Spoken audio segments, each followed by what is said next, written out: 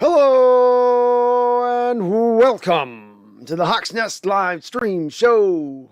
Coming after you here after a tough opening season game in the preseason, but I appreciate all of you tuning in now or catching it on replay, as I know many of you do. Appreciate all the new subscribers. We do continue to grow, and I thank you all for your newly subscribership, and of course all you out there who have been liking the videos like we've asked, and appreciate that big time. All right, let's get into this here a little bit. And before we start unpacking this last game that was just played between the Seattle Seahawks and Raiders, where our Seahawks did not muster much of any sort of fight on either side of the football, and there is quite a bit to unpack for the most part, I'm going to start off a little bit here with itchy trigger fingers. Itchy trigger fingers. You know, when you have a gun and they teach you about gun safety, it's word they'll use or a term they'll use is trigger discipline. I often see the guys don't have their fingers on the trigger. It's off the finger, off the trigger, held off. And what I'm getting a little bit around this morning is I'm perusing through fandom, seeing some of the comments on my own videos and people in reacting, seeing some other people out there in their communities. So I'm seeing some real itchy trigger fingers. Itchy to fire at Carroll, itchy to fire at the scheme, itchy to fire at the way that this team has been built. This season very well may not be successful. This season very well may top out again at the same place it continuously tops out at over and over the last 5-6 years. And these people that are already jumping to this stage of saying it's over, burn it down, kick the old man out, he's done, see, isn't this proof? They may be proven right. I'll acknowledge that. But I think we're jumping the gun just a little bit when we're coming to this reaction and conclusion after the very first preseason game, when you have just instituted a brand new offensive coordinator on an offense that didn't have not a one starter playing in this football game, not on the line, not on the receiving corps, not on the running backs. And pretty much the same was true on the defensive side of the ball. You sat 31 guys in this game. It's not me making excuses here. It's just a fact. That's of all the teams that have played in this preseason, of their first preseason games, that's top 3 for the most amount of players rested in the first game. Yeah, we are a top-heavy team, which seems to be another conclusion many are determining from this. Wow, we're so top-heavy. This shows when we don't have our stars, we aren't very good. This is a surprise to you? When Geno Smith or a guy named Magoo goes in the game, you're shocked when the offense isn't clicking on all cylinders? This is the thing. What? Huh? I would be blown away more if they were clicking on it. It'd speak more to the excellence of this offense. Day one, you just come in and things hit the ground running with your third-string quarterback. Meanwhile, on the other side of the ball, you got the Raiders, who have a lot to prove this year. Gruden's got nowhere jack squat. He's needing these preseason wins, as evidenced, frankly, by their fan base going over the moon for one single preseason game. You would have thought it was their Super Bowl this year. You would have thought we're still playing in the AFC West. And you got the Raiders over here running cornerback blitzes, basically off the first series of the first game of the preseason. I mean, they're kind of all in at that point there, right? You're seeing, okay, this isn't just going to be a vanilla scheme like Seattle was running defensively all night long for the most part, outside of some blitz packages. I can get and understand those who, for instance, have been very much on the Coach Carroll has had the game pass him by type train. These folks that'll tell you he's got nothing left, not one more magical year.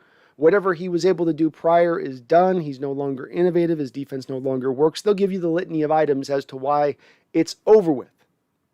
And again, they very well may be right, but those trigger fingers are getting way too itchy for me in this case. First preseason game. Nobody's playing in this game. Chill. Relax. Let at least a couple of games of the regular season play out before you're ready to burn the village down. And again, acknowledging the fact that I don't dispute people that say we should have gotten a new coach should be in here. This is just getting, I understand why those folks are coming from on that. They've got a lot of salient points built back behind them that I don't disagree with. But at the same point in time, reality is reality here. Coach Carroll signed a 5-year extension last year, midseason. There's not a new ownership group coming in anytime soon. He's showing no want, willingness, or need to retire at this point. So to want Carroll and this regime gone, and basically, I'm not going to harp on this much longer, but it just isn't happening. So to sit and consider it and to turn it over and to look at it as a possibility, I don't see it. I don't see it outside of something changing in a big way on that front. And again, let's just wait a couple games before we do. Let's jump into the game details. I got that off my chest. I hope some of you guys are chill with it. I know some people are going to be dismayed with this game. It wasn't a good game. It was a bad preseason game. There is a lot to be annoyed with. First and foremost, on the good side, though, let me touch on this. We've got some young pass rushers starting to take a step forward. We've talked about this throughout the offseason, being that the pass rush needs to improve. We've kind of overlooked it in prior off seasons, recent prior off seasons, to our own detriment. And then we've had to make desperation moves far down along the line to then cover it back up. What if we could get out ahead of that this year? And bringing back guys like Carlos Dunlap, even Benson Mayo is a useful rotational guy. Kerry Hyder, useful rotational guy. And you'd hope with Aldon Smith, but that's gone. We'll just put that one to bed. But we also said once Aldon Smith was put to bed that we're going to need now one more of these extra rushers to step forward. We figured Darrell Taylor could kind of start out hot just based on the reports we were hearing, and it was really a matter of injury, not talent or ready to kind of burst on the scene when he got here. We'd hoped Alden Robinson could kind of go forward. And Rasheem Green, many of us had kind of given up on him almost. Said, I don't think he's got anything to give you. All three of those guys in this game popped. Standing at the top was Alton Robinson, who showed off exactly in vintage form what he showed off in flashes last year, which is a player who's not only good against the run, but good against the pass, who shows a high level of effort, especially in that running game. He will chase down that line of scrimmage if a play is going backside away from him, and he will find that ball carrier. Maybe it's a couple yards down the field, but it's always a great amount of effort that he's showing. And then from the pass rush side, he's the guy who creates the first interception in this game that goes to Ryan Neal, who just seems to have some kind of nose for the ball. I don't know what it is. But what you like on the play when you watch that interception that he causes is he comes at the tackle gets into a set. First, he comes down with the cross chop on the hands of the tackle. This knocks the tackle's hands down. Then he comes back up swimming, bringing those same hands that are coming down with the momentum. He's catching back up on the upswing as he turns the corner. When we talked about him last year, especially in the Cowboy game, I think when he got his first sack, what Taylor does that I really like is his skill set, and what is part of what will help his upside is his ability to pair a couple of different skill attributes into one. He's really good with his hands. He's I almost want to call him a technician, but he's able to do one move and then go to the next move and pair it off appropriately. And that's what he did on causing that interception. He was in that backfield quite a bit in this game. Loved what I saw out of him. Same thing can be said for Rasheem Green, who really, kind of threw the tackle off with a little bit of feigning. Are you going to get the power, or I'm going to give you a little bit of dip? And he was able himself to create some pass rush on his own. Those two guys kind of separated themselves, and then Taylor was a little bit below them. And just his explosiveness flashed. I agree a little bit of, I think, what Corbin Smith said on this, where he'd get to the top of his rush and he kind of wouldn't know what to do. He'd get there, he'd have his man beat and not know how do I find my angle now back to the quarterback, which was encouraging to see. As far as the running game goes with Oakland, they pounded the ball on us over and over again. And bear with me on the chat. We'll bounce over just a second here, so hang in there with me. Oakland pounded the ball over and over again up the middle on us, it really seemed like. And, Puna forward. Brian Monet was playing a very, very limited amount of snaps.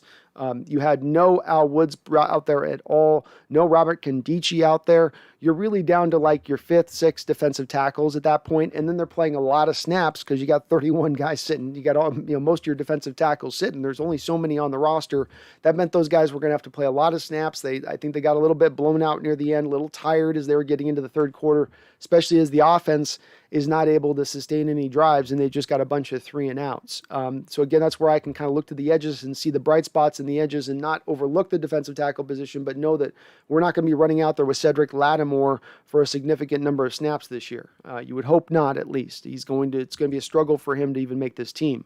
Linebacker play was not enthused by. I still don't see a whole lot in Cody Barton to make me believe that, I can trust him for any significant portion of time. I know many people will go to a stat column here in this game, and they'll say, look at what Ben Burke-Kirven did with tackles. Look what Cody Barton did with tackles in the 2 sacks. But on both plays with the sacks on Barton on one, Alton Robinson creates the sack by first getting around the defensive end, and then the running back is there to pick up what would be the blitzing linebacker, but the running back notices and is aware of the fact that Alton has whooped his man so bad, he's now going back out to go meet Alton Robinson, which then allows Cody Barton a straight path to the quarterback. Likewise, later on, Darrell Taylor basically just absolutely smoke shows his man off the snap, gets around the bend, almost untouched basically to get to the quarterback. Quarterback steps up into Cody Barton's waiting hands. When you look at the run game impact that he had there was nothing there from Cody Barton all night for me really in the running game. He's still catching stuff a little bit too far down the field for my interest on that. And again, they were on the field for a lot of snaps, which is going to naturally push up the volume of tackles. And you shouldn't just necessarily get locked in on the number of tackles with those guys. Corners had a rough night, not much to speak of there either. Nobody really did anything good at the corner position, including Witherspoon, who got cooked a little bit early on. Trey Flowers got cooked. I think Ugo Amadi gave up a completion or two. Backups didn't do much of anything else. Offensively, there is nothing to really speak on at all. Obviously, Freddie Swain and Kay Johnson, the newcomer, that's encouraging to see them get some catches out there. Aaron Fuller with the one catch and run. I talked to you guys about the blitz that happened where you had Oakland sending a cornerback blitz on a play, and they're running a stunt underneath, so everybody's going to be beating the hell out of Stone Forsythe right now, but you've got to understand, he's seeing a front four. They run a stunt. He picks up the inside stunner, and then Oakland's also running a cornerback blitz off of his left side. That puts, without a running back behind him helping out in that type of situation, that's really tough on him. It's more on the scheme at that point, I would argue. And Forsythe had up and downs, probably maybe a little more downs than ups over the course of the game. But I thought he had some encouraging moments too. He had those moments where when he just trusted his athleticism and sat down in the pocket, knew his length could come in handy if a guy got around him. He was able to do that, what I call kick him out the club move with the tackles, where they get the guy running the arc right at the end of the arc. You're right out the back. The quarterback's able to get another couple seconds to then kind of throw the ball. He did that a few times. That's kind of his little patented move, but I liked what I saw from him. DJ Dallas looked a little more explosive, a little more fast. I guess one more encouraging guy. I loved what he did out there in the open field to break that touchdown. I'd love to see Coach Carroll in that moment go for it on that 4th and 4 to generate momentum for his team, to create a spark. But then the very next possession, he comes back, and Seattle chooses at that point in time to instead go for a field goal on a 4th and 2 that Jason Myers then promptly misses, which even if he had made, they would have been down by 3, and it's a preseason game, and you just showed really gutsy ballsiness there. Why don't you show the same gutsy ballsiness here? It's preseason. And again, what do you got to lose? I didn't understand it. And that's part of why sometimes I say Carroll can get a little, I don't know if the word schizophrenic on me or something, but he gets a little bit, bipolar is maybe the word, because he goes, okay, let's get aggressive here. But then not 10 minutes later of the game, then you pull it back and in an odd decision. It's where we sometimes get a little caught up with him on some of those strange decision points. On the bad side of it, Phil Haynes, again, injured. Sucks to see. Guy can't stay healthy. Played decent in flashes to begin this game. Got a knee. Who knows what that is going to go on there. John Ursula, to me, is not shown really much of anything at any point in time to indicate that he's going to be able to make this roster, and I didn't really see much in this football game that continues to make me think that. He seems to flash a lot in practice, but didn't see a lot of it in the game. Backup receivers in this game were the Weddington guy on down. Nobody showed me much. There was times the quarterbacks put the ball deep down the field, like 2 different throws. Neither of the two receivers were able to make a play or even track the ball appropriately or high point the ball. Tough to take much away from that. So we'll bounce over here to the chat. It's a discouraging first game. The thing I say is just let's pop our brakes before we completely decide that it's time to hit the nuclear option on this team. We need to see a little bit more of how the season's going to ride out to understand if it's really turning in that direction. And we did expect a few bumps in the road with a new offensive coordinator, new scheme, and what they're doing. They did run a little bit of up-tempo, which was nice to see. It didn't bring a lot of results yet. But I think it's going to be a little bit different when you've got the ones out there because we are a top-heavy team. It has exposed just a tiny bit, too, that I will admit that the drafting has not been great in recent years, and that's a little bit why you see the number 2s and number 3s back there not as maybe strong maybe as other teams are going to be, because we have not done as good a job in certain respects at certain positions. Vitaly Stasyuk. Thank you, Vitaly, for subscribing. I appreciate you. Let's get on over to you guys in the chat. I've yapped myself enough over here. Thank you for hopping in on a Sunday. Randall got in here first. How about that, Randall? Welcome. He says, so I should definitely panic over the preseason game, right? Yeah, exactly. Freak out. It is time to freak the F out. Carl Nerney, how you doing, Carl? Hello, hello, hello.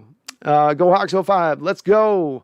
Liked what I saw from the defense besides the corners, and we need to improve our O-line depth. And good to see you in there, Carl, too. Randall and Carl starting off strong here with Go Hawks. Yes, we do. Look, for many of us out there that were frustrated this offseason by not looking at Creed Humphrey and then watching where they're at right now at the center position, and then watching Creed Humphrey looking like he was playing pretty good for the Kansas City Chiefs the other night in their first preseason game. Little bit frustrating watching the offensive line right now. A little bit frustrating. Hopefully there's some kind of move down the lane I think that we can make here. Hopefully the starters are going to be just that much better. But yeah, we didn't see a lot from the backups. Now we're clear down some backups too. Let's also admit, no Cedric Abuja, no Jamarco Jones, Phil Haynes gone. I mean, again, much like the defensive tackles at this point, you're getting kind of deep on the depth chart. But I like with you. There were some flashes over there on defense from what I saw. I'm not big on the linebackers. Like you said, not big on the corners either, really. Those two positions, I was kind of, Leland Kimball, hello, says not panicking over preseason game 1. I'm glad to hear it, Leland, and thank you for your membership. But I'm with you, man. Not panicking either. You get me into week 4 or 5, and I'm seeing some of this stuff. I might start being into panic mode. But right now, it's going to be some bumps in the road. No Russell Wilson even playing a single snap. No starting offensive line, not 1 through 5. You got 0 of your 1 through 5 starting. Yeah, we'll chill. We got some guy playing tight end that I didn't even know was on the roster. Can't catch a cold. So, Ahmad, hello, Ahmad. Devin, right on, Devin. Thank you for your patronage. Appreciate you. Carl says, finally had to deal with other Seahawks YouTubers, and it felt gross. I love the fact that you can always come back over home here, Carl. It's always, the house is always clean over here. I appreciate that. Randall, 2012 Seahawks undefeated in preseason and were the eventual 0-16. 2012 Seahawks undefeated in preseason, as were the eventual 0-16 Detroit Lions. What does it all mean? Well, it means that you shouldn't take a whole lot away from preseason, which is exactly what you're trying to say. And I think you can. This is going to be not a result-based preseason above all else, because you are transitioning to a wholly new offense. And not just a new offense that's off of the heels of Schottenheimer. Let's remember with this, folks. It's on the heels of 10-year run. This was essentially very similarly almost the same offense throughout the whole era from before Schottenheimer to after. Remember, we've got the reports now. He's inherited 60 to 70% of the playbook. Kind of means at that point that it's been about the same for a very long time. A lot of old habits to unlearn, a lot of new habits you got to newly learn. So there's a little bit of growing pains on this. It's not to be surprising, especially not when you're playing that many backups. Go Hawks 05. What I saw from the offense is when you get actually good players in there, those short concepts are going to be money. I agree. I think it's going to be a lot different when you see guys who can get in there and create a little bit of instant separation early on, be more of a threat over the top. I mean, who was your deep threat in this game? Freddie Swain? So, yeah, I think it's going to look a lot different. And again, too, if people want to attack the depth on it, I've been saying I don't think DK and Tyler are enough with Eskridge back there. I'd like to go deeper on it. But if those guys are playing it out on the football field, that's not a problem. If they get injured, it is. But if they can stay out there and play, then we're going to be fine. Our offense is not going to sputter to 7 points. And if our defense can keep a team to 20 points, I think our offense is going to score more than that more often than not. Bodie Lynchfield, our defensive line is going to be freaking crazy this year. That's the only positive thing I can say about this preseason game. Alton Robinson is a freaking beast. Taylor just needs to get his feet wet. Bodine, I agree with you 100%. And we're going to see if this season proves out to what I've talked to you guys a lot about, which is that defensive linemen, defensive ends, defensive tackles, a good pass rush can overcome a little bit of slightness with the corner position, a little bit of a lack of talent maybe at the corner position where you don't have top end guys. But if they're not having to cover for as long, if they're able to take advantage of that ferocious pass rush, they're going to look all the more better. And I will say this, watching and specifically concentrating on the coverage in this football game, it was a lot of off coverage, and it looked like cover 3 concepts to me with the occasional blitz packages factored in. It was not a lot of varied stuff out there as far as our secondary was concerned in this game. They weren't showing a lot.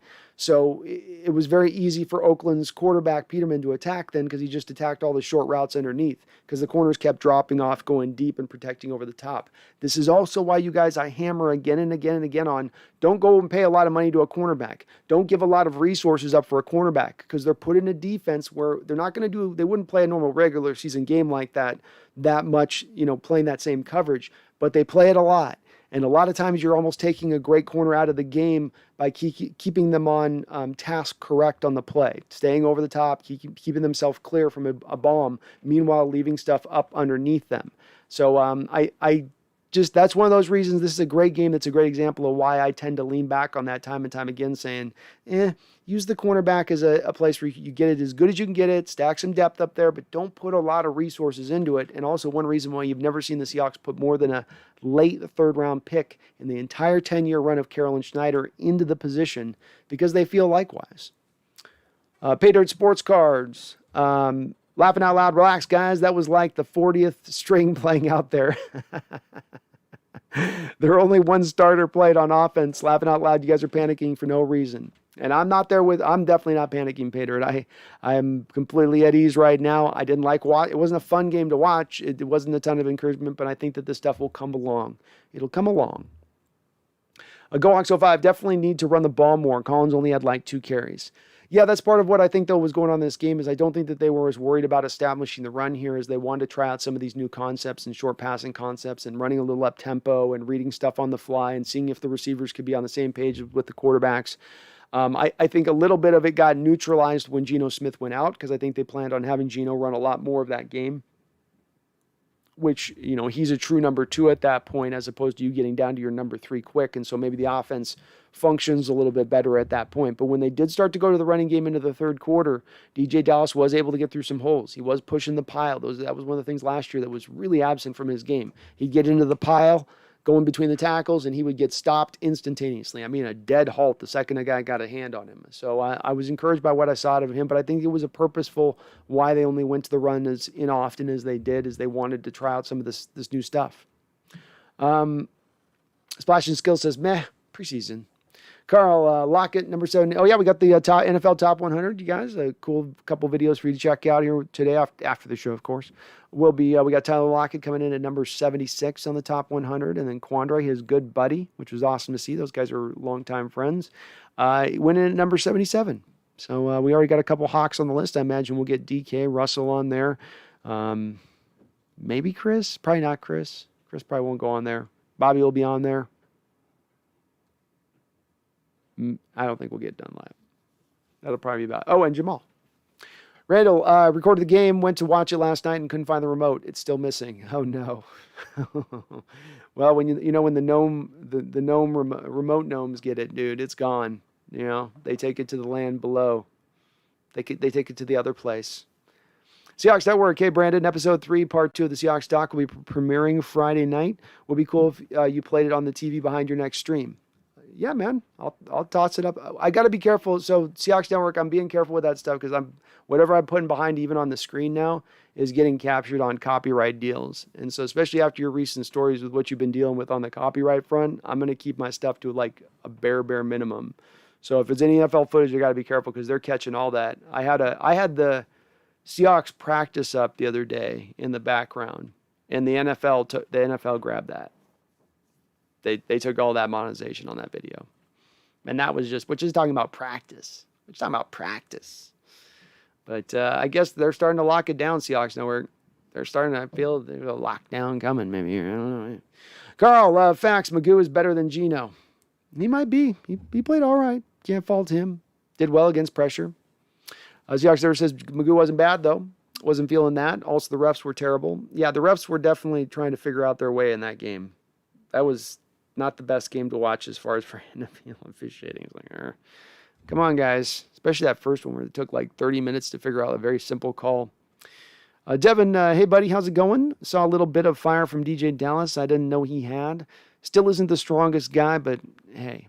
Well, if the key role for him, Devin, to slide in for, if he can take ownership on and really grab, because there's some guys that Alex Collins is going to be pushing him on this, but that third down running back role, to catch the ball out of the backfield, operate well in space, break some tackles when you're out in space at that point, do something with the ball in your hands, be be that guy that you be sort of the quintessential third down back guy, right? The guy that's a little bit more smaller that you think of as being more of a quicker guy. That's what you'd like to see out of him. If he can give you that, you need that on this team. Travis Homer is good in pass protection. I don't know if he gives you some of the other aspects that are as good as that goes. And Collins is probably more of your traditional back who's trying to develop that aspect of his game. Dallas is a guy that's a former wide receiver convert to the running back position. That right there opens that door wide open for you to naturally fit into it. He's a guy that was, when he came out of college, hyped as the best pass protecting running back in that particular draft. Haven't seen it completely yet. Doesn't mean it doesn't exist. Doesn't mean he doesn't have it in his skill set. And if he can do that, that's something this team does need. GoHawks 05. Alton jumped off the screen. He looks like a Averill clone. Taylor looked pretty good as well to me. All he needs is to know when to get off a block. Yeah, Taylor's playing in his first game in 2 years. So you knew it was going to take him. It's going to take him a little bit. He needs these snaps. It was good he played most of that game. He's going to need to play a lot of the preseason, in my opinion. I thought he looked good as a pass rusher. I thought he looked a little bit rough at the Sam linebacker at times, especially dropping in and getting enough depth in his coverage. But both of them look good. I mean, I think Rasheem Green right along with them. I think Rasheem and Alton were the two guys that I thought really looked good and consistent throughout the whole game, both in the run game and in pass rushing. And Taylor was right there with him. But Taylor's just going to need a little bit of time, I think. Just give him a couple games, and he starts to know what he does once he's like, oh, I got home. He's like a dog that gets out there and chases down the bunny rabbit and catches the bunny rabbit, but then doesn't know what to do with it. Like, that's what he was in this game. Like, he'd get around there, and the quarterback like, I got you. And the quarterback would like brace for a hit, and then he wouldn't do anything. And the quarterback keep running.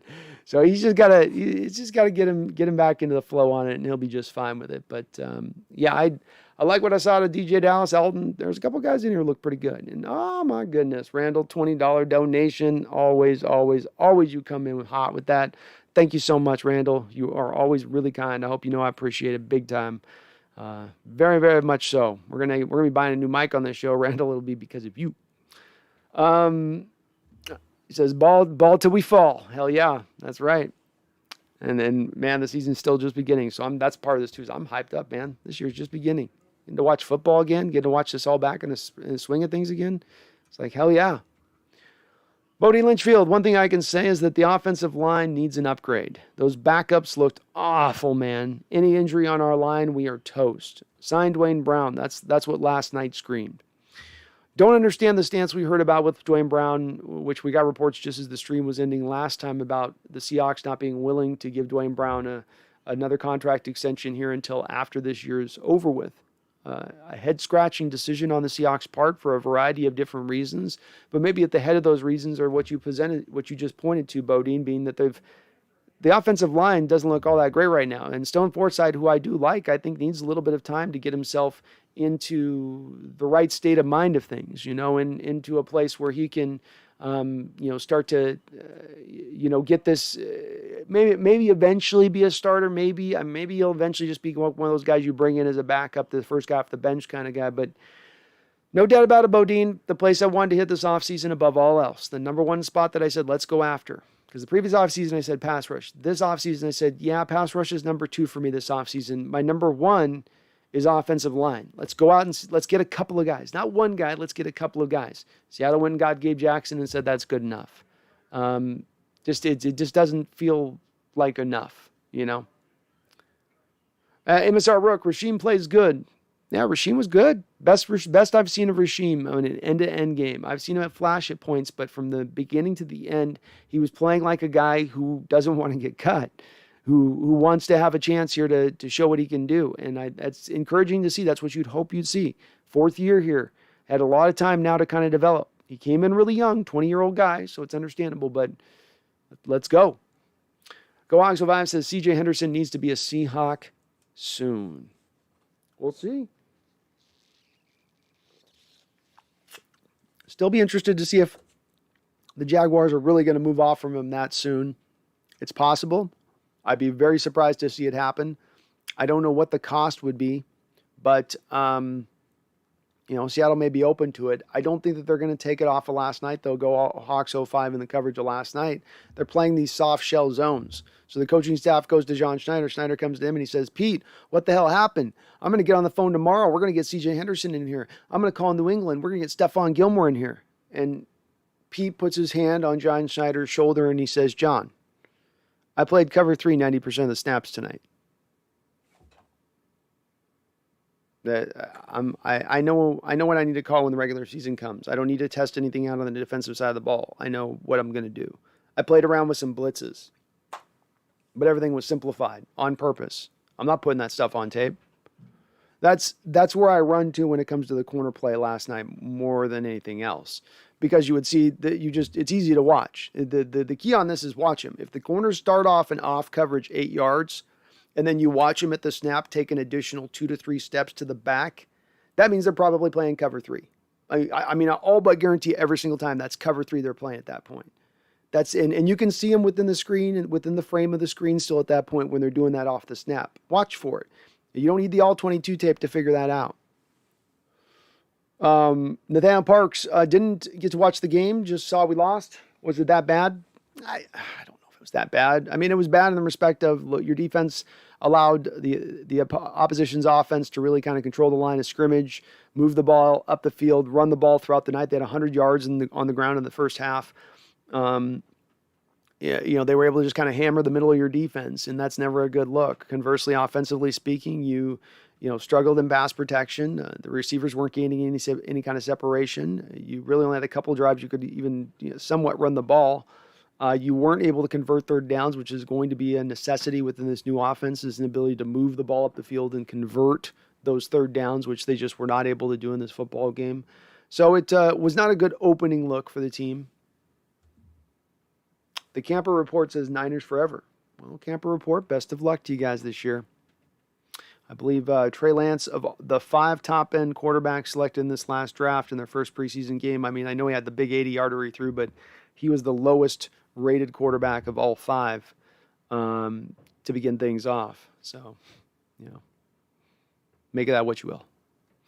GoAx 2021 says C.J. Anderson has several off-the-field issues. That's the part that makes me a little reticent. We don't know what these off-field issues are. We don't know where he's at head-wise. Is he in a place of like Isaiah Wilson of the Georgia Bulldogs, who went to the Tennessee Titans and then wanted to just decide to party and not be a football player the second he arrived and got a signing bonus?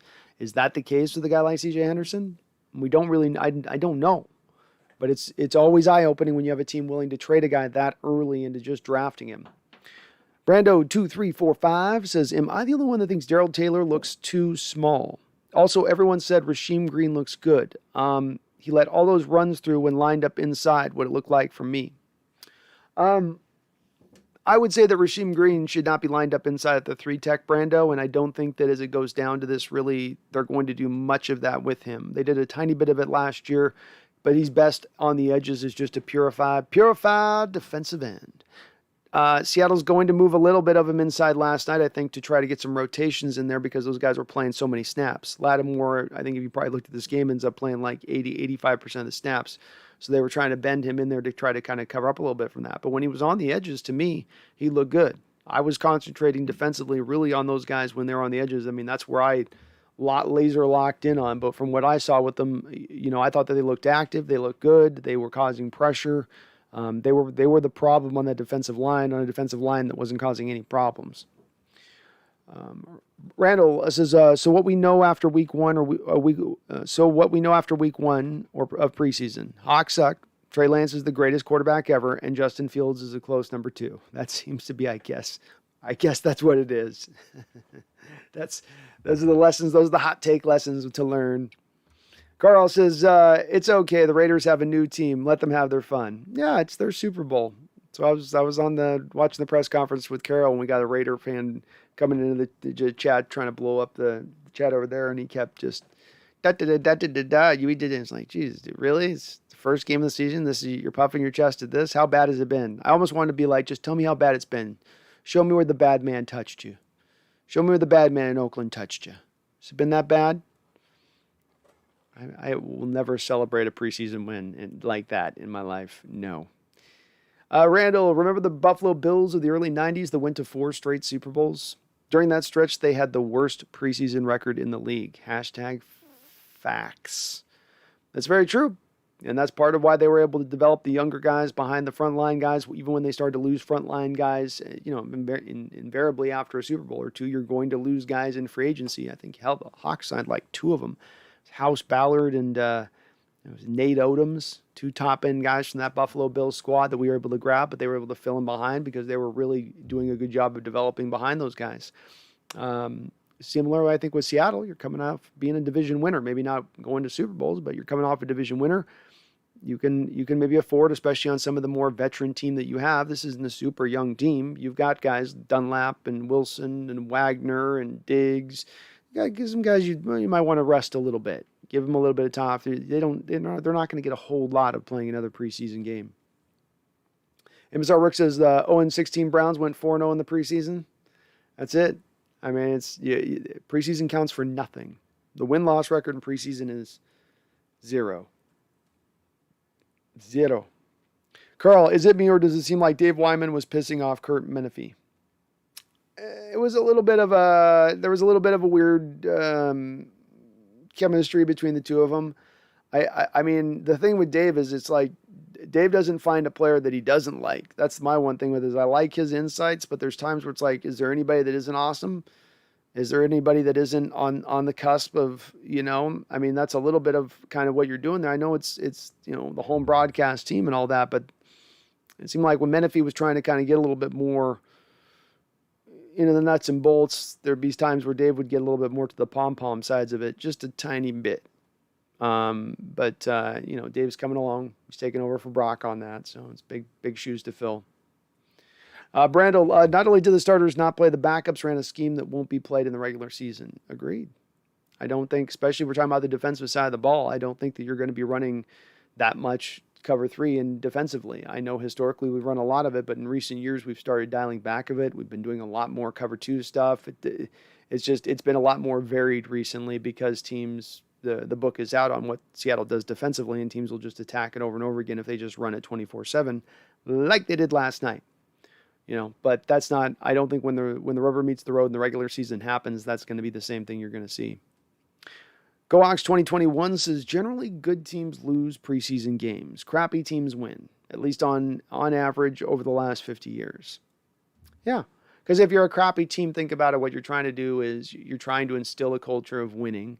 So you're going to do that from a desperate state by any means necessary. So if you're a guy like, let's say, John Gruden, and you've signed a 10-year contract, and you're in year 5, and you've not even gotten to the playoffs yet, much less won a playoff game, you might be getting into a little bit of a stage where things are getting a tiny bit desperate, especially when there's no sign that you're even going to be up there this year. I mean, the two teams in the AFC that are clearly above them right now, in my opinion, are Kansas City and the Chargers. I mean, there's no even guarantee that they're above the Denver Broncos, quite frankly, who have built up a pretty good defense over there. And the offensive line's starting to come around for them. When you have a good defense and an offensive line, that usually means good running game, good defense, which usually means a fairly at least average team. They're coming in this game, they're playing for it. That's why you get the corner blitzes on freaking the first drive of the game off of a stunt running inside. That's what we call showing your hand. You know what I mean? Usually you want to keep that for when the bullets are live. Bodie Lynchfield says, preach to him, Brandon.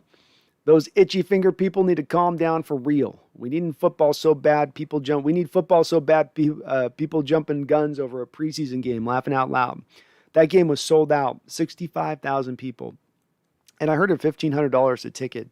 Can you imagine the pain within the deepness of your gut, in the loins of in your loins, paying $1,500 for a preseason ticket? That's against my religion. I don't. And then you don't even get to see, like, you saw Seahawks fans there, and you didn't even get to see like one starter. Oh, brutal. But I'm glad you agree, Bodie, and glad most of you guys agree. I figure my peeps are fairly well level-headed folks that will get what I'm trying to lay down here. It's we'll get around to that. If this thing goes sideways, you'll be with me, I'll be with you. We'll be screaming the top of our lungs about why this is wrong and how it's wrong and how it needs to get fixed. Today's not that day. Now is not that hour. Master Chief, These Raiders fans bragging that they won a preseason game makes me laugh. Oh, they were on. We're watching. I'm on just trying to watch Coach Carroll's post-game conference last night, right? I'm just watching. I'm looking over at the chat. I'm seeing, well, I see a few of my people in there, Saban, a couple of my folks here in the chat, just doing their thing, talking the game. And then here come the Raider fans. Really? You're not watching your coach talk in his press conference right now or something? You're coming over ours? Okay. First preseason. You won 20-7 with your third string quarterback that has started in the NFL all through the game. I can't, like I said, I can't hate the pain they must have been through over the last few years to get to that state of mind where a preseason causes them that much celebration and wonder.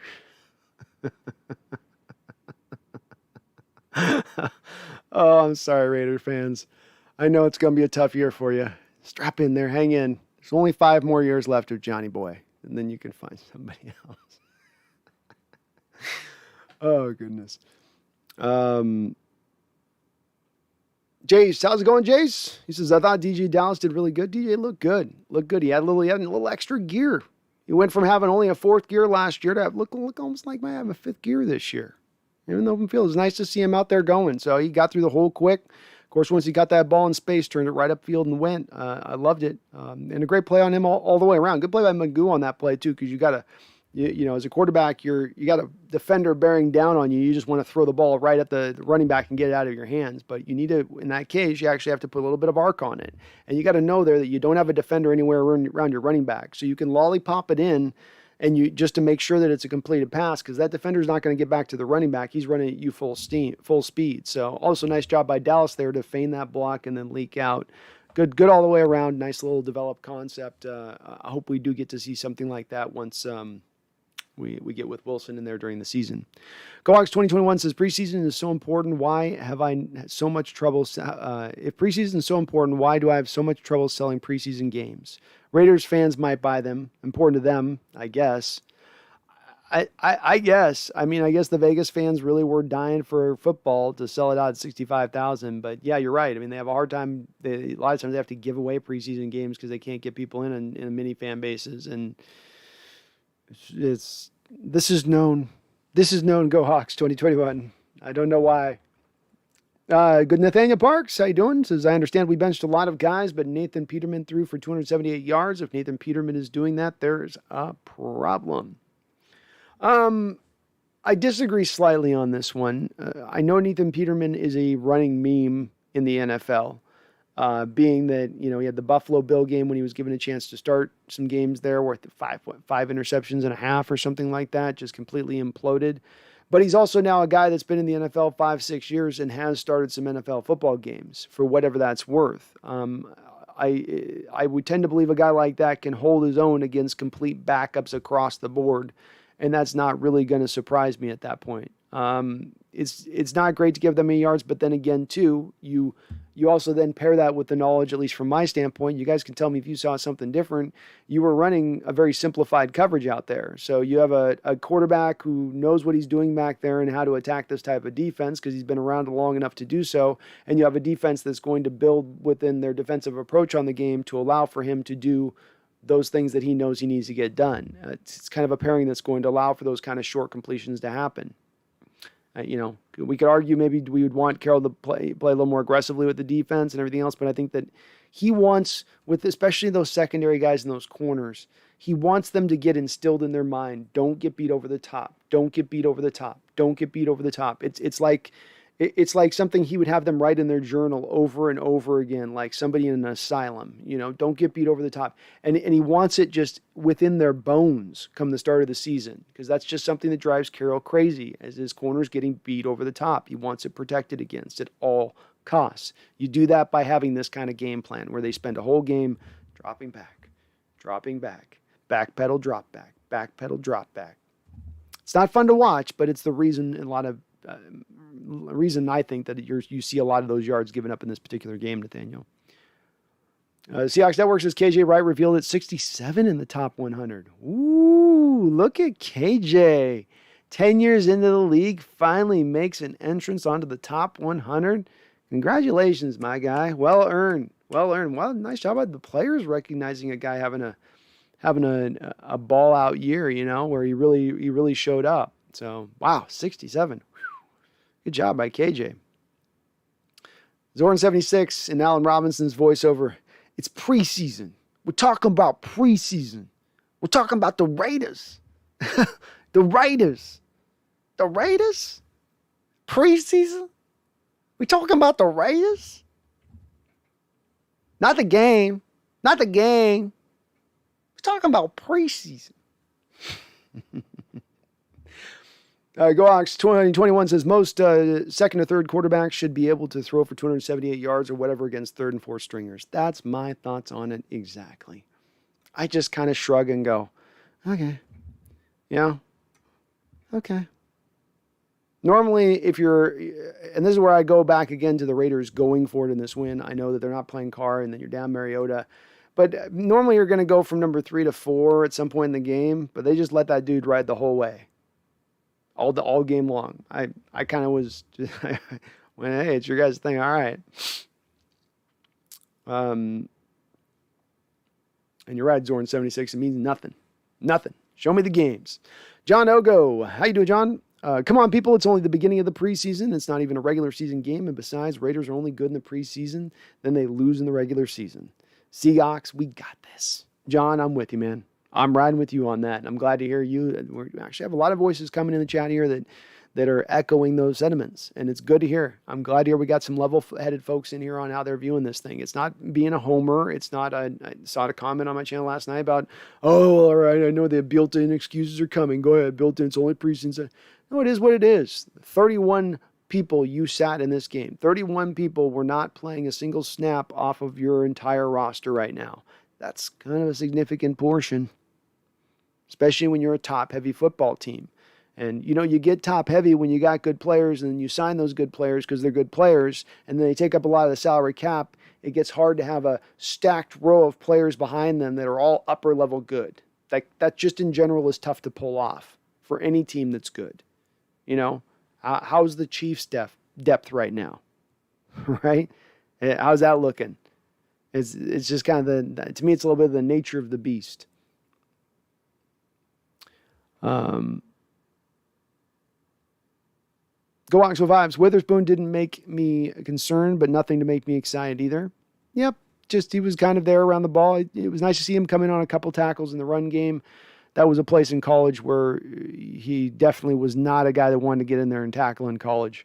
But did a little bit more of that last night. I agree with you, though. I did give up completions within playing that coverage. He was there and to kind of make the tackle as soon as the guy caught it, but he did get burned in coverage. And are we going to talk about, by the way, how the hell we end up with a defensive end 25, 30 yards up the field covering a wide receiver, which Alton Robinson was doing on one of the early deep balls by the Raiders? And then later on, Dunlap was asked about it on the sidelines and seemed to intimate that it was part of the defensive scheme. Has Coach Norton lost his damn mind? He multiple times had Alton Robinson out like an outside cornerback on the edge. And I couldn't even be mad. I just started laughing when I saw it. I could not be mad. I went, okay. Shows you Alton's athleticism though, right? I think he ran a 4.67 at his pro day. So he's got some jets for being such a big dude. But that might be a big much.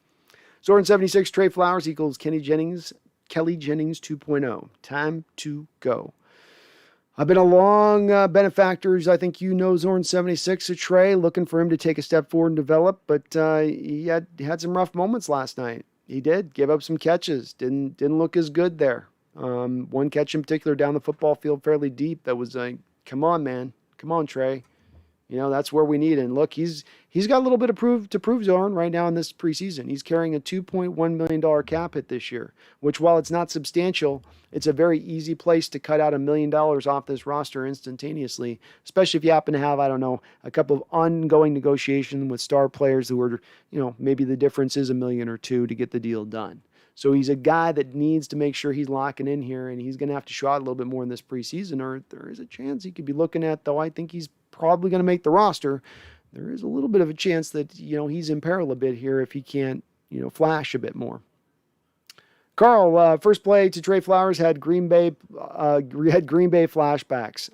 That's a great comparison, Carl. That's what I was getting to a little bit. A little bit of the Green Bay flashbacks. You're going, oh no, Trey. Oh no. No, no, no, no, no, no, no, no, no, no, no. Don't start the year off this way. Not like this. Not like this. Let's see what he can do. Hopefully he can turn around here next couple games. Jane Stone Forsythe did a really good job reading the players around the pocket. I felt like he showed off kind of what he can do in certain degrees. And it's his first game in the pros. That this is going to be rough for every human being at tackle, even if you're a top 10 tackle in this sport and you're taking the first round. Your first preseason game is probably going to be a little bit rough. I mean, look at a guy, for instance, with the Lions, Penny Sewell, who had himself kind of a little bit of a rough outing with the Lions. They're trying to play him at right tackle, which is interesting. But Gregory Rousseau of the Miami Hurricanes really gave it to him on a snap in particular and got a sack. There's some rough moments as you're playing tackle when you're a young guy. They're learning. They're trying to bring along here. I thought, though, that he showed some good spots, too, and specifically in pass protection for the most part. You can get across his face. He got beat on the cross face stuff, which going back to his college tape and watching him, that's something you can do with him.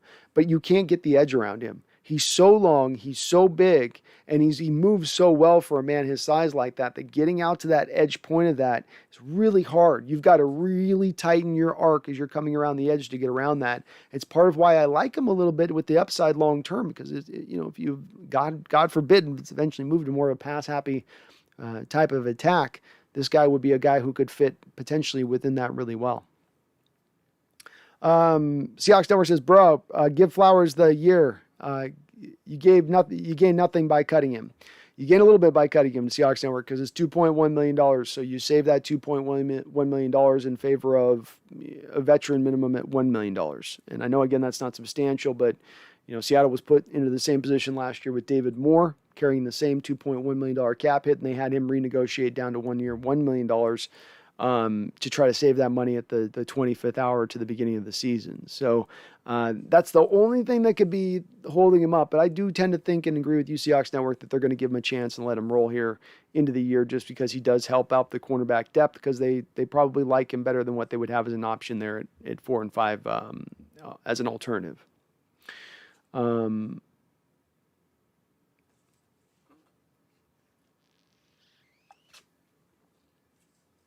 Zorn 76 is better starting off the rook, Trey Brown, than wasting more time with Trey Flowers.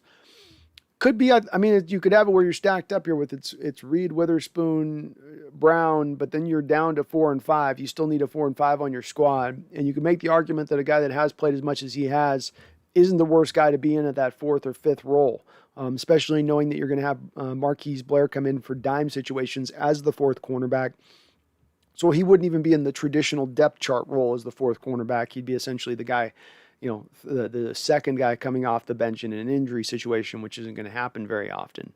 So it's not really a position where he'd be the first guy, but to me, this is what camp's about, man. Let him battle it out. Let the best man win through camp and what they show in preseason game, and we'll roll with that. Brown got beat a little bit too last night, though. I mean, he had his share of moments as well. Randall says, if nobody got hurt, that's what matters. Let the youngins get their feet wet. Nothing else matters. Well, it sounds like only Phil Haynes walked down that game with a little bit of a knee thing. We'll see how bad that knee thing is. But, no major injuries, though when you don't play 31 guys, you'd hope you don't come out with any huge notable injuries. That's good to hear. GoHawks 2021 says, boy, getting close to that 5,000. Great, Brandon. Thank you, GoHawks 2021. Then we're at, I think we're 90, 88, something like that away right now from 5,000. I can see it. We're so close. So close. I'm so stoked, guys. I really do appreciate everybody's support. You guys have really been awesome.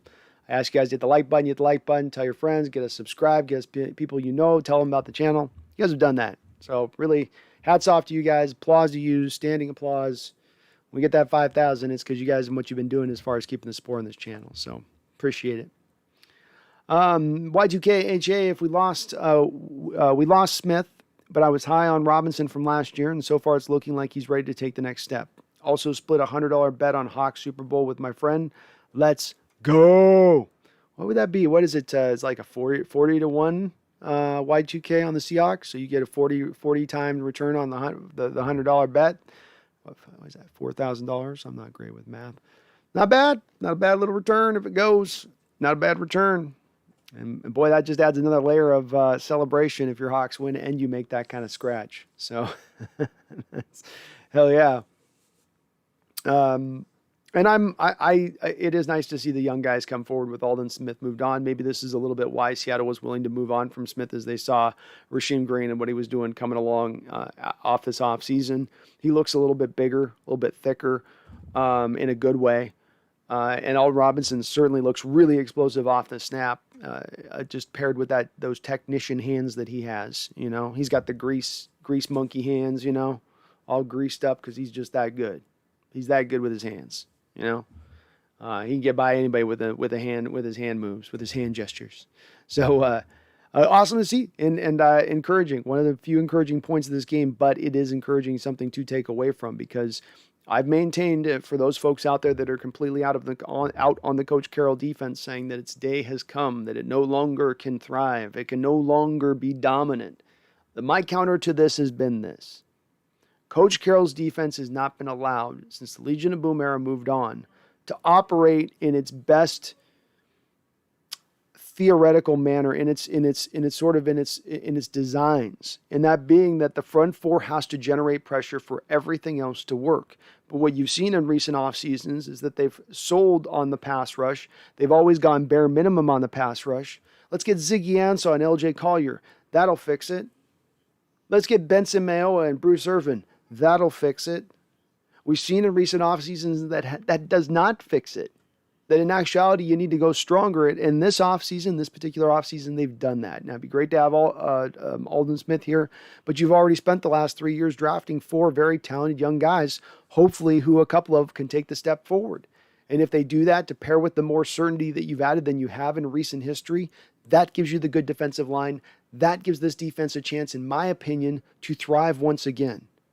Watch how good the defense plays when it has a pass rush. But to me, it's the bedrock of what makes this defense work or not work. When there's not that pass rush, and now you're having to blitz when you don't really want to be a blitz-heavy squad, and now you're having to open up on the back end when you really want to protect against the back end, and now you can't concentrate as much on stopping the run as much as you want to stop on run. Everything falls apart backwards to front on that.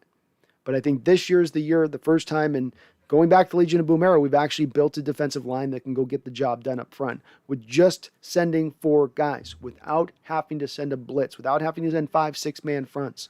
Just let the 4 guys go get it done like they did in the Legion of Boom era, where in 2013, 2014, you were the best pass rushing unit in the entire NFL. Yeah, you had a good secondary, no doubt about it. A once-in-a-lifetime, once-a-generation secondary, but you also had a front 4 that could get to the quarterback.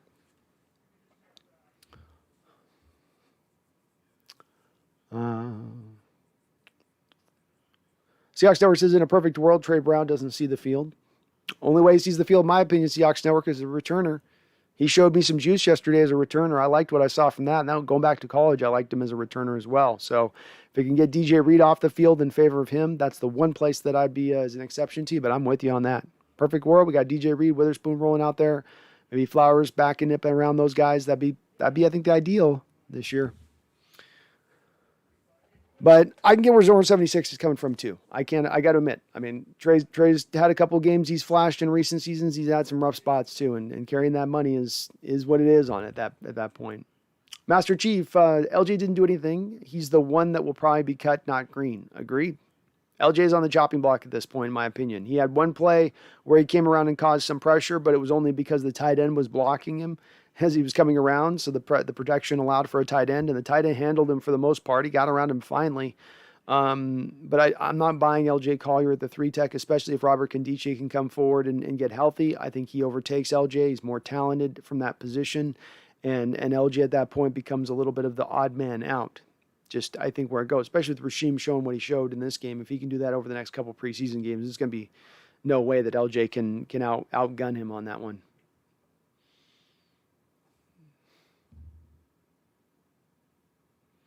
Random McDaniel, I think Pete refers. Random McDaniel says, I think Pete refers to it as getting emotional. That's right. Yeah, exactly. And then Parks, remember to drop the like button. Thank you for mentioning that. Please do hit the like if you like what you're hearing. I do appreciate it. The Seahawks network on the play. Flowers gave up on the catch. He had perfect coverage. He was pretty close. It wasn't god awful. You're looking for more of getting that. He's got to get that head turned around to locate the ball, which has sometimes been a problem for him, where he will be man with man, but won't always turn back around to the ball, and then doesn't even make a play. Doesn't even get an arm out to kind of slice or dice it. It just comes right down in the hands of the receiver essentially.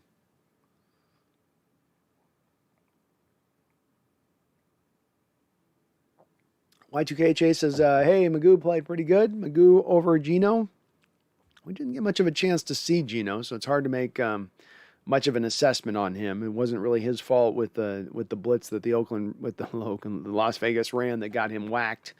But Magoo played well. It was interesting to see Magoo out there run around. He showed his legs off a couple times, which was pretty cool. Kid's got a little bit of athleticism. He's been in the league for a couple of years, been with us for a couple of years.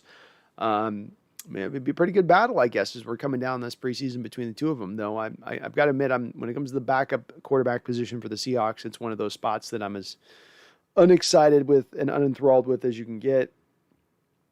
If you're not grabbing a guy that's in that, mold of the young quarterback who can move with his legs and do some things outside, that aren't within structure of offense that allows him to be very simplified yet come in and still have kind of an impact, which those two guys don't fall into that heading. Nathaniel Parks, did you see Eskridge if he was good? Eskridge did not play in this football game, Nathaniel.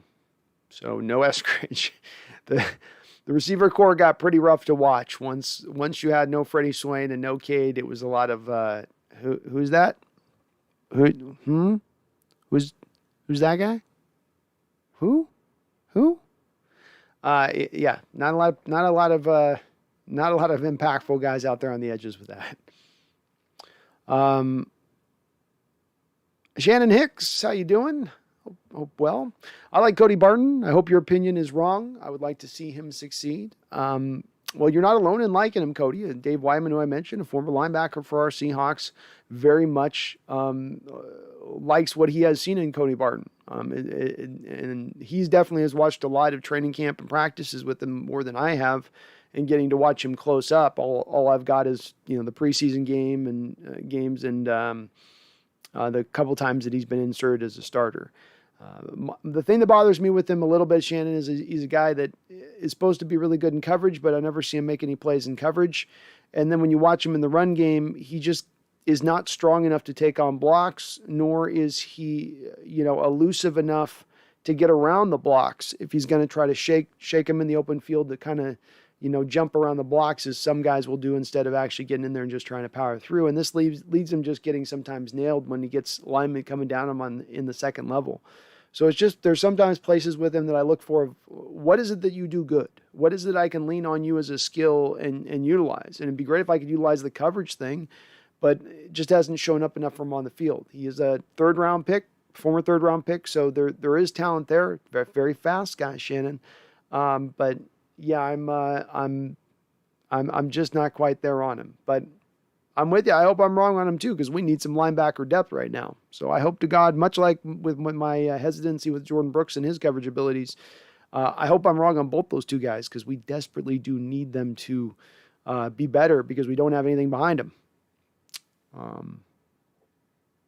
Go Hawks 05. Ugo looked really effective on those blitzes out of the nickel. I remember DJ Reed had some success last year with that. He did. Yeah, we sent Ugo a couple times on those blitzes. I almost felt like they started sending the blitzes too once Oakland sent that blitz and got Geno nearly decapitated. So they said, Carroll said Norton let out the dogs at that point. He's like, we're going to play this like that. It's going to be one of those kind of games, huh, Gruden? It's going to be one of those kind of affairs. All right. Okay, we can dial some of those up. But Ugo's got that to him. I like Ugo's game for that reason. He's not just a little cover slot guy. He's feisty. He can tackle. He's physical. He's heady. He's smart. He's got a lot of little attributes to his game. Nothing that's far and away elite, but just a lot of good things that he adds to his game that helps him be, I think, a real effective slot guy. Washington Fish Quest says, my favorite part of the game was a cut to Brooks after we lost. He was pissed. Glad he had that mentality, hoping for a monster year from him. Me as well. I didn't get a chance to see that cut, but that's awesome to hear that he's not satisfied with it. He made and again, to my being Shannon, to me being hopefully wrong on Cody. We saw Jordan in a limited snaps in this game make a great play down on the goal line in coverage, jumped a route, almost picked off a ball. That was a zone cover route where he's got to drop into space and feel the receiver coming back behind him, and then feel the natural, watch the quarterback size, and then feel to the player. It's definitely something that's not something I think that comes naturally to him necessarily, but he did it on that play, showed it off well. So he did okay in the run stuffing game. Didn't do a ton. We didn't see any tackles for losses or anything. All the linebackers kind of caught everything downfield a little bit, but first game of the year, not bad, not bad. Randall says, young teams on the rise benefit from preseason. Established teams don't really benefit. No, because older guys, it's just more wear and tear for you to have taken off before a season starts. And there's only so much of that they got to begin with. It's part of why I think more and more teams are just resting guys, because they say, it's more better to let your body be at its healthiest and freshest than it is for us to get a couple of extra reps out of you. Randall says, Phil Haynes, he has that big old back. He does. He's got some arms on him too, doesn't he? I think his arms are legit like twice as big as like my arms. Like maybe twice as big as both two of my legs as one of his arms. Just stump arms. He's a big boy. I hope his knee isn't too bad. Randall says, why does Wyman have more of a man crush? Who does Wyman have more of a man crush on? Cody Barton or Will Disley? I would say Cody Barton, but that's just because Wyman has an implicit bias for linebackers. And I'm not surprised. Linebackers love their own like no other positional group on the defensive side of the ball. I think they think they're the bee's knees, so to speak. So I would lean towards him going for the linebacker over the tight end. Defensive players can only like offensive players so much. Just tags. Still can't believe the Hawks put Alton on Zay Jones on man coverage. Yeah, just tags. I watched that and I just couldn't. They literally lined him out on the outside on Zay Jones, and then they ran a go route. And my God, Alton for the first couple of steps was with him. But yeah, I wonder what that coverage call is. Defensive end smoked. I don't know what you're running on as far as the games on defense that would require you to align out your defensive end to the outside like that. But Dunlap said that it was. I don't know if he was BSing, but Zorn76 says, I feel bad for Disley. Everett could be a huge X factor at tight end. He could, but I think both of them are going to get some run, because definitely, at least the Rams recently in their offense over the last year and a half have run a lot of two tight end sets, Zorn. A lot of teams in the league are moving more to the two tight end sets, so it's becoming a little more of the du jour scheme at the moment for offenses out there. And you've got two guys that can do two different kind of things within that a little bit. So I think he's going to get a lot of snaps this year. I'm actually really high on Disley and his potential if he can stay healthy, of course. But I think he's going to bounce back a little bit more this year and have even more impact than he did last year. And he wasn't bad last year. Just kind of coming along back from that injury just a bit. Raining Taco says, nothing to worry about. Pete was just trying to stay healthy and filled 2 or 3 spots at the way back of the roster. I bet almost none of that was our real offense either. No tape to study in the regular season. They're going to keep a lot of cards close to the vest. That's for sure, because you're going to want to be able to hit the first game and nobody's got any tape on you because it's a brand new thing that you're running. As I was speaking about a couple minutes ago, this is an offense that has essentially remained the same for the past 10 years. So now you're going to something wholly different, and you want the returns of that, and you want those returns to be brought to you not in the first preseason, not in the second preseason, not in the third preseason, not in the fourth. You want it in the first game of the year and onwards. So it would be understandable if they were holding back just a little bit of what they were planning to unleash upon the league come game 1.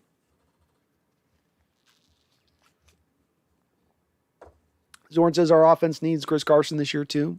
I do. I think they need to also remain committed to him throughout a game. It's one thing if your offense starts out the game within its balance and it's finding the offense being more explosive than the running game, and the running game being stilted and stopped at every turn because those opposing defenses have decided that that's what they're going to make the measure of the day. We're not going to let them run the ball on us.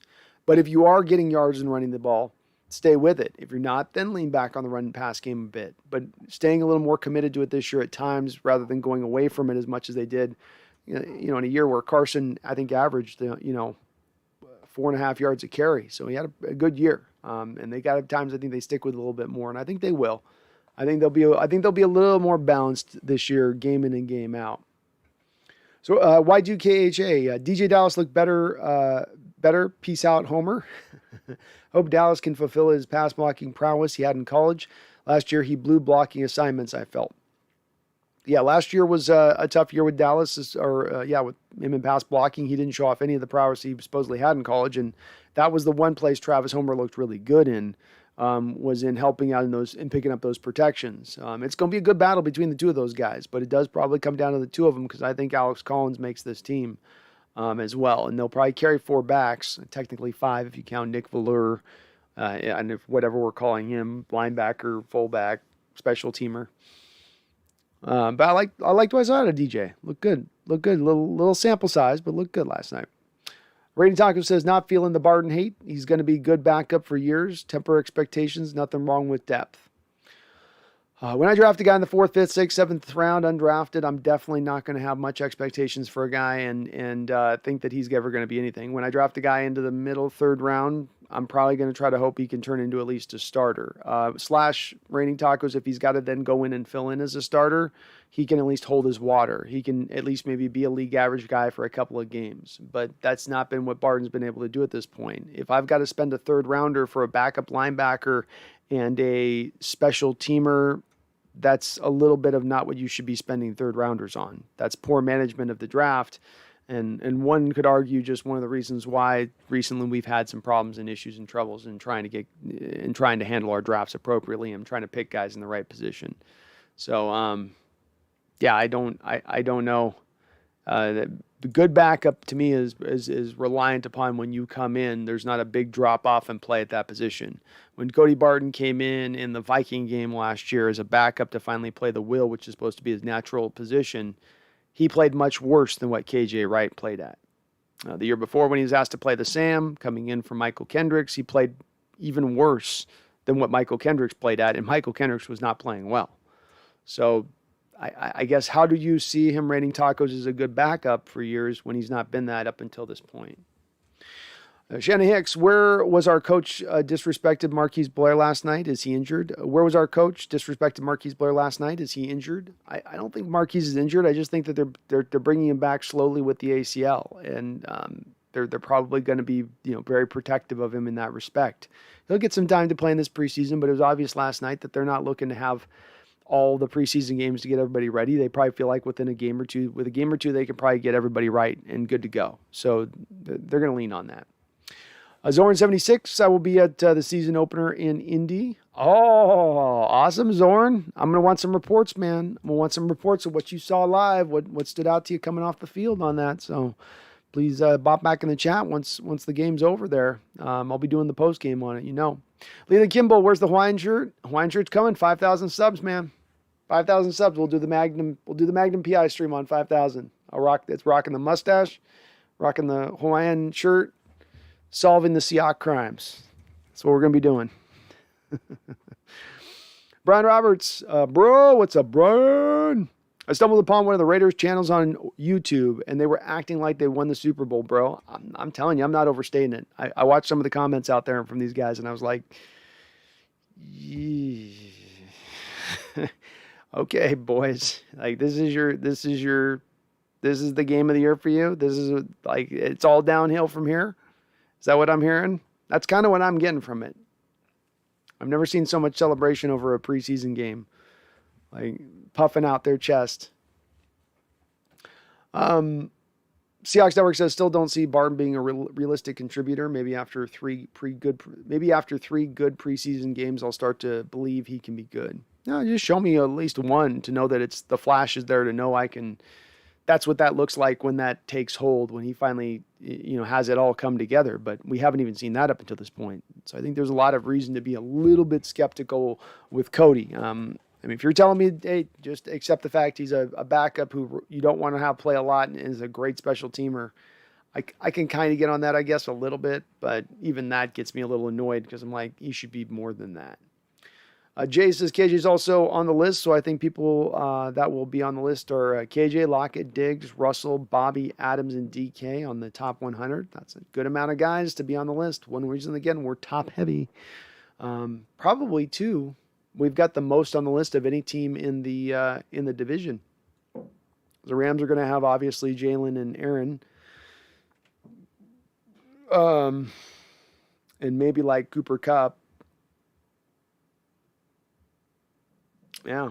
And the Niners are going to have Trent Williams, and they have the safety that'll be on there. I mean, that'll be about it for them. Yeah, we got that. We got more than anybody else in the division. We might have more in the division than the other three teams combined. You'll have like Chandler, JJ. That'd be interesting to see where the list fully come out on that. Adrian D, I didn't watch the second half of the game, but in the first half I saw a very good connection between Peterman and the wide receiver 7 for the Raiders. I think he was Doss was his name. Reminded me of Russ and DK or either Lockett. Good game though. Yeah, it wasn't a bad game to watch overall. I mean, it got a little lame into the second half, Adrian, so you missed out on probably the worst part where it just really there was a little bit of life out of the Seahawks in the start of the third quarter there, but it quickly Petermaned out. It Petermaned out. Do you see what Jace, I'm really excited to see Penny in the preseason. Me too. Hopefully he can get over these injuries. My goodness. My God.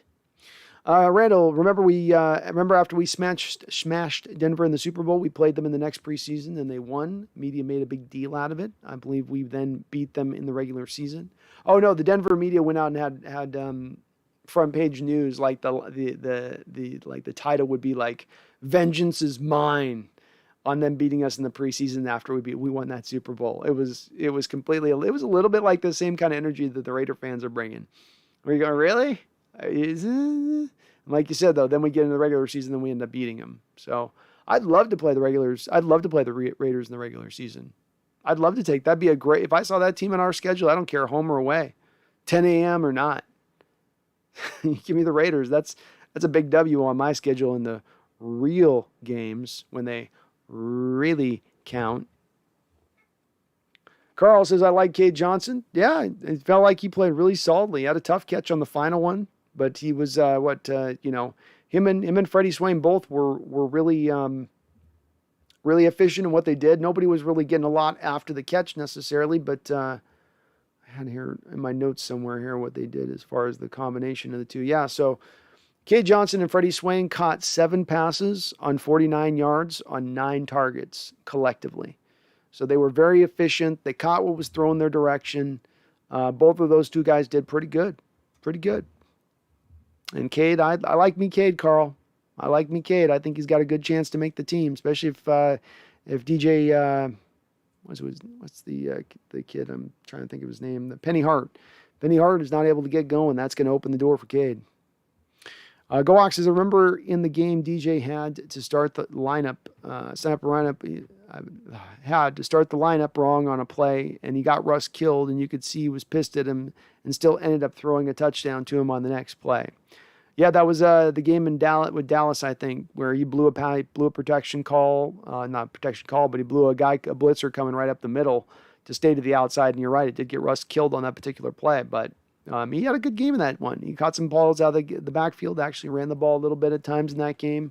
But yeah, that's the part of his game that's got to come along. I mean, that's why Travis Homer at times was getting more snaps than him last year, was because he wasn't as good in pass protection. It's not about his technique, just more about his awareness, knowing who's the right man to pick up here, who's the blitzer from what angle that I need to get to.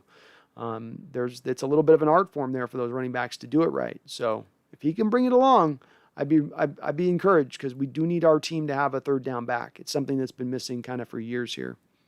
Brian Roberts, at that point, the host was drinking on his channel. He was really on his way to been tanked, bro. He was slamming Fireball. Well, it'd be definitely dicey for me to start drinking on my live streams, because I get 4 hours in, and it's like I can only imagine 3 hours in how sloshy and just slurry I'd be as trying to get even if I could be coherent at that point. But that's gutsy, going to the Fireball on live stream. You gotta know you're not going to say nothing wrong at that point. I don't know if I trust my mouth six fireball shots deep on a live stream, to not say something completely inappropriate. Y2KHA says, who slams fireball? Marshawn Lynch. Randall McDaniel, I saw last night's ref was a ex-Pac-12 coach. That's reassuring. Yeah, that guy was... They had one point where there was like 7 of them having a conference, and I was just... all that was missing was them having like sparking cigarettes up, you know? Why does it take this long for you? And then they come out, there's 2 fouls in the play. Okay, and then I thought when there's 2 fouls in the play, it offsets and you replay the down. But then they didn't offset it and they didn't replay the down. That officiating crew was a special bunch, if you know what I mean. I think they might have come to that game in the short bus.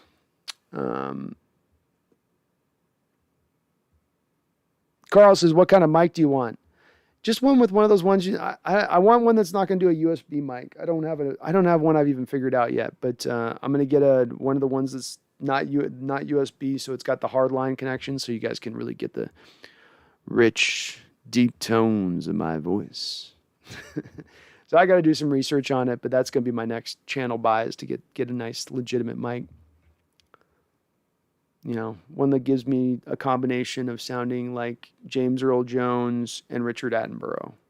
You know, kind of the in-between those two. That's what we'll be going for. Just Tag says, the Seahawks need Austin Ryder. I've never been a big Austin Ryder fan, Just Tags, but I'm at a point in time where, as I've said before, beggars can't be choosers.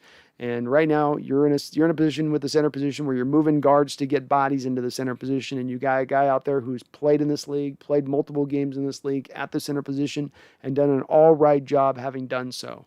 They certainly could use it. So I would not be opposed to it at all. And he may not be much of an upgrade, and I know he wants a lot of money, which is what Raining Tacos points to, which is a valid concern. My only thing is just that it is a position that does threaten at this point a little bit to be a big weakness on this team, if not maybe the biggest weakness on this team. And you don't like the thought of having the center position be the biggest weakness on your team. It's like having the catcher position on a baseball team be the weakest on your team. So it seems kind of a road fraught with peril.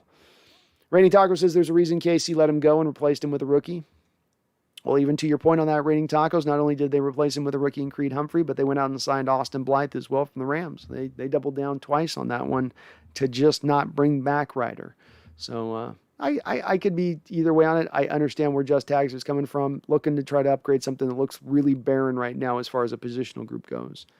And you may be right, Just Tags, who says, I feel like since no one has signed him, he might take less money being Austin Ryder. And that's been, to Raining Taco's point, what's held him up is he's known in league circles as being this league average / a little bit below league average player, and yet he is asking for a little bit of money and holding to his line on that reportedly.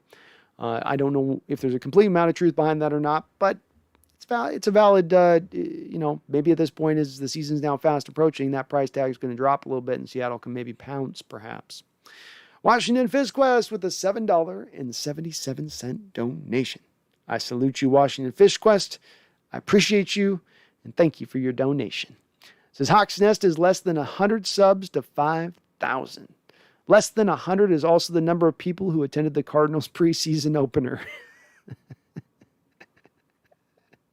Well, it's an older fan base down there in Phoenix, Washington FishQuest. It's I'm not going to say blue-haired, but it's a little bit, they need to get to bed early at night. They have supper at 4:30, in bed promptly by about 6. So you get these late preseason games for them, and they just, I can't stay up late. That's too late to watch football, Martha. We got to go to bed. The sun's not up in the air anymore.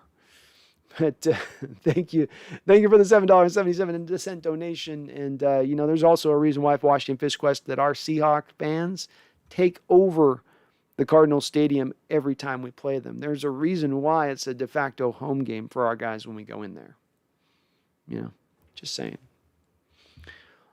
Y2KHA says, if Carroll gets 2 more Super Bowls, where would he rank all time? If he got 2 more Super Bowl wins, that would provide him with 3, which would, at that point, if I'm not mistaken, vault him over such multiple winners, of course, as even Coughlin and Parcells, and who would he be? He'd be above Cower, Bill Cower, who's not really high. Those aren't really highly rated guys, of course. He'd be above Madden. I mean, that's 3 Super Bowls and having gone to 4 Super Bowls. It's kind of a rarefied place because you have a couple guys that went to more, like your Bill Walsh's, your Bill Belichick's, your Lombardis. You know, those guys got to more of them. So they're clearing away above him on that. But then the people below that, there's not a lot in that in-between place that have been, 1-3 and went to 4. It's a lot of 2-offs. You've been to 2. I'll think if there's another coach who would be kind of right up ahead of him and he'd be behind. But my instinct on this is this would put him in the upper echelon. He would be basically at that point a top 7 all-time coach, top 6 all-time coach, if not higher at that point. I'm just trying to think if there's somebody that I'm forgetting that won. Oh, okay. So, yeah, then you would have Chuck Noll. Chuck Noll would be ahead of him, would probably be the direct guy above him. And then it would come down to between him and Landry, probably on that list. Tom and Landry would be, I think they would be neck and neck at that point, right? You guys let me know in the chat if I'm on that or not. I feel like that's pretty clever. For a list on the fly, that ain't bad. Randy Taco says he's probably sitting on a pile of money playing Madden waiting for someone to get desperate. It's not the worst strategy, Randy Tacos. I mean, for those players that do wait sometimes, you don't have to play through all training camp. You don't have to bust your body down. You don't have to get all sweaty out there and do the, all that stuff that goes into it, the meetings and everything else. You jump in at the last minute, collect basically the same check you would have if you went into training camp at the start. It's not the worst thing in the world, right? It's not the worst. So I can understand where he's coming from with that. And you're right, he might get lucky with it. Some team might get center needy. Center, like we need something. Randall McDaniel says, is Felix Hernandez the second best Mariner of all time? No. In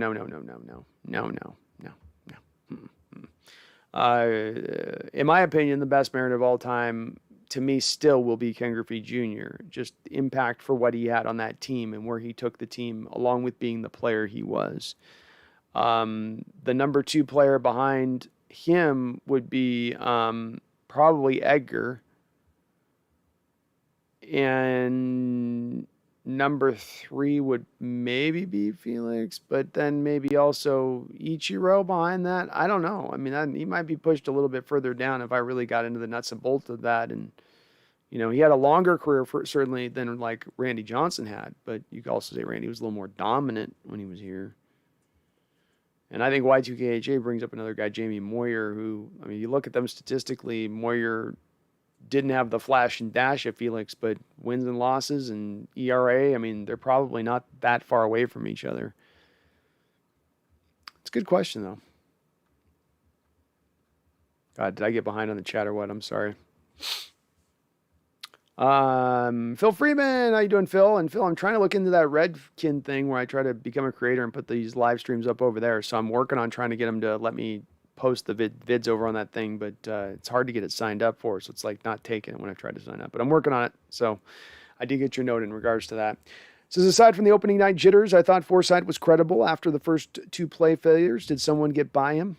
I didn't really see it, Phil. I saw the same thing. I thought overall it was good. There was some tough points, and even the points where he let people get around him. It's I think a lot of rookie tackles in that same situation, dealing with a stunt on the front side with a blitzing corner coming off their other outside shoulder, are going to get caught in a little bit of a bind in that same kind of situation like he did. But I thought he looked passable. For the first game out the gate, I thought he showed off the skill set of things that I think he's got in his tool belt, being he's got good feet for a guy that's 6'8". He moves like a guy kind of like 6'4", and he's got those long arms, so he can really cover the pocket well and cover that arc really well. But I was encouraged by what I saw with him, Phil. I was. I also didn't think Jack Curhan, the kid we got out of California, another undrafted guy that was playing the right side, he had a little trouble getting out in space on a bubble screen because we had to come out there and block in one play. But I thought he didn't do horribly either. It wasn't awesome, but he held up okay at times too. Randall McDaniel says, did you see that fan fight at the Rams game? Nothing like seeing Ram on Ram violence, is there? Nothing like... watching those guys butt heads. Yeah, I did get to see that. You basically got to see one guy take on one Ram fan take on a group of other Ram fans in the stands, and then they all just started swinging on each other. I'm not saying our fan base is better. I'm just saying I've never seen a video of one Seahawks fan swinging on another Seahawks fan at a Seahawks game. I'm just saying that. You know what I mean? But I enjoyed the video quite a bit, and it made me laugh. I love the woman in it who like comes in and like instigates the whole thing, and then comes in like once the fighting's happening, this one guy's being held by the three other guys and comes in and hits him. It was awesome. Mark Evercorn, I think they need to go out and find a health center, period. I don't care if they need to redo Russ's contract or not. We will have the same problem. Hit that like button for this great, smart guy. The health center thing is a valid fact. I think, Mark, you're referring a little bit to, we just got Colby Parkinson back with now another broken foot after he had the broken foot last year. This one's supposed to not keep him out as long for this period this year, but we've definitely had some issues recent with guys we've drafted, with the way health matters have popped up. We're kind of already dealing with it a little bit again, and it gets annoying when every year it's coming up, Mark, and it's one that, it should be a little bit of a random deal. Some years you might be the most injured, and then it falls back into one of the more least injured or one of the more middle of the road pack teams. But the last 2 years, number 1 most injured team in the NFL in 2019, number 5 most injured team in the NFL in 2012. And now you have 31 guys sitting in this first game. Not all those were due to injury, granted, but it will be annoying if once again we're back up in that top 5 realm of it again this year, because now that's beyond a sample size, right? That's a pattern. It's a pattern of either training or your medical staff, and certainly with some of the rookies that they grab, with these guys coming in injured out the gate every year. Somebody's not doing their job right. Somebody's not doing their job right. And thank you for mentioning that on hitting the like button. I do appreciate it too, Mark. Please do hit the like if you like what you're listening to. It is appreciated highly. Randall says, for the love of Christ, let's sign Jamal. Need to get it done. I'm getting antsy in the pantsy when it comes to Jamal Adams' deal. I can't lie. It's getting to that stage of urgency and worry, really built for me on the back of, if he's not in training camp getting this done and working on his body, getting things right and ready for the season, is he going to get injured again if he doesn't? If he signs 3, 4, 5 weeks into camp, how ready is he going to be day one? Are the same stuff going to pop up again that popped up this year? And now we're on the hook with them on a big time salary.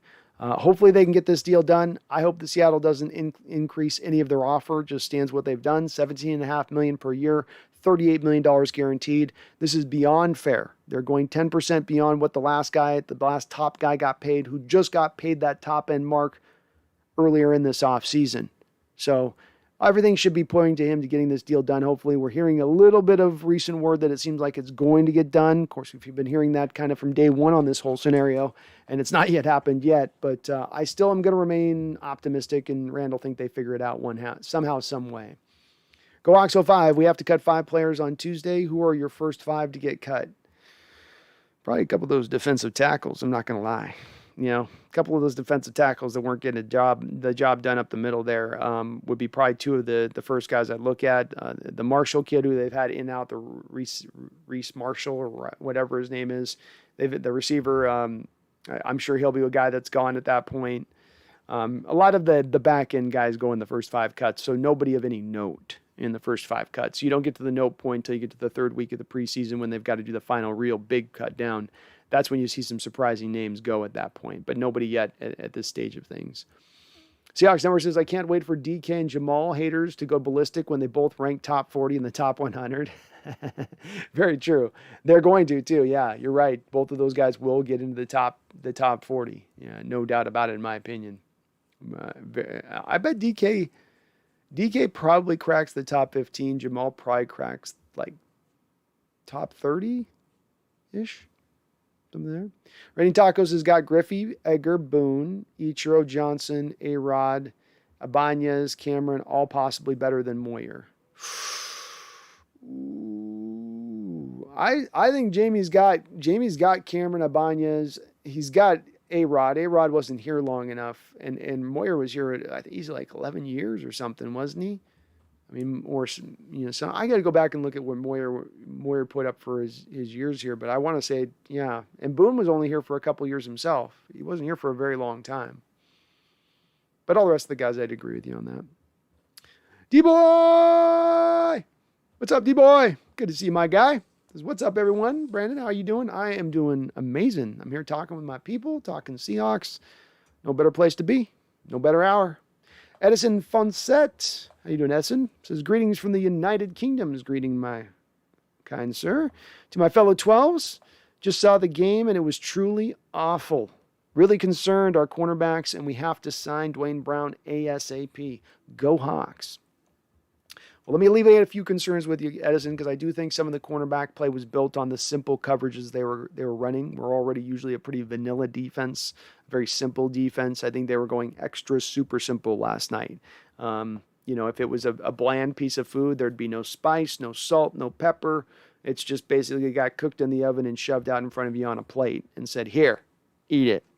I think that's really where they were at the corners, because every corner was kind of affected in the same way. Nobody was able to really operate with any sort of ability to make a play on the ball or knock something up. Everybody was getting kind of beat up on a little bit. And it felt like to me, Edison, that they were keeping things up in front of them, protecting against the deep ball. And that was really the one thing that Carroll probably instituted going into this game. In regards to Dwayne Brown, yeah, I don't know why you wouldn't sign Dwayne Brown to a contract extension. He's costing currently $13.5 million on the cap this year. You could sign him to a contract extension right now, and unless something's happened with the center market on guys 35 and up, you would sign him to a deal where the first year of the cap hit would lower. You'd be able to fit more people onto this roster and get Dwayne Brown signed to a contract extension. That's called the two birds, one stone type situation. And so one that I don't know why Seattle would sit back and say, we're going to wait a year on this. We're going to wait till this year finishes to deal with Dwayne. That's a head scratcher to me. And frankly, one that points a little bit to one of my greatest fears for this season, being that the Seahawks front office and management and Coach Carroll are going to kind of try to win this year, still try to be consistently good this year, but they have a little bit of an eye towards this next offseason, with a bit of an eye towards the thought process of changing a lot of things up at that point in time. I hope they don't. I don't necessarily think they're doing that yet, but I'm worried that could be something. The King says Barton played really good. I think Barton has a chance, or linebacker 3. Maybe you guys saw something different than what I saw, but I just didn't see a lot of playmaking out there with him. The 2 sacks came that were great. He's being sent on blitzes, and the defensive ends create pressure, which opens it up for him to have kind of a free lane to the quarterback at that point. He did have 7 tackles, 9 tackles, whatever it was. Played the whole game. The defense was on the football field for a lot of snaps in that game because you weren't getting stops. And so that was more snaps and opportunities to get those tackles. That's why tackles in itself isn't just a good base metric to go off of with a player in determining their productiveness on the football field, especially at the linebacker position. It gets hard sometimes to assess them in other ways. It's a little bit why I would lean back with linebackers to a degree more towards the analytic stuff, more to the Pro Football Focus grades, where they're looking a little more plain and play out of what's those guys doing exactly. But I don't think if he was graded out last night, he would have been graded out as good as those 2 sacks and 9 tackles would maybe lend you to believe. But I could be missing something with this guy. Like I said, I'm not perfect. There's definitely guys I'm going to miss on for sure. Randall, and welcome in, the King. Randall, I heard Taylor refer to the pass rush package as the cheetah package, presumably NASCAR 2.0. Maybe NASCAR is triggering?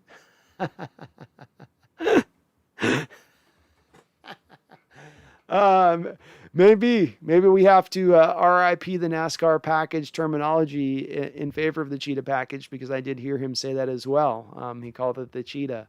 So, I mean, cheetah's all right.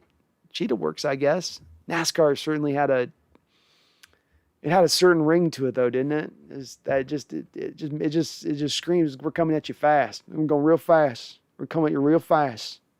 But maybe you're right.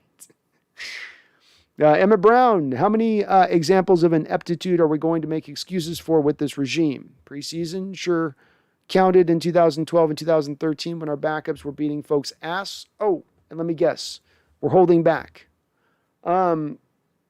Well, I guess, Emmett, when you factor in, when you look at last night and you look at it being a first preseason game, were you going to make your determination about where this team was built on for this next upcoming year based upon just this game and what happened, and that this is the only thing that we shouldn't take in all the preseason. We should look at maybe a couple games of the regular season to see where it goes. And again, did you expect with a brand new offensive coordinator to hit the ground running when you have 31 guys not playing in this game? You didn't have a single starter on offense. You were to your third string quarterback early in this game. I know from your standpoint, I think you're going to believe that I'm trying to make excuses, but I think that this is just what we're looking at with. Did we have deeper teams in 2012 and 2013? Yeah, we did have deeper teams during that time period. Did we draft better during that time period? Yeah, we drafted during that time period better. We also weren't paying a quarterback top of the market. And as I've made as a pretty common argument, when you pay a quarterback this amount of money and he's taking up this amount of salary cap space, there's going to be positional groups that you then go light on. There's going to be depth problems that you now do have to deal with because you're going to have to go cheaper and weaker at those positions to accommodate the grand salary that your quarterback is carrying. And I think all teams to a degree carry that. They have to hold that up. But I guess that's just my question back on you is that how many examples I need to see this season go a little bit and see where it goes. I've not gotten a chance to see Russell Wilson in a modernized offense before. I've gotten to see him in the same offense over the last 10 years. How does he look now in a modernized offense? I'd like to see that. I'd like to see a Coach Carroll defense that's now got pass rushers building up the front four so that they don't have to blitz, which should protect the back end and should make the defense overall more effective. So if those two things, as far as to your question of ineptitude, show themselves in the regular season, one of the two or both, then I'm happy to say that the regime needs to go and it's got to be gone. But because I don't think I've seen a pass rush built like it was built in the 2012, 13, 14 seasons, like at that point in time, like it's been built now, and because we haven't gotten to see Russell operate in a modern offense, which will make the game theoretically more easier on him once we get to live game action, I just can't make that jump off of one preseason game. Seahawks Network says AJ Brown ranks 62. DK haters gonna go crazy. Well, won't DK be above him though? Seahawks Network, isn't he going to be higher on that list at that point in time? DK is going to be like top 20. Jamal's going to drain this team of money. He and Russ are money first guys who talk like team guys. He very well may at this point. I mean, if he's going to hold this team hostage through the preseason and not sign it and not play and do this hold in thing is what they're calling it, I guess. It's going to be a little rough and tough. We'll see where this all lands at signing. I think at the end of the day, though, the money's not going to increase for him here or anywhere else. The $17.5 million and $38 million of guaranteed is as good as it's going to get, in my opinion. Go Hawks 2021. Was it me or did that woman announcer not know what she was talking about some of the time? Was there a woman announcer? I thought it was Menifee and Dave Wyman on our cast. Go Hawks 2021. Go Hawks. Some 49er fans are weird. I remember looking at the commercials on an Instagram post about Taylor switching to 52, and one said he'll never be Patrick Willis. I was like, what the F? Yeah, it's a little odd.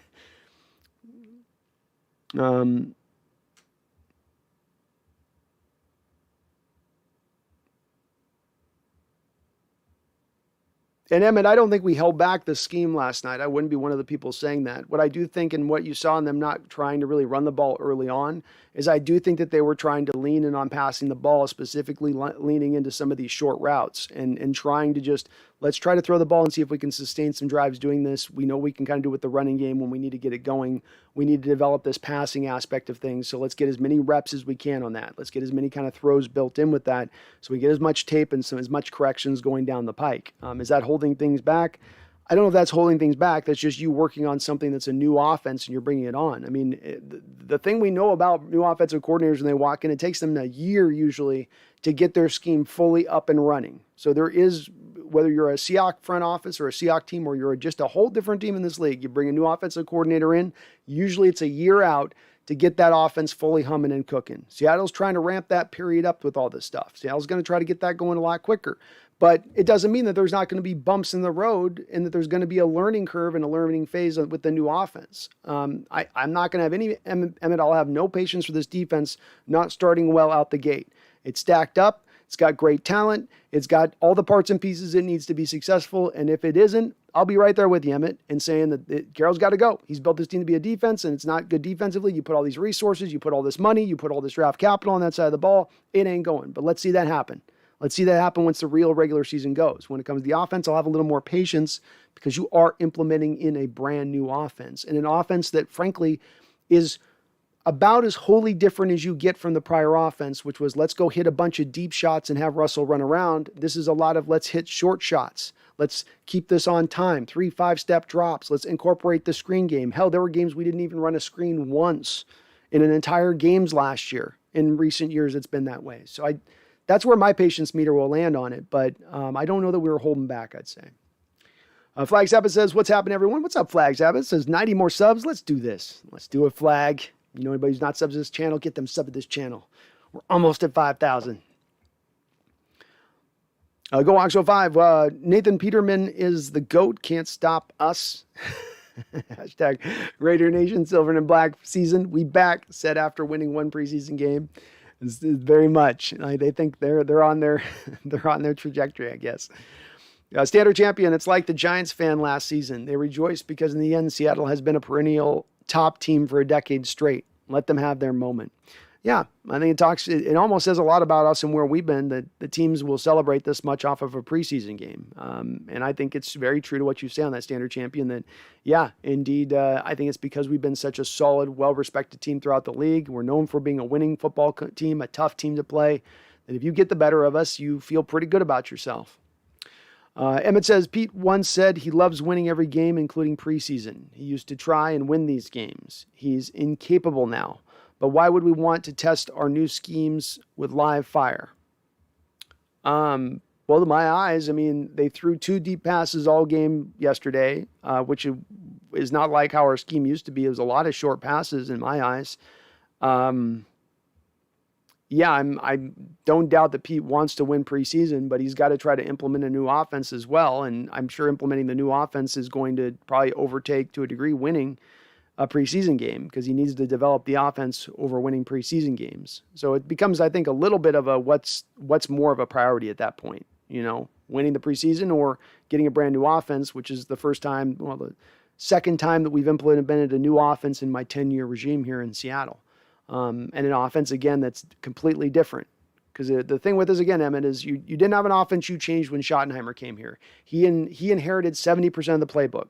So he basically had to run the same old Seattle scheme for the past 10 years. So if you think after 10 years, you changing on the fly to a completely different offensive formation, but that offensive formation should hit the ground running with a third string running quarterback running it through most of the game. I think that's a little unfair expectation that we were going to see that in this first game. That's the part where I'm confused on is just, I'm with you as far as I could land on where you land and where you look and see the team. I don't think it's incorrect. I think there's a lot of validity behind having that point of view on things. It feels just to me a tiny bit premature, just a tiny bit premature off of the first preseason game of the season. For a team that, frankly, again, Emmett, we won the division last year. We can knock Carroll and say we've hit this mark of one and done, but the Rams beat us in the playoffs. But yeah, you won the division in the toughest division in football last year too. I mean, is that all Russell at that point? Is it just him doing that and Carroll has no credit for that whatsoever? It just is all the quarterback pulling that off, or just good luck? Go Hark so fast. Please bring back KJ. Please bring KJ back. Taylor just needs to be a rusher, and Barton ain't it. I'd be okay with that. Go Hawks 05. I would, especially on the heels of having released Alden Smith and knowing Taylor's going to not need to play that many more snaps. Randall, what if Pete realizes it's better to keep your starters healthier than a meaningless preseason game? I think that's probably a thing, and I think it's as rigid as maybe Carroll's been, and as we hold him to being over the years, maybe there is a little bit of a change in thought processes on this over the years, but I don't know for sure. I do know you sat 31 players did not play off of your roster yesterday. Basically, every starter on your offense and defense did not play yesterday. That's going to have a little bit of a detrimental effect on the product on the field. Jerry Ford, as a Hawks fan, the Raiders are better than us. They are young, mean, and talented. Okay. Again. Okay. I disagree. Seahawks Network, whoa, what a revelation. Jeffrey Thistle, how you doing, Jeffrey? My takeaways are pay Dwayne Brown whatever he wants, and I do have concerns on our wide receiver depth without our top guys out there. With you on that completely. Part of one of the reasons why I was in on the Julio Jones trade talk months ago, a month and a half ago, was because I thought our wide receiver core was going to need more. It was not enough. That it had been much like the offensive line and pass rush recently. We've ended up at the end of the season in it being a weakened group, not at its full strength. So certainly would like to see that. Emmett Brown says, Jesus Christ, did everyone take blinder pills from last year? In the previous 8 years. I guess what team are we watching with the previous 8 years, Emmett? Because you're speaking of a team that hasn't won it all recently. That's done jack squats, been at the bottom of their division. I mean, the tone you're taking is of a team that hasn't done anything, that's been nothing but crap. And while I will say that this team should have got more out of this period of time and should have potentially gotten back to a Super Bowl during this time, it's not been a loserville team. You just went out and won a division last year, and it wasn't done by magical luck. And while Russell Wilson played really great on the front end of that schedule, he played really bad on the back end of the schedule when your defense carried you through. So it was a team effort last year to get you to the division winner. So there's a little bit with, again, and I'm prefacing this again, Emmett, because I know people get touchy with this, and a lot of the respects of what you talk about, I agree with on the base level of it. But to get to this approach and into this tenor, one game into a preseason schedule, running on the heels of a year where you did win a division title, where on the previous year you got to the playoffs, won a playoff game, got into Lambeau, took the Packers right up into the brink in that game, despite the fact you were the most injured roster in the entire NFL. There are spots to be somewhat optimistic about here. It's not all doom and gloom in what we've looked at recently with this team. Kyle Moki might be late on this, but with Smith getting released, do you think we get a corner or bring Wright back? I would tend to hope you bring Wright back, but the Seahawks haven't shown a lot of interest in him as of yet up until this point. I do think potentially Sherman eventually maybe comes back around. I guess I'm thinking about this. I guess Wright's the more likely of the two to happen, Kyle, because I think outside of a guy who has already familiarity with this scheme as a cornerback, it's going to be hard to bring a cornerback in really late to the process on this team, because sometimes you got to change up a lot of what you do. This is what's going to probably make it unlikely that Seattle looks at CJ Henderson, because now you got to bring CJ in and have him learn the kick step and play the cover three and keep himself protected over the top. I mean, that's a lot different than what he's been asked to do recently, and then will take a long time thusly for that transition to take place. So, I think that that's probably just not likely to happen, whereas KJ Wright, it's a matter of a guy getting injured and he's back in the stage. But KJ, I would say, is by margin a little bit more likely to happen. Flag Sabbath, how did Cade Johnson look? He looked solid, steady-handed, made a really nice catch on his last catch, but he was, when thrown his way, he was making the grabs. Nothing super spectacular in what he did. Just kind of in there making, little intermediate catches was about all. But between him and both Freddie Swain, they were good, efficient, solid. Randall says, fans complain Pete never changes. Pete changes and they complain he changed. Zorn76, offensively, we go as far as the run game goes. I'll give Russell Wilson better balance, and it will make a decent defense even better.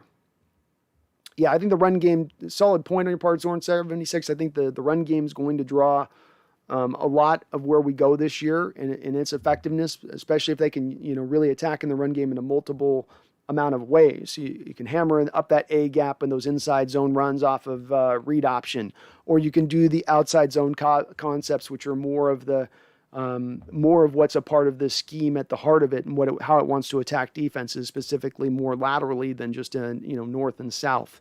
But those things should help him. The play action stuff should help him. This offense, once this stuff gets live with all the frontline guys out on the football field, should make Russell Wilson's job easier, not harder. He should have there may be some ironing to rough out a little bit, but that doesn't mean that there won't long-term throughout the course of the season, even as we see it go further and further, things get a little bit easier for him in playing the position. Whereas I think recently for Russell Wilson playing the quarterback position within this offense, it's been very hard to play the quarterback position. Really reliant on the big play, really reliant on him being magical in his elusiveness and getting out of pass rushers' grips. I think those things sometimes, though Russell's been good about it, it sometimes has made it a little bit of an uphill battle playing the quarterback position.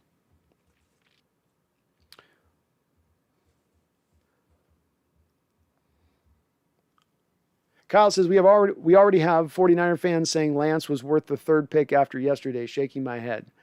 Yeah, and it shows you, it's the thing, a little bit of a light that came on for me with football recently in this offseason, looking at comments, just thinking about it, football really lends itself to, you see a certain play in a game, and that play is what you think is the standard rule of thumb throughout that play, throughout the course of that game, rather than all the other plays that you've kind of assembled through and looked at. You just get stuck on this one or two or three plays, and everything else gets overlooked. And football just lends itself to that because I think it's just so epic and how it looks. So the 49er fans see Trey Lance throw this bomb down the field for a touchdown. They go, oh, he's great. He's amazing. He's awesome. But it's kind of inaccurate yesterday. Sacked a couple of times.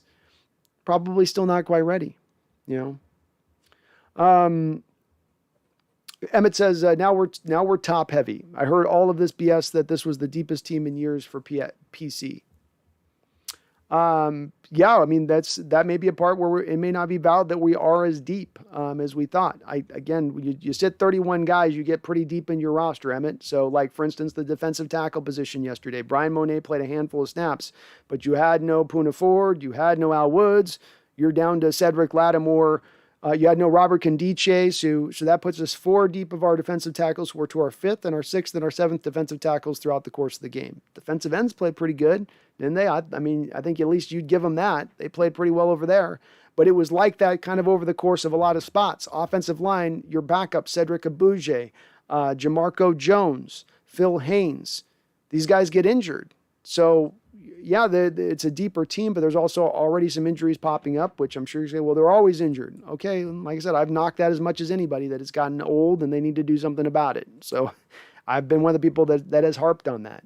We are top heavy in that we've got guys we're paying at a high salary that are star players, and you're paying top of the market. And when you have a few of those guys you're stacking up, you had Jamal Adams, a Dwayne Brown, Russell Wilson, and a Bobby Wagner, that's a quarter of your salary cap taken between 4 players at that point. That creates a top-heavy situation, which all probably great teams end up in, especially once they sign quarterbacks to top-of-the-market money. I still think it is a fairly deep team, but again, context just matters in some of this for yesterday. And again, this is the one problem I would say. I'm like taking just this one game and saying this game applies to everything from last season. Which game last season? The front 8 games or the back 8 games? So the back 8 games, the Coach Carroll ineptitude that you're speaking towards, his defense played really well. One of the better playing defenses in the league. Now, I guess we'll make the excuse that they didn't play against any legitimate offenses. I don't know. Might end up going in circles on this one just a little bit. Tommy Eden, Minnesota got smashed. Tampa Bay lost. Green Bay also smashed. Rams lost. Frisco lost. Guess this is the garbage of the NFL now, too. By the way, how did you feel Brooks and Flowers played? Tommy, I was really encouraged by Brooks in coverage. I've long been a guy that has knocked Jordan Brooks in coverage and been very much pessimistic about his future in coverage. But he made a great play down near the goal line on a key 3rd down stop of Oakland early in this game. Almost came up with an interception, which was encouraging to see because he didn't play a whole lot of snaps. Flowers didn't do so well. Flowers had some moments where he really gave up. He gave up a couple of completions. Honestly, nobody in the secondary gave up a whole lot. Nobody in the secondary really did very much at all. All of them had kind of rough outings out there. I'm thinking some of that's coming from Tommy, the fact they're playing pretty simple coverages throughout this game, but it is what it is. Nobody played good in that secondary really in this particular game. Emmett Brown says Alden out deep, but hey, we're not scheming anything.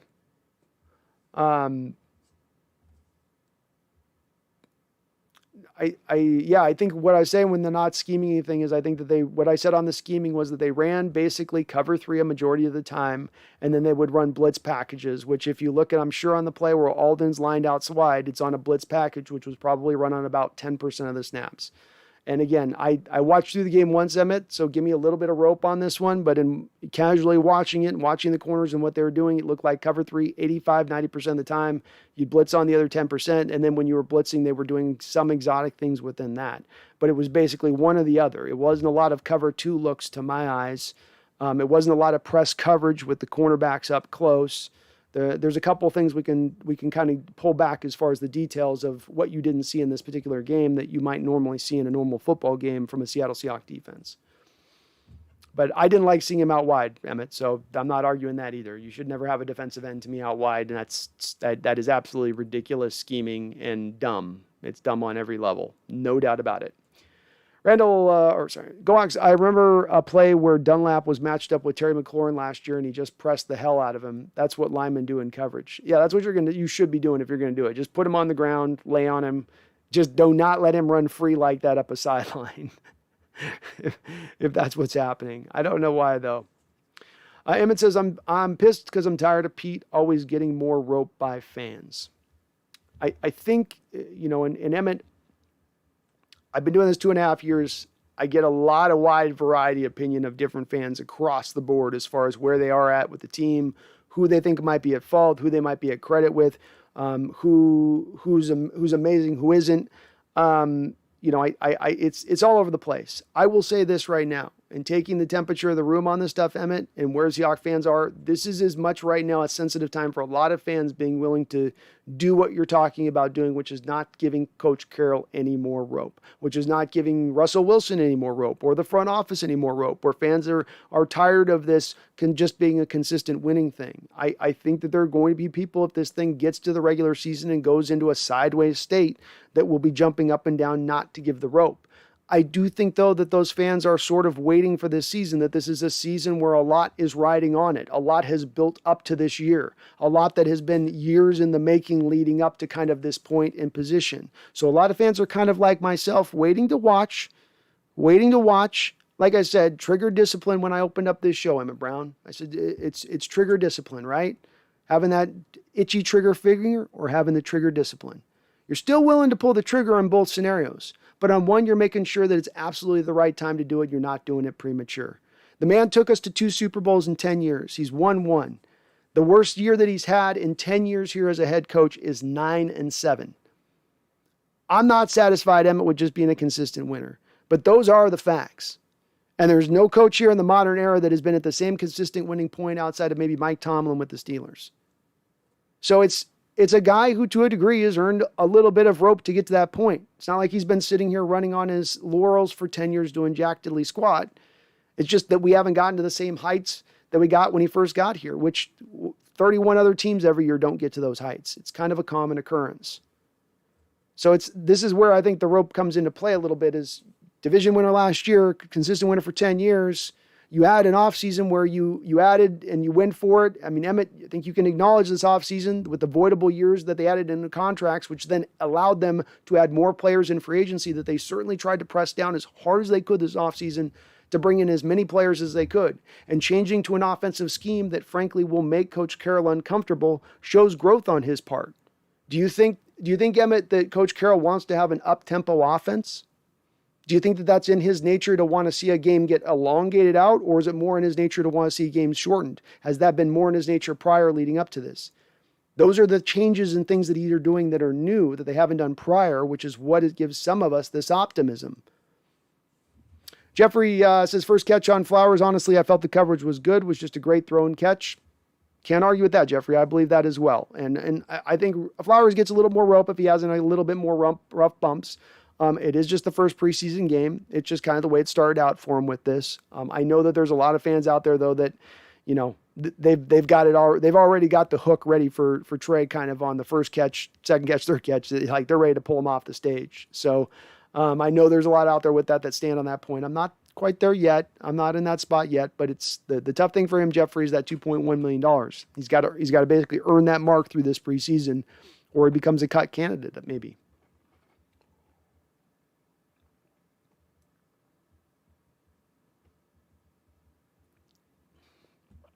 Standard Champion says, as painful as it was to watch at times, lots of teachable moments, I trust the coaches to address. I as well. I as well. I think there's a lot to coach up. They've got to get things right too as well. I mean, look, they're not going to get this. They can't have this kind of performance through all 3 of these preseason games. No doubt about that.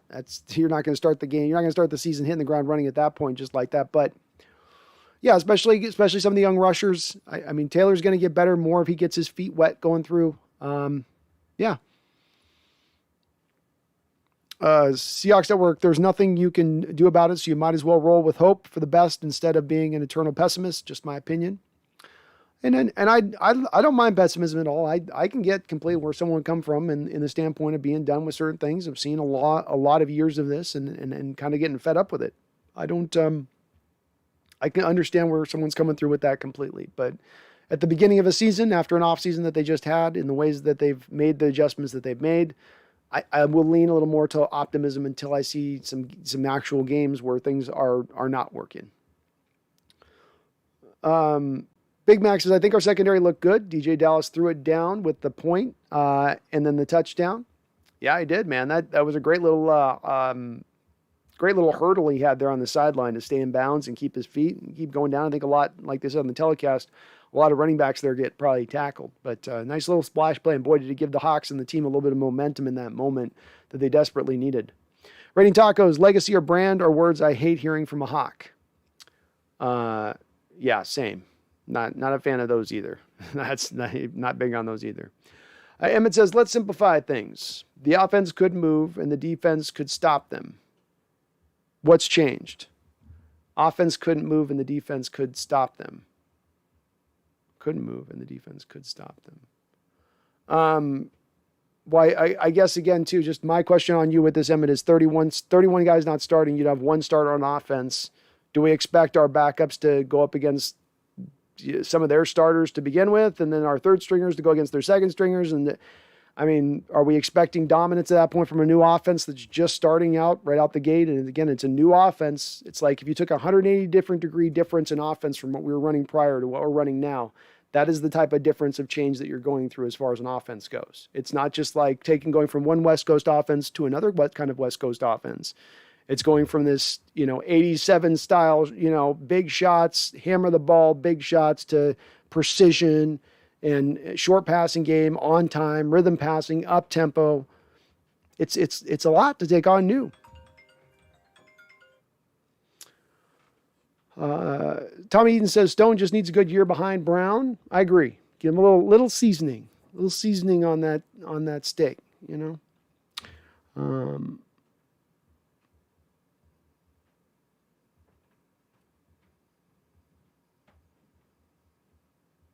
Go Oxo Fast says, I'm just thinking how good we can run the left with Dwayne and D-Lou on the same side. They should be able to be some road graders down there with those two down there that you would think. Absolutely. That should be at least the one nice upside you see with having Damian Lewis flipped over there to that left guard spot. Tommy said, I heard Green played well too. That would be nice if he finally showed out. Green was great, Tommy. Him and Alden Robinson were probably two of the better players in that game. And consistently, I felt like throughout most of the game, those guys were playing, snapping and snap out, were having some impact. They were kind of one of the only few guys. There weren't a lot of people having impact, but they were getting it done, I felt like.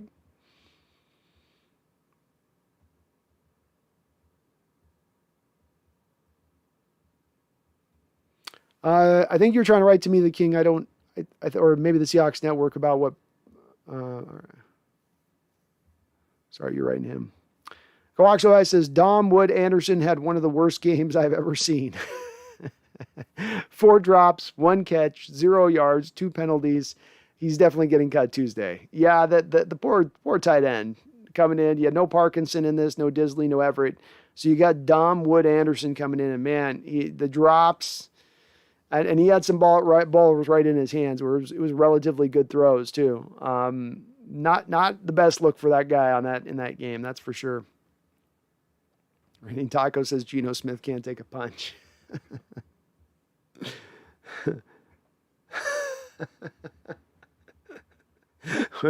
Are we going to start making some glass jaw Geno Smith jokes?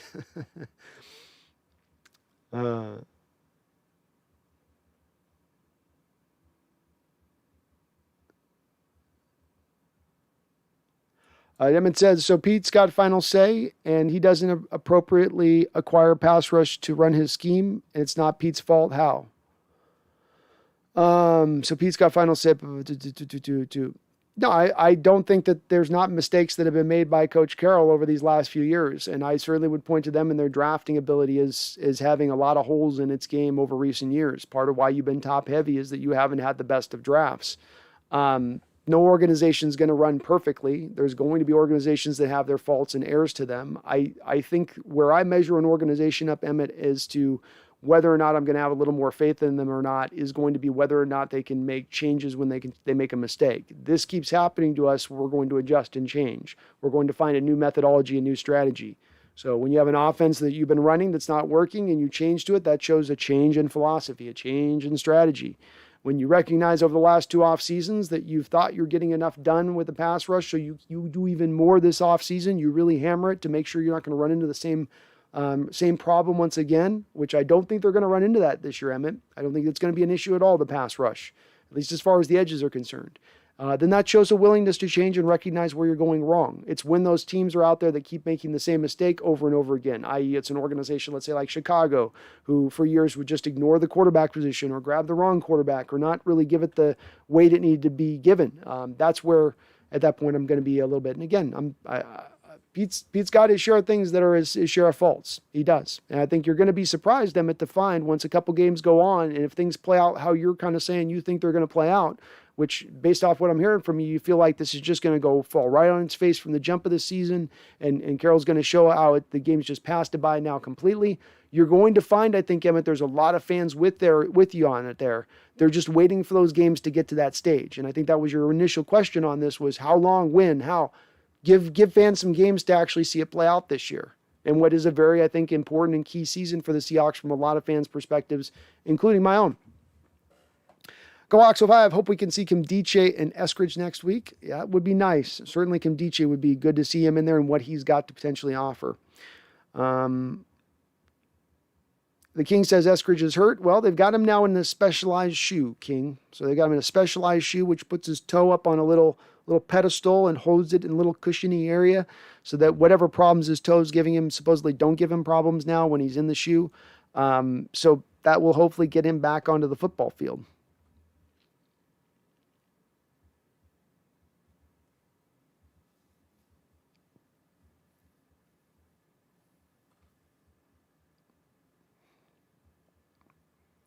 Mason Dale says Alton Robinson covering that far down the field was kind of embarrassing. It was dumb. I don't know why you have a defensive end covering. Yes, that part was stupid. That's a dumb wrinkle within the scheme, and it doesn't make a lot of sense to me. And it didn't seem to confuse. The third string quarterback for the Raiders. I don't think it would confuse a first string quarterback for any other team.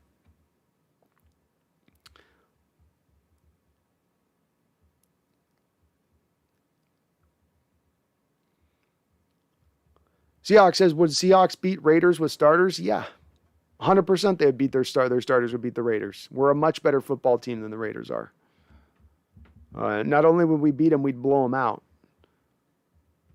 MSR Rook, how was Cade, and did you see DJ Reed? I didn't see him. I was kind of worried. Nope, they rested DJ Reed, so he did not play. Cade did come in a little bit here and there, made some catches, 4 catches in the game, something like that.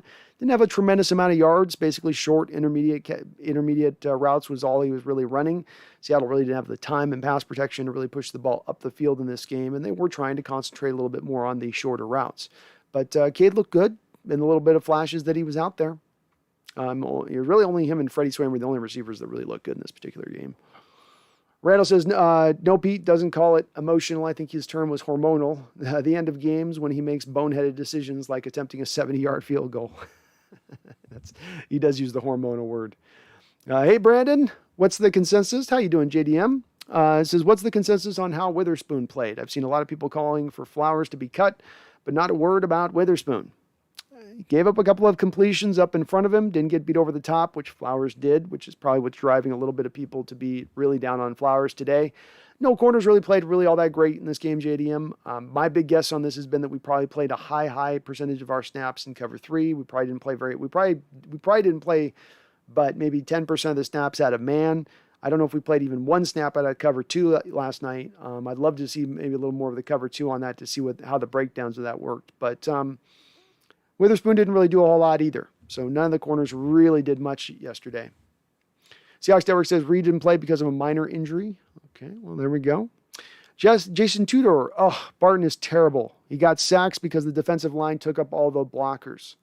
That's what I've been pointing to, Jason, on this live stream show, is that the sacks and the tackles as well sort of get people excited about Barton off this game. But if you were to really go watch the tape of this game, if you were to lock in on Barton playing and play out and just watch what he was doing, you would find him as a linebacker who, just like he's been up until this point, not a guy that's very terribly impactful. He takes on blockers that are coming at him in the second level off the offensive line. He's not really going to make a play in coverage.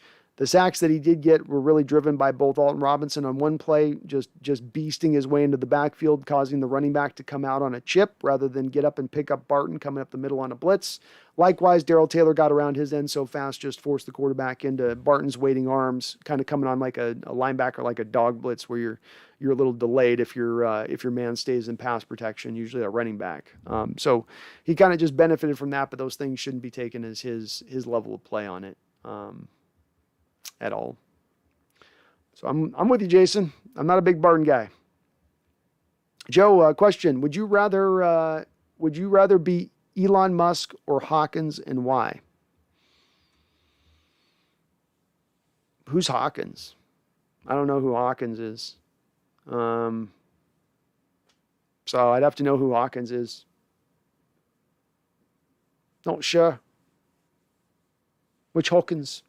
Emma Brown, sounds like Cody got his sacks Adams style then. Yep, kind of like a Jamal Adams. Just sort of kind of coming through, sifting through and picking it up.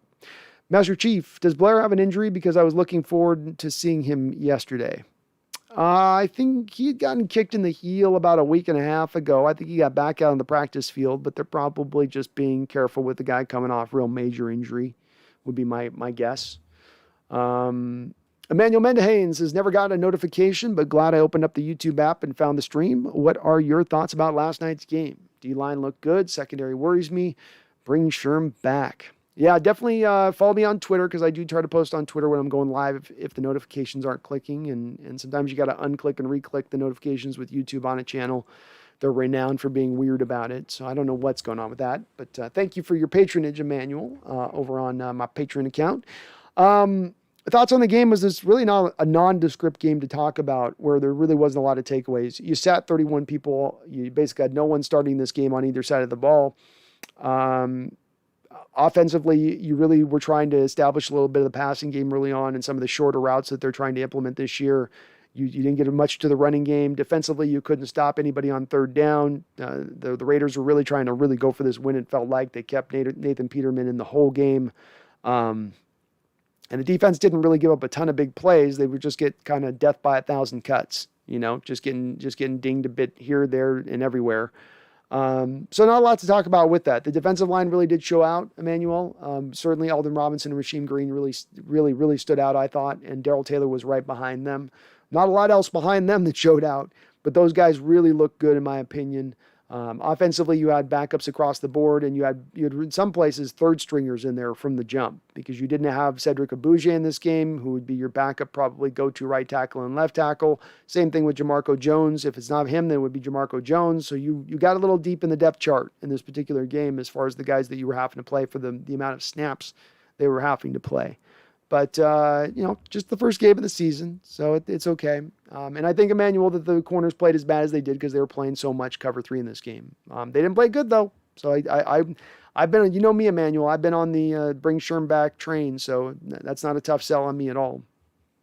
Mason Dale says, Ugo has a similar size blitzing instinct like Adams. He does. He's got a nose for how to do it, a nose for the timing of it, how to get in there free, how not to kind of get too fast on his jump, but to time it to where that tackle fully bites in on the defensive end, so he's got a clear path to get to the quarterback at that point. It's a little bit, it's really just a little timing thing as much as anything else. But I love Ugo. I love his game. I think he's been a good pickup for us. He's a solid slot corner for us. I think even in a pinch, if you had something happen, God forbid, to where you didn't have Quandre or Marquise, I think Ugo could even play a little bit of free safety for you if you had to bring him in there in a pinch. But I really like the way these developed. I thought he had a solid year last year for us, and I'm pretty high on that guy. I don't think he'll ever be a star, but I'm pretty high on him. Rating Taco says, I'm betting, if not injured, Blair's spot is so secure he doesn't need to play to earn it. Well, I'm certainly Seattle from a leverage negotiation standpoint with Adams wants to price it back and go, hey, we got Blair here or Neal here if something were to happen there. But I think they're probably just being protective too of Blair coming off the ACL. We had last year Rashad Penny coming off a torn ACL as well. What happened to him? Maybe he came back a little bit too early at the time because then he had a secondary injury which probably came up because of the surgery that he had the prior off season. So you've got to be very careful with these guys coming back off the torn ACL and just manage the situation just a little bit. Randall says, I'd have to assume with Blair's injury history, we're going to have to save him for the regular season. That's what I'm thinking. Jeffrey says, the play where Alton Robinson covers down the field, the play is called Big Boy Run. Tommy Eaton says, that's a good way to get your defensive end's hamstring pulled, trying to keep up in man coverage on a speedster. Yeah. I mean, Zay Jones is a legit 4-4 guy. I think Alton Robinson was a 4-6-7 guy coming out. So that's going to be hard for him to stick with that. Seahawks Network, how's Jalen Hurd doing? Been listening to Niners fans hype this dude up for 2 straight training camps, but he got hurt both years. According to what I saw a report that it was not really coming together for him this training camp, but it was a passing report headline I saw at some point along the way. So I don't know. I don't know if there's any truth to that. Did they draft him that high in the 2nd or 3rd round, Randall? I thought he wasn't that high, was he? I mean, he might have been. Jeffrey says, imagine having a little wide receiver getting chased by a 300-pound defensive end. I'm going to eat you. Yeah, that's going to make the receiver run a little faster, right? Like he's going to get his separation at that point. I don't want this 300-pounder on top of me when that ball is coming down. You better lead me. You better lead me, QB. Lead me. Yeah, it was D-Boy. D-Boy was in the 2nd. Maybe he's the 3rd then. It was D-Boy in the 2nd, though. Chris Miner, just coming in, but so far you're speaking about non-Seahawks fans. Their comments don't go far for me. Yeah, well, I try to be, Chris, even if there's a position I might disagree with on this channel, I do like engaging folks here on this channel. I like having folks come in who do disagree on stuff. And I know that there's a lot of emotionality right now in regards to this team because there's a lot of folks who have, put their loyalties behind certain parts of this team or put things behind a thought process on this team that they can't get any further. And I can understand where people come from with this because this has been a strange 5-year period and spot where we've landed on. It's been a little tumultuous. It's been frustrating that you can't seemingly get past this spot and stage, and people are trying to understand why. And I think in understanding why, we've all got a variety of reasons why, but that's why I try to kind of stay on here and walk down this path with you guys so we can arrive at a little bit of like, where are we really at? What's really the truth? And where are we really landing with it, But thanks for coming on in, Chris.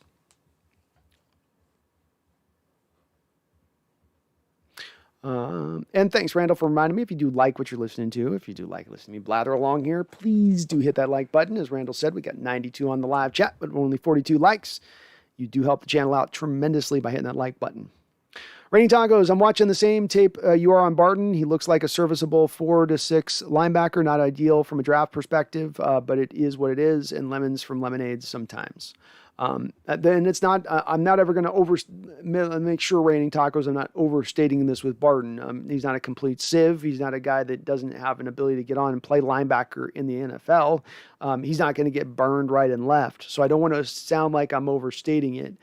It's a matter of what some of this comes back to is a little bit with me putting on the drafting cap a bit and looking at the recent drafting history and a little bit like I was talking about with Emmett there and being valid and to look at this team and say, part of the reason is you're top heavy right now. Part of the reason when you look at next year's salary cap and the year beyond, you have so few players under the salary cap is you've not added a lot of cheap young talent in the draft and you've messed up a few of those drafts, and part of how you've messed up that draft is allocating players wrongly, slotting players in who should not be picked in this round that you're picking him far ahead. LJ Collier in the 1st round, for instance, when maybe he would have barely have been even a 2nd round pick, if not fallen all the way to the 3rd rounder. There's too many of those guys, and it's one thing to make that mistake on a guy here or there, but when it starts to become a common occurrence on your drafting process, especially when you're drafting high, that's to me when I kind of bring that in a little bit more when we're looking at this particular guy with it and say this has got to be factored in also as well, because this has been part of where this has gone wrong a little bit. You're right. We could be looking at the same tape and seeing different stuff with things. So there's no doubt about that. Maybe he's ready to take the next step this year, maybe especially once he actually has some defensive tackles in front of him. So to your point, Raining Tacos didn't have his top 3 guys really in this game at all to keep him clear on the back end. So you are getting those linemen coming into the second level because they can take care of the defensive tackles with single blocks. But with Barton, watched a good amount of tape on him now here in the pros, and I have yet to really see him flash all that much at that point in time. But I agree pretty much with what you said. Serviceable backup linebacker. Yeah. I usually need more out of a third rounder, or I would hope to try to be getting more out of a third rounder than just that. 312, the Raiders have won like 3 playoff games in the last 20 years. Well, they've won 3 playoff games, but you got to add a 4th one playoff game because they beat us last night in the preseason. And that's what their fans are telling us. So last night was their 4th preseason playoff win. Mason Dale, do you feel like Diggs may think he has more leverage for a new contract with the Pro Bowl and now the top 100 player ranking?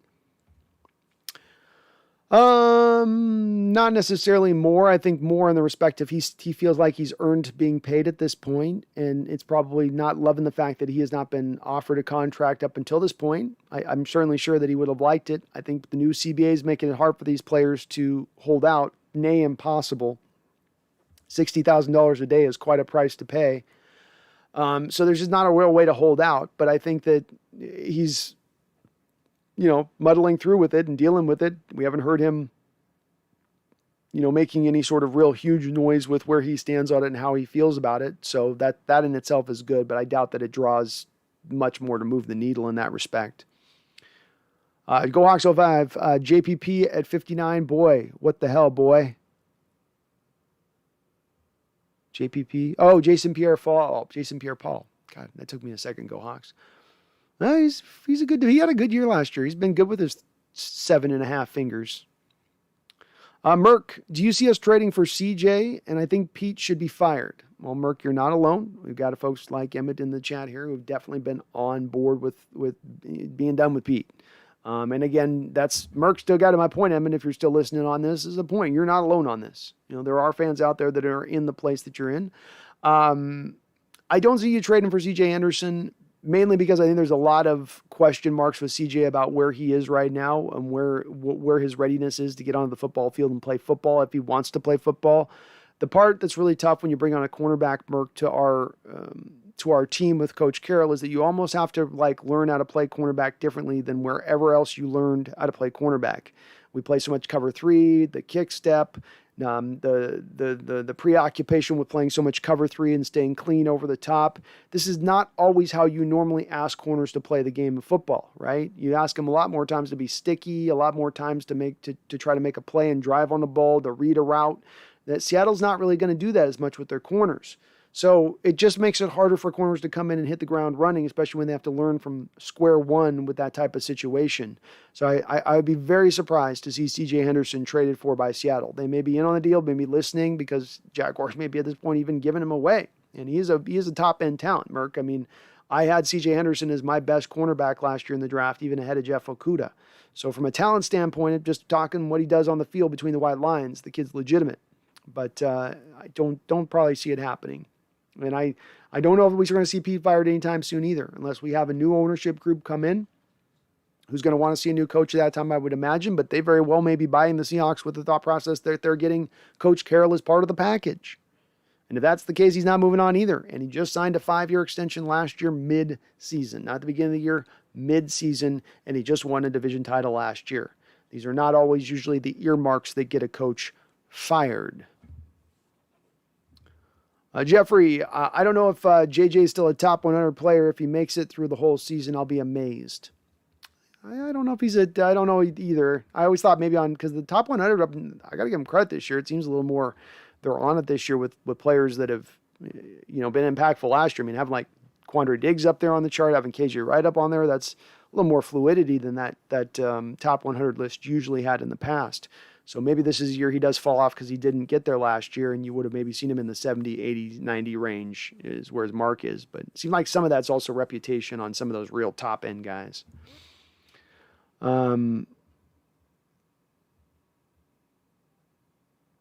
Randall says Warner's got to be on there for the Niners. Warner's probably a top 30 player. Top 30 player. I'd put him in there. Emmett says some of us want to Pete gone for 3 years. I can understand, man. I get where you're coming from. And I may eventually land down there, though it may have taken me 3 years too late to arrive there fully, but I may eventually land on there by this year. Mark says we can't keep spamming cover 3. We don't have the talent for that. We should get creative and run 3 safeties. Mark, I'd love to see 3 safety looks. You have the guys right now to do it in Marquise Blair without really a clear road to getting on the field right now as we currently stand. I don't think you're going to see as much cover 3 this year. The reason why is because over the last couple of years during games, real live games, you haven't seen as much cover 3 as you have previously. They are mixing up a little bit more of it. They will still run a little bit of the cover 3 with still having the corners kind of playing to the high side of things. So there's still always those little bit of leanings towards keeping things clean over the top. But they are doing a little bit more. I mean, last year, the amount that we saw them blitz like we did was more than we'd seen during any time in Coach Carroll's era. He's never blitzed that much. So they are trying some adjustments here. Whether they work or not, we'll see on that front. And it says, Ken Norton being employed as our defensive coordinator should tell all the Hawk fans what Pete's all about. I didn't like that hiring any more than I didn't like the Schottenheimer hiring at the time, Emmett. We're like mind on that one. Both of those two I thought were pretty lame hires at that time, pretty uninspired. MSR Rook, Geno actually looked good until he left. Yeah, I think Geno's a better quarterback than Magoo. I just think he got capped in the head, man. Guy's got a rocket for an arm, but maybe a glass jaw. I'm not going to knock him for that. He probably got concussed. Seahawks Network says you don't stumble upon 9 winning seasons in a row by accident. Agreed. Merk, what have we done in the playoffs in the last 4 years? Not a whole lot, man. A couple wins. You haven't really been able to push very far into the playoffs, which means you've come up short of the ending goal, which means that you'd like the team to do better. There's a stark difference between wanting to see the team do better and thinking the coach is complete dog water and can't coach his way out of a paper bag, right? So I guess we're trying to find this money spot between between those two mode of thoughts.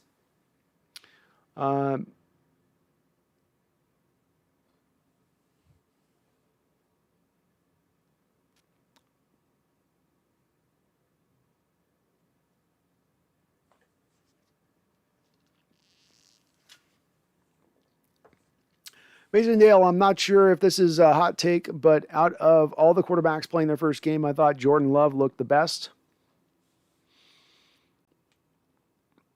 Yeah, he looked pretty good. I mean, he also has a year over these guys that are rookies playing their first game, right? So he didn't play a preseason last year. He's had a year there being with the ball club to kind of develop within it. A lot of these guys are just arriving at the team. But he looked okay. He looked all right to me. Mason, I'm not sure if this is sorry. I just read that, Mason. Emmett says, but we can stumble onto a quarterback that can lead you to those W's. Yeah, I will give Russell Wilson a ton of credit for the winning football club that we've been able to maintain at post-Legion and Boom era, but I can't give Russell Wilson all the credit for remaining a consistent winner and getting in the playoffs. He's got a hand in it. I can't give him all of it, and maybe he's got more of a hand in it than Coach Carroll does at this point. But to me, still, Coach Carroll has had a hand in where we've gotten in this recent success. Has it been the ultimate success? Have we gotten to conference championships and Super Bowls? Well, no, but there's really a handful of teams over the last 4 years that get to those spots. So it's not like there's a lot of teams in the NFL getting to that place. It's an ultimate goal. It's where you want to land. But it's where is your team currently situated as far as that hierarchy is concerned? Are you closer to getting there, or are you completely far away and have no chance of getting there? I tend to think that we're a little closer to getting there than we are far away and have no chance to getting there.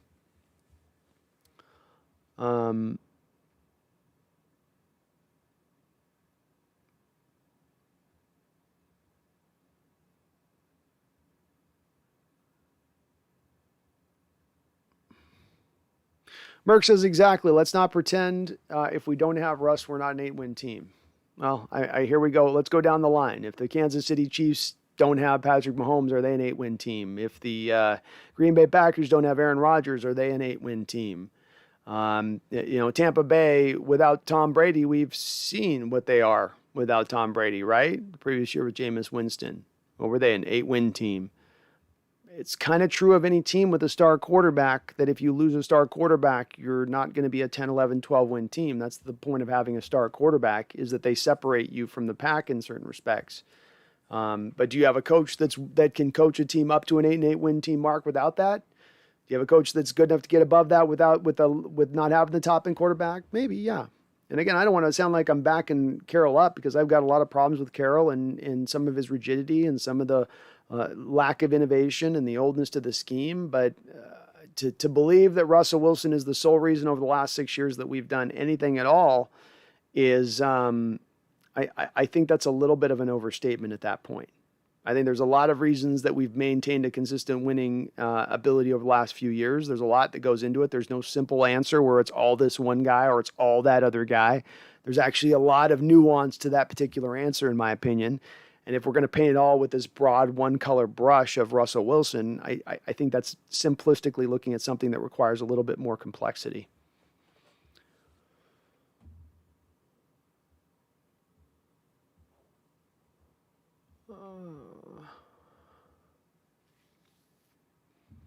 And nor should you feel satisfied with those results, Emmett. I mean, none of us, I think, are satisfied with the results of where we've been as a team, and we wanted to see better. Absolutely, we want to see better. But it's again a position of understanding that, does the front office leave money on the table? Do they not try to be in on every deal they possibly can? Things are not done perfectly all the time, but I definitely know that we're trying to be aggressive and go for it at every moment. And that's what you can ask of your football team. Be aggressive, go for it, stay in a win now mode approach. This offseason, for instance, somebody mentioned that it's been bad off seasons. This offseason was a bad off season. You came into it with 3 picks. That was already the way it was going to be. They made the most of those 3 picks that they could. They added voidable years to contracts, which they've never done in the prior offseason. They did about 7 or 8 contracts this offseason so they could add an additional couple guys. And guess what? They're still sitting on cap space. This team is not a finished deal. Seattle's still sitting on a ton of cap room to add even more players as we get before the trade deadline. It's not a finished cake yet. There's more frosting to add. So, it's not a finished product. We're not an end game result, but I thought it was a really good offseason comparatively speaking to the previous offseason, which was a little more muddled. Wasn't as great, They spent $50 million wrong in 2019. Didn't do the same thing this offseason, though. They did a lot of the aggressive things we wanted to see. They changed offenses, which we all wanted to see. So when they do the things we want, I'm going to applaud that a little bit more than I'm going to just naysay it.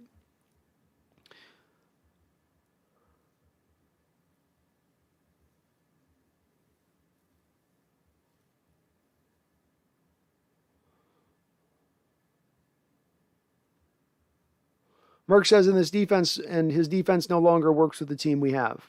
Although defense worked through the back half of the 8 games of the schedule last year and was one of the best performing units in entire football. Sent multiple defenders to the Pro Bowl. The problem to me with this defense in recent years when it's been bad or hasn't been good is that they haven't realized what makes this defense go, which is a pass rush, which is the main place that this team concentrated on this offseason. That was the main spot that they looked to try to improve this offseason. And I think because by improving, it's going to help out the rest of the defense. We'll see if I'm wrong or right on this one, but it's my bold prediction. The defense will be better. It will maintain at what it was last year because of the fact that they have built up the pass rush now. And as bad as everybody wants to point to how they maybe played last night, they give up 20 points. They gave up 20 points last night to a team in Oakland that was trying to go for that win, that was trying to push that pedal down to the floor. Let's see, what would have... So with your backups in last night's game, this defense that doesn't work... I just want to look at something real quick here. Defense, let's see. So last year, your top-rated defense by giving up points was the Rams at 18.5 points a game. Washington, which was supposed to, as everyone's telling me, the most special of special defenses, give up 20.6 points last year on average in an NFL football game. Your defense last night gave up 20 points, and we're going to freak out over that? Carroll doesn't know what he's doing with that? That's just awful?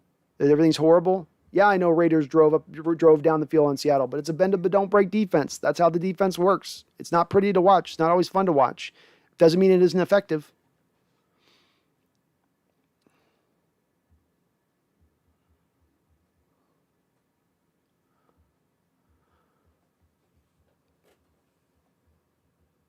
Merck says, when was the last time we had a good draft?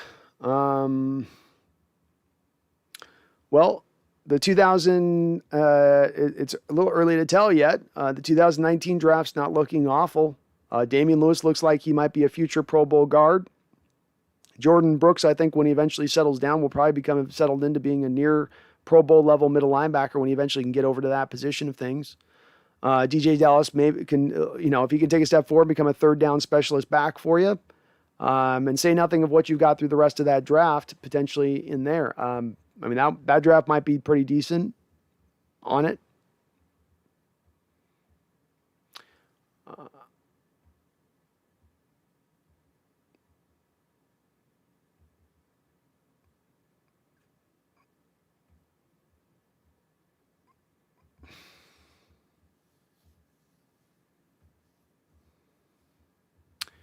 Emma Brown says, that's why I'm upset. Fans are satisfied with Pete being here and think they can't force change. I'm one of the biggest people that feels like you can force change. And I think that part of the reason that you get to a new offensive coordinator coming in this offseason and Seattle changing an offense for the first time in 10 years is some of the fans giving back this blowback to Pete, saying, hey, there's this playoff game where you're bickering with your offensive coordinator, which causes a delay of game and you to not then be able to convert the third down, which causes you basically to lose the football game because you couldn't stay out of things. You need to rework this. You need to figure this out and do better. Hey, these previous off seasons, the signings you've had have been real middling, and you guys haven't been really going for it very aggressively. You kind of been soft selling it a little bit. They go for it aggressively this off season. That's active change that we haven't seen recently. So it's change I'm going to applaud. Will it work or not? I don't know. We'll see. But I do think that's change.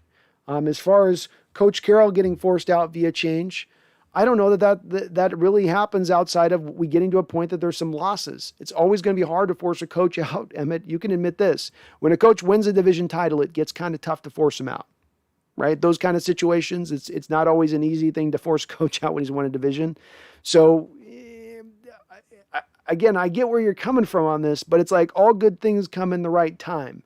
And while it's been 4 to 5 years of not winning Super Bowls and you think we should maybe be winning Super Bowls, or Merck, you maybe think we should be winning Super Bowls during this time, and I may even agree with you we should be winning Super Bowls, you're not going to get to that kind of change, be it in this town or any town, with a coach with that kind of success coming on the heels of a division title without more of a guy actually losing, because there are so many teams in the league, just from a perspective standpoint, that aren't winning, that are loser teams, that can't get a coach in who even get them up to a 500 state of things, much less get them to a coach of getting the playoffs, which I'm not satisfied with. But again, we got to put it a little bit in perspective when calling for Coach Carroll's head.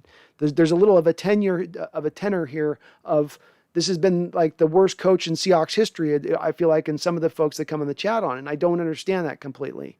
That's the thing. I've seen horrible coaches come through here. I've seen Dennis Erickson's come through. I've seen Tom Flores come through here.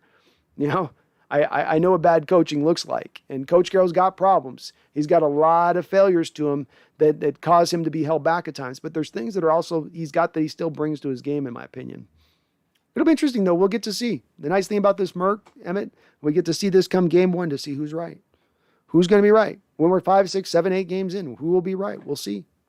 And I will be, you can count on me, Emmett. I think you'll know me at this point, is to stand to my word. You can count on me by week 7 and week 8 going, I was wrong. It didn't work. I was wrong. Off with their heads. I will be that guy standing there at that time. And you better believe, I can tell you there'll be a lot of this chat with me, a lot of these subscribers with me that will be on board with it at that time, if it goes that direction. And we've got a couple donations. Let me acknowledge this because I don't want to get too far behind on that. I'm sorry about so far back on the chat here, but bear with me. First up, Roxanne Roll. Oh, coming with a $20 donation, Roxanne. Thank you. You found the emoticons. I love it, Roxanne. I appreciate you so much. Thank you. Says, I feel good about Darrell Taylor, Robinson, and the whole D-line overall. Go Hawks. Well, thank you, Roxanne, for that $20 donation. And I do feel good about Darrell Taylor, Robinson. I'd add Rasheem Green to that list. Didn't feel good about the rest of the defensive line necessarily. But those 3 guys I felt like really showed out. Brian Monet looked pretty good in the little short spell that he was in there for a bit. But those 3 guys, they look pretty legitimate to me. Pretty legitimate. And thank you for the $20 donation, of course, for your membership too, into the Hawks Nest membership program. Jeff Rhines, thank you for the $5 donation coming from Montana. Says, just finished with all my yard work. Glad to wind down with your stream, Brandon. Perfect end of the day and smoky day in Montana. Cheers. Go Hawks. Well, go Hawks, Jeff. Thank you for the $5 donation. And yeah, the smoke over here has been unrelenting for a month now. I can't breathe. I can't breathe. Dear God, I can't breathe. Get the water out. Somebody, by God, this is getting to be too much. So hang in there, man. We got about a month left here. We'll finally get a little bit of rain and hopefully start to be able to breathe again for the first time in a couple months, right? Merck says, oh, well, then when is the last time we managed our assets right? Russ has been playing behind a trash O-line for 5 years. Definitely the offensive line's been one of the problem areas, Merck. That's for sure. And Merck, we lose more free agents than we bring in. We replace the guys we lost with mediocre talent. I don't think I could say that this offseason. I don't know if you're a big Shaquille Griffin fan. I'm not. I think Witherspoon is every bit as good a player as he is. Jaron Reed's a guy who I think the fan base overrated in a lot of respects, and I don't think it's going to be a huge loss at all. That's basically all you lost off this team while you added Gabe Jackson to replace Mike Iupati. That's an upgrade. You added Gerald Everett to replace Greg Olsen. That's an upgrade. I mean, maybe there wasn't wide swath of moves made, but overall it was for the better. And plus, as far as the plus minus goes for this particular offseason, in my opinion.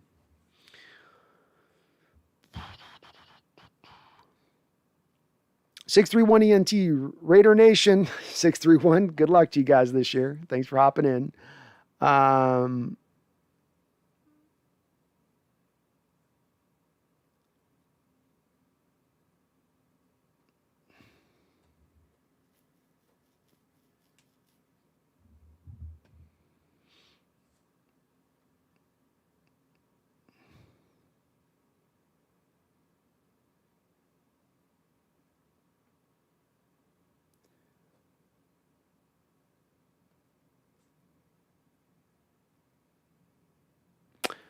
Emmett says, yeah, the Bengals had an awesome run with Marvin Lewis too. It really rules treading the waters of mediocrity. Well, I'm glad you brought that up because this is what I'm trying to talk about a little bit with you on this, Emmett, which is a bit about perspective. And you bring up Marvin Lewis and we go, well, Marvin Lewis had this good career with the Bengals. He had a good run with the Bengals. Yeah, Marvin Lewis was 131 and 129 in his career as a Bengals coach. So he was a 500 coach. That's regular season. I'm not bringing in his playoffs. I'm bringing in his regular season. Coach Carroll in the NFL is 145 and 94. So I don't understand that comparison. Coach Carroll's got a 600 winning percentage. Marvin Lewis has got a 500 winning percentage. Coach Carroll's been to 2 Super Bowls. He's won 1. The worst season that he's had is 9-7 in this 10-year run as a head coach. That's where I'm trying to, that's kind of the point I'm getting to. I mean, it's a little bit about like, yeah, there's some problems here with Coach Carroll, and yeah, we'd like things to be done better. And we're I've been pushing as much as anybody for change into this last offseason. I was pushing that things have got to be done here. This can't be small moves.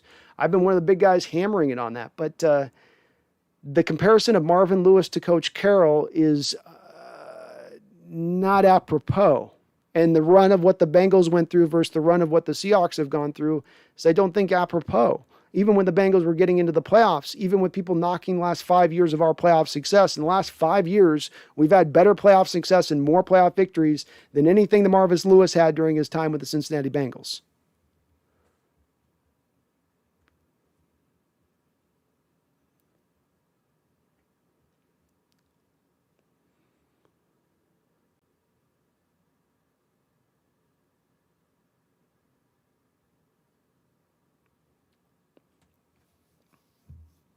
Randall says, remember a few things with D-line. Averill retired. Michael Bennett became a problem and didn't set the league on fire when he left. We traded Frank and drafted DK. Oh, you're responding to Merck there. Merck, we got a solid replacement, but we have a contract to Gerald Everett and drafted a receiver while our defense was the worst for the first 8 weeks. Right, Merck, but our defense was also great through the back hand of the 8 games, and our offense was bad through the back half of the 8 games. Which is what? What is the final form of each? Will the real offense, the real defense step up? That's the question there. Part of the reason why, again, the first 8 weeks of the season, you had the problem. Your guys were injured. You hadn't brought back Carlos Dunlap onto the defense. The pass rush that I talked about, Merck, it's wild, isn't it? How last year for the first 8 games we have no pass rush. The defense is giving a record pace amount of yards up in the air. You bring in Carlos Dunlap, Jamal Adams comes back. Now the pass rush gets legitimate, and suddenly the defense turns right around, which is exactly to the point of what I've talked about. This defense can and will work when there is a front 4 pass rush that can get to the quarterback without having to blitz. It really is that simple. But that has been the thing that has been missing from this defense. Merck says, how do we have a defensive-minded head coach with a bad defensive scheme and not seeing our draft anybody good on defense? Again, they played really good on the back half of the schedule, and when you look at recent drafts, Cody Barton in the 3rd round, Marquise Blair in the 2nd round, LJ Collier in the 1st round, Jordan Brooks in the 1st round. You've been putting a lot of draft capital into the defensive side of the ball. Whether you've gotten the returns on it or not, it's not been a lack of draft assets putting to the ball. It hasn't worked, but that's not because you haven't put draft capital there. You have quite the opposite of done that. You had 3 picks coming into this offseason. You weren't sitting on your allotment of 7 picks. And let's also face it, the 1st and 3rd rounder of those draft picks you were missing was allotted for who? Jamal Adams, which is on the defensive side of the ball.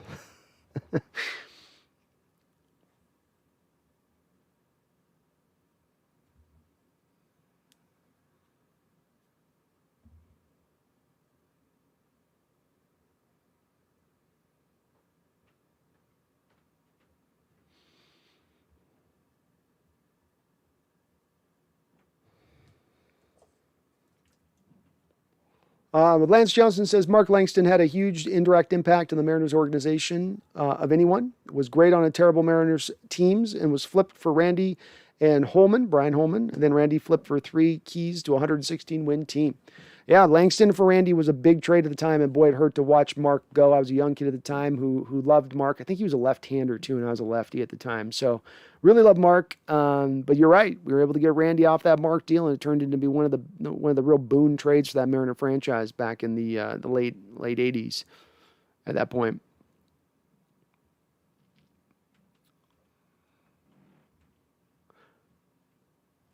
William Price says, dude, it's preseason and most starters weren't playing, so I don't think this is much to worry about. With you on William. With you.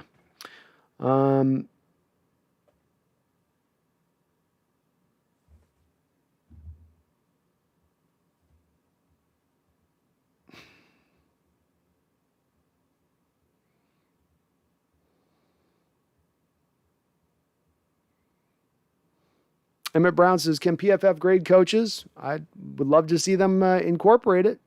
I would love to see it. I feel like you could very easily incorporate it.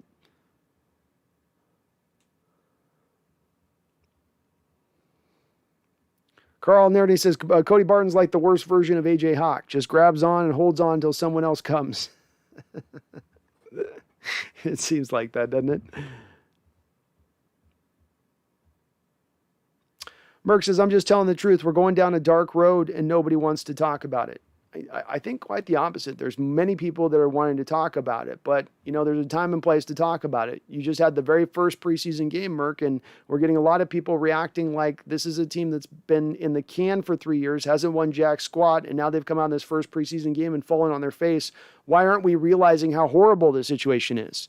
Well, you're not really exactly seeing the forest despite the trees here at that point. It may very well go here, and the thing I've said, Merck, to Emmett, and the thing I'll say to you on this is, again, you're going to find a lot of people on board with your thought process, but you have people right now, as I started off saying this show, that are showing trigger discipline. They're not itching their trigger finger. They're not looking from a point of confirmation bias for the first thing they see this year to glom onto and say, see, this is what I was saying the whole time. See. That's being premature. That's jumping the gun. That's not having a little bit of patience for things to play out appropriately so we can make a real certain determination as to what happens and goes on. I was one of the first people last year that jumped on board saying Russell Wilson ain't playing right last year. I was one of the I was right there where people would knock me in my chat right and left, where I got banged for it, Merc, right and left. I said, we got a problem here. We need change. If something doesn't change here, this is going sideways. And I got drilled for it at times. I got no problem whatsoever talking about negative things or where the team will go sideways or not be as good as we thought they were because of this or that, or that this has got to get changed, or this is always going to stay broken. I'll be right there with you guys. But let's get to the regular season before we reach that state of mind. Let's not freak the hell out off of the first preseason game where you rested 31 players. Let's just chill and let the game come to the regular season, and then you guys can freak out, because freaking out right now is not going to change anything. Merc, Emmett, freaking out right now is not firing. You could have the whole fan base lose its stuff right now in the preseason, and Coach Carroll's not getting fired. It will not have any effect through the first point of this season. So there's nothing to lose by waiting and letting a few games play out before you reach this state of let's tear it all down. Let's get this guy out on a hook as fast as we can.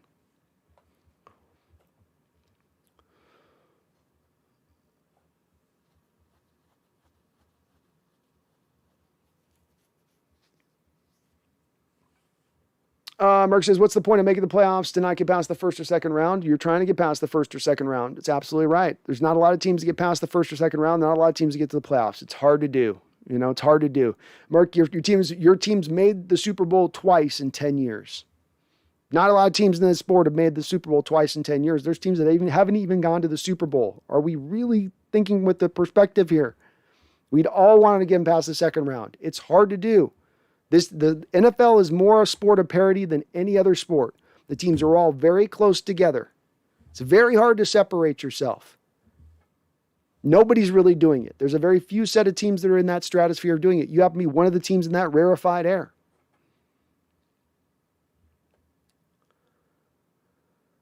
I hope you get your cheap quarterback next year. I don't know if that's a reference to me, Emmett, or not. So I don't know. Emmett deeply in his emotions on this one, man. I'm trying to talk you into on this, but I think you're going to start going into this nature of things with statements like that. So,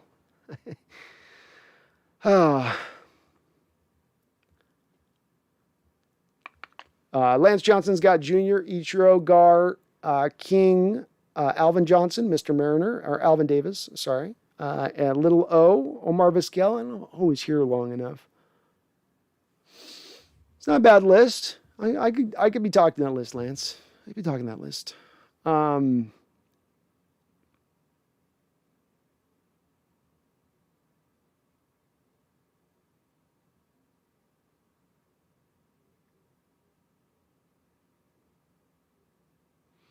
Mark says, we're not going to win a Super Bowl anytime soon. The way things are going, y'all like to talk about overpaying, like we're not about to overpay for Adams because of a bad trade.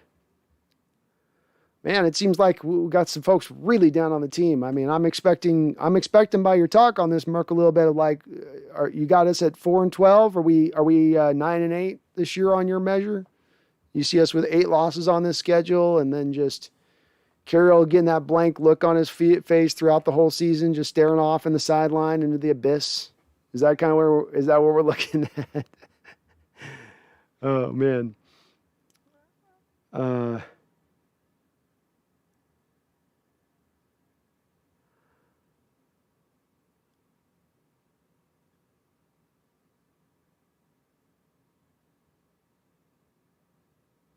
Jason McEward, hello, Jason. Says people always are negative after any loss. A lot of starters didn't play. Chill. Freak out after week 4 to 6 if we're not clicking. I'm with you there, Jason. I'm with you there. Seahawks, why was Alton Robinson trying to cover a wide receiver? What was Norton trying to do?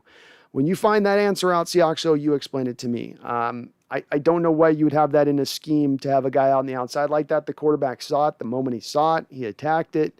Every quarterback with any kind of salt would do the same. It's easy money. Easy money.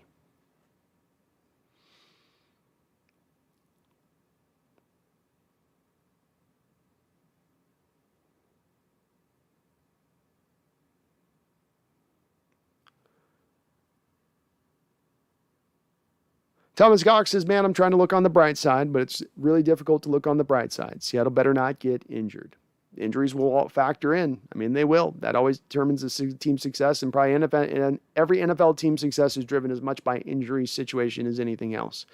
Again, though, you're not alone, Thomas. We got some folks in here who feel not great after this first game. I'm kind of surprised off just one preseason game. We've arrived here with some folks, but I get it.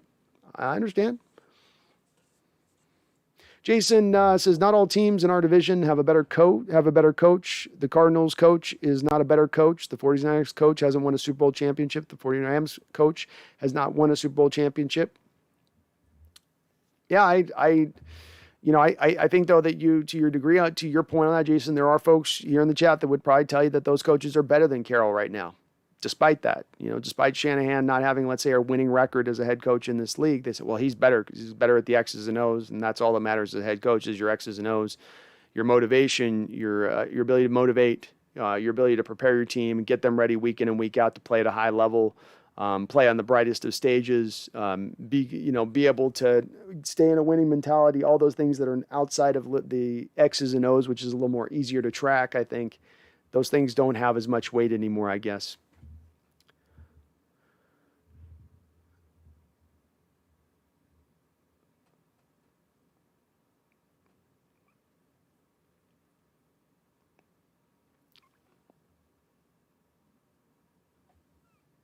Thomas Cox says our depth is good. Peterman was like Peyton Manning or Patrick Mahomes. They need to trade for Henderson or get Sherman.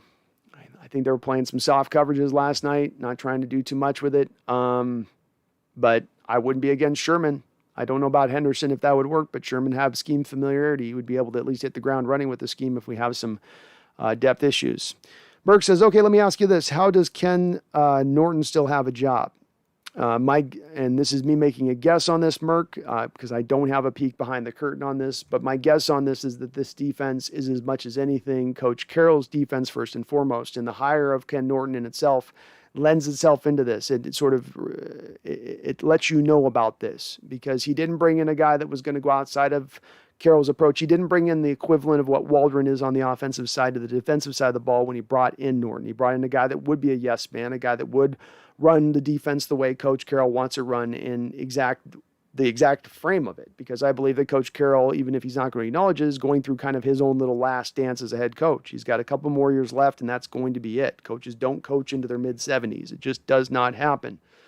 So that would lead me to believe that he brought Ken in and said, Ken, you'll come in here and be a defensive coordinator, but I'm going to be the guy when I want to put my 2 cents in and have this go the way I want to have it go. I'm going to do that because this is my last ride, and I'm going to see it done my way, right or wrong, fail or pass, Super Bowl or not. That would be my guess. So it's less to do with Ken Norton, the job he's doing, and Coach Carroll knowing that when it's failing, like it was through the first 8 games last year, that was as much to do on Carroll as it was to do with Norton. And I also think, like Raining Taco says, Ken Norton also gives great foot massages. So it's a little bit of Carroll's ownership of the defense and Norton's fantastic grade A foot massages. I mean, he goes all the way to the big toe. You know what I mean? Jason, better coaches that lose big games, Super Bowl loss, and better coaches, come on. Better coaches that lose big games, Super Bowl loss, and better coaches, come on. I think 49ers.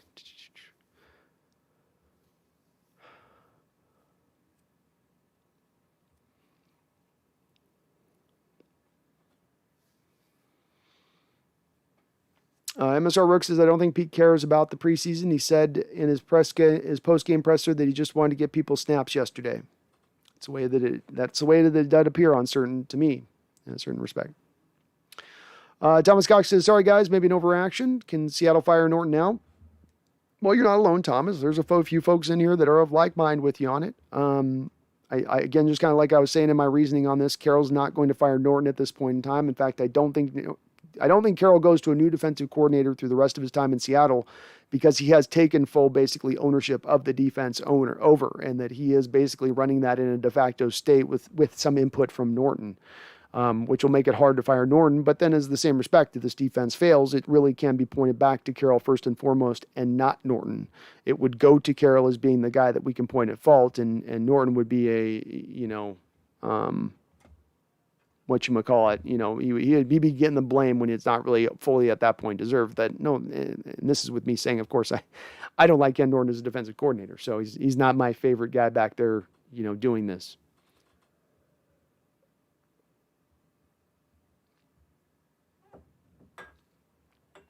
Randall says, if Norton had a bad year in 21, then let's walk away. Last year was a tale of two halves. When we had our players, we were a strong defense. I agree. Let's see how it plays out. Let's get a couple of games going to see how this really is going to move. AFKM12, how you doing? We should get Russell Okung back. I wouldn't hate that. You got to pay him in Bitcoin, but hey, who cares? In trade for CJ Henderson and get Sherm back. I don't know if the corners are going to be bad as they showed last night, folks. I know that it was a bad play on our corners back, but I don't think they're going to be that bad. I'm okay with bringing Sherman back. I think it's going to be hard with Henderson. I know a lot of folks are on this Henderson train, but again, understand you've signed 2 free agent cornerbacks throughout your time with Coach Carroll here in the defense, because it's very hard to bring a cornerback in here and have them learn the scheme and the techniques Seattle learns and teaches. And if you don't have the offseason, if you don't have mini camps, if you've now got a truncated preseason period, that's all that less time for that cornerback to learn and be able to come in here and have any kind of impact. So you really want to lean back to a guy to be more like a Sherman than what you'd have to do for a CJ Henderson, even though Henderson's so much more talented at this point than Sherman is. Because I think if you're doing the CJ move, it's going to be really for the year beyond this year than anything else. Even you, Hawks Nest, used to have a Super Bowl level bar. Are you satisfied now with just getting to the dance? This is the part that I take issue with, Emmett, because I say things on repeat throughout my live stream shows and on every live stream shows, and I speak for sometimes 4, 5, 6 hours at a time, and I'll repeat things. I have been the guy throughout this offseason hitting the drummer saying that this season matters more than any other recent year, that more rides on this year than any other time, because a great change will occur if this year doesn't go right. And for as much as I think with what you put up in your comment prior there, thinking that I want maybe another quarterback in here, I've spoken to quite the opposite of it and desperately wanting to keep Russell here. It's part of why I wanted a new scheme implemented, was that not only would it get more out of this current football team, it would get more out of Russell Wilson. I've been sitting this whole offseason on every stream, time and time again, speaking till I'm blue in the face about Seattle making every last move they can possibly make to stack this team up as deep, far, and wide as they possibly can. But then I still get comments of people saying something like that.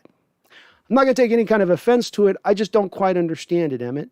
How many more times do I have to repeat that they should be going for it? How many more times do I have to say, use up every last bit of salary cap space you can this offseason if you're sitting on any? Sign any last player you can. Give up any last draft capital into future years to take advantage of the now. I say it every single stream. I'm saying it now once again on this stream. So yeah, the Super Bowl is my level bar. That is where I would like to get to.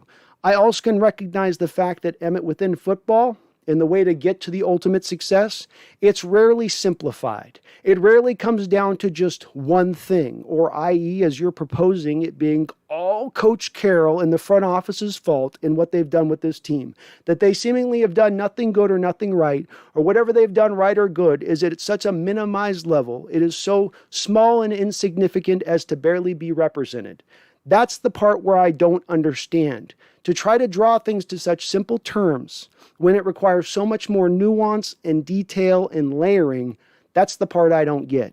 I want to get to Super Bowls. I want to win Super Bowls. But that doesn't mean that my coach is basically the equivalent of the devil, which is basically what I'm getting from you and Merck a little bit, which is our coach has basically done nothing but hamstring this organization from the moment they've arrived, I guess. There's been nothing done right. That's the part I don't get. It's all on Coach Carroll. Did Russell's play last year, was that none of his fault? Was he just walking on water last year dealing with all the headache of Carroll? And if the Carroll just got off his back, it would have been all good and great. You know, there's more detail and nuance. That's what I've been trying to drive at with you on this. And that's why also, with a lot of what I've said to you, said you're not wrong in the stream, or your thought process isn't completely broken on it. There's a lot that I do agree with it. I feel it's a little premature. I feel like it gets a little simplistic with the lack of the layering and detail, and that's the part where we disagree a little bit on this. Randall says, the negativity is hard for me to get on board with after a preseason game. I'm going to hold off on judgment until at least 4 regular season games. That's where I'm landing, man. Just give me some chance to see actual real games when it really counts before we draw like ultimate conclusions. Thomas Cox says, sign Brown is a great idea, but Seattle wants to see if Brown can still play at a high level, so signing Brown probably won't happen. They want to get younger. Yeah, if they're not going to sign him to a contract extension here before the year, then he probably walks and goes somewhere else after this year if he still plans to play. So that is the downside of doing that, and not my favorite thing to hear, frankly. Randall says, we have to be careful with Brown. My guess is we give him a raise, but the future depends on this year. We're up against father time.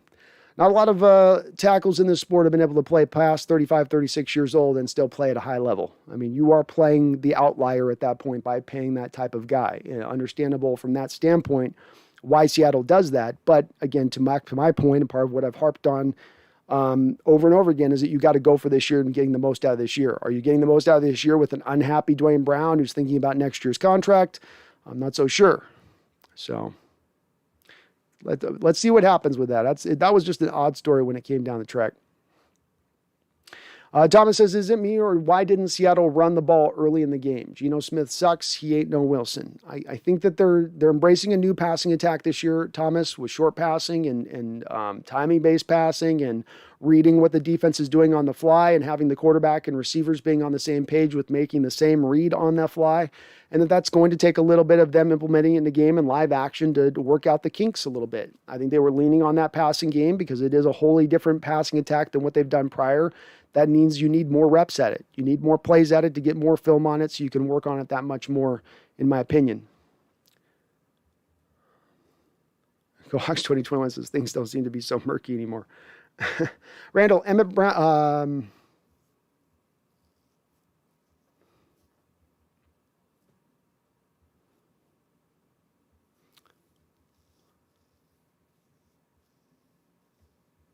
Randall says, let's say Chris Carson started and we gave 5 carries in the first quarter. He blows a knee out. Do we think today we wouldn't be saying, why does Pete care about these meaningless games? Oh, 100%. 100%. Michael Biziotis. Wilson won't be here next year. Pete messed up. Gabe Jackson and Stowe Forsythe are Band-Aids, like Jokel. Not paying Brown, big mistake. Could go in that direction. It's the direction I've warned about, worrying about Michael. Just double back around over to Emmett on this one. This is part of why I've driven for this offseason is I don't want to see Russell go. I want him to remain here. But I think that if you don't get to a conference championship or you don't get to a Super Bowl moving beyond this year, if you get to the same topped out point that you have prior, I think Russell does move on, and I don't think that that's for the betterment of this team long term or for the ultimate success of us getting back to the Super Bowl long term. So I think that it would be bad to see, but it is a possibility at this point, Michael. No doubt about it. Thomas Cox, I will. Pete doesn't adapt, and I think it's time Seattle needs to get an upcoming head coach. It may be that time. Maybe this season is going to draw a lot on that from where I stand on it. That's for sure, and where I land. If y'all want a positive, our long snapper played good. He did. Snapped the hell out of that ball, didn't he, Emmett? Gohawks 2020 says Pete needs the fans' respect in good times and bad times. I give him his respect. I think it's, everyone's got a different perspective too. I appreciate everyone having a different perspective. I don't need everyone on this channel to be lockstep and believe in the same thing. I'll debate you and press against you if I don't agree with you, but I respect your opinion if we differ. And it's a differing opinion on this channel is always going to be welcome. It's part of how we challenge our, thought processes and strengthen our arguments. Emmett says, I can only hope, but I don't have faith in our fan base.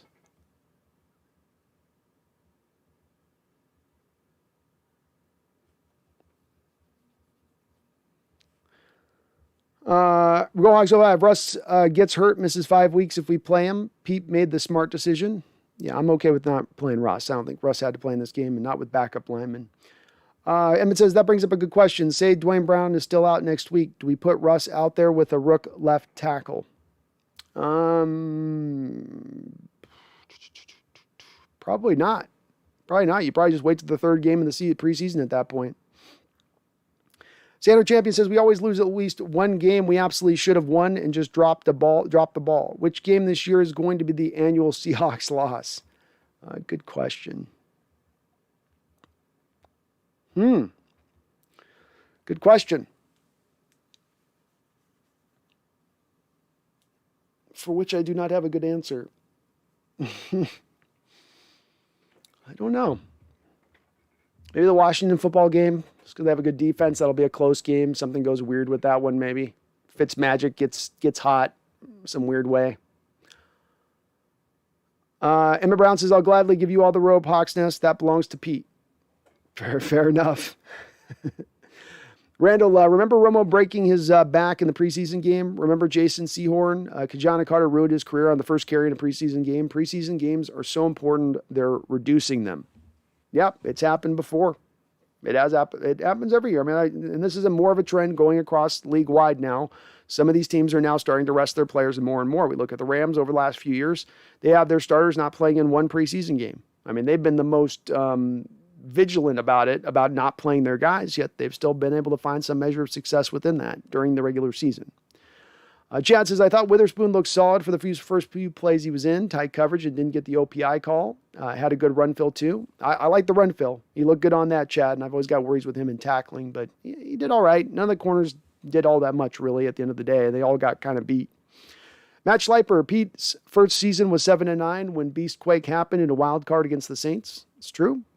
It's true.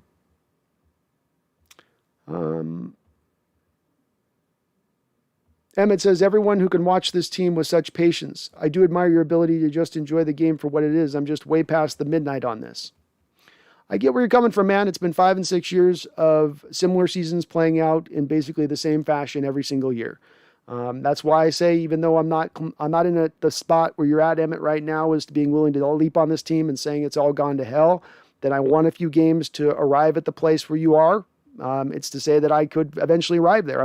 I have a little bit more time on this because looking at this offseason, I've approved of mostly what they've done. I thought that they pushed the ball a little bit more for this offseason. I'm still expecting a few more moves to be made with the cap space that you're sitting on. So, I want a little more time to, review it, but we'll see how it goes. And I understand where you're coming from on it. AFK says, let's get CJ Henderson. We'll see. We'll see on that one. I think the cost is going to be a little too much in draft capital. I think they're going to want a second, third rounder for him, which I don't know if Seattle's going to be willing to give on a guy having to come here kind of late in the process and after kind of learn the way they want cornerback position ran. Chad says it was nice to see Freddie Swain early on grabbing that number 3 spot. Yeah, he did good. Did good with it, man. Him and Kay Johnson were solid in this game for us, Chad, but Freddie came out and did good. And he says Chad doubts the Jag straight Henderson. I do too. This always felt like a little bit of a motivational tool for CJ, the trade threat. It really kind of felt more like that than anything else, especially just coming off the last year of having picked him in the top 10. Emmett, we're stuck in a weird spot. If we do commit to an offensive change the right way, this will take 1 year to fully take effect, but time isn't on our side since our quarterback's clock is ticking, almost a lose. Potentially could be that, Emmett. And while it does tend to take a year for offenses to fully take a hold to new offensive coordinators and you to see the returns on that by year 2, let's say, one of my predictions on this, and maybe it's a hopeful prediction, and maybe it's me wearing rose-colored glasses within my prediction, but one of my predictions has been within this, that you will see a quicker uptick in the way that this offense hits the ground running, because what you're doing is taking an offense that was housed in 1987 and you're bringing it up into 2021, where normally when you change from one offensive coordinator to the other, you're changing from one modern offense to another modern offense to another modern offense.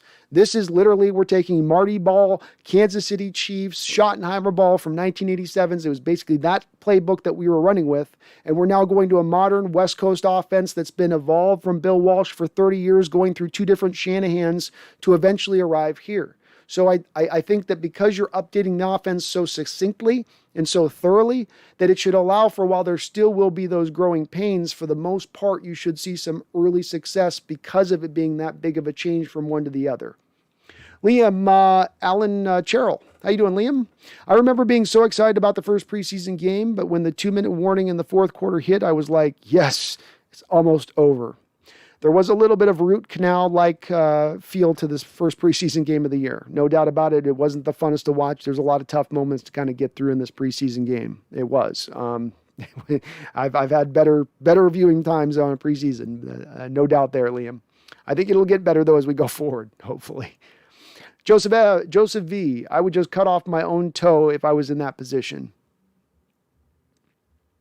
What position is that, Joseph? All right, Emmett says it's more heartbreaking than anything. There's so much potential with this team. Wasting opportunity and talent is tough to accept. Agreed. And certainly if we look at this in retrospect, Emmett, of this is where we've gotten, the ultimate successes that we've gotten previously is as far as we will get into the future, then we will definitely look at this era as wasted opportunity, wasted chances, should have had more if we already don't already. Randall says, I feel like 25% of the fan base roots for the Hawks to lose. They're so used to the same old Hawks, same old sea chickens. They're happy to be bad. Hard time dealing with success. Enjoy the ride. Could be. I think people have gotten a little impatient over the last 5 or 6 years, being that it's the way I've related this to is it's like going and watching a Netflix show that's really awesome, or any show, not Amazon Prime or whatever. You get this show and you weren't even like where it was being made, and then you sit down to watch it and you binge watch it and you're like, that was an amazing show. That was awesome. And then you go back for season 2, and season 2, similar beats, similar twists, similar turns, still high quality, but basically the same storyline.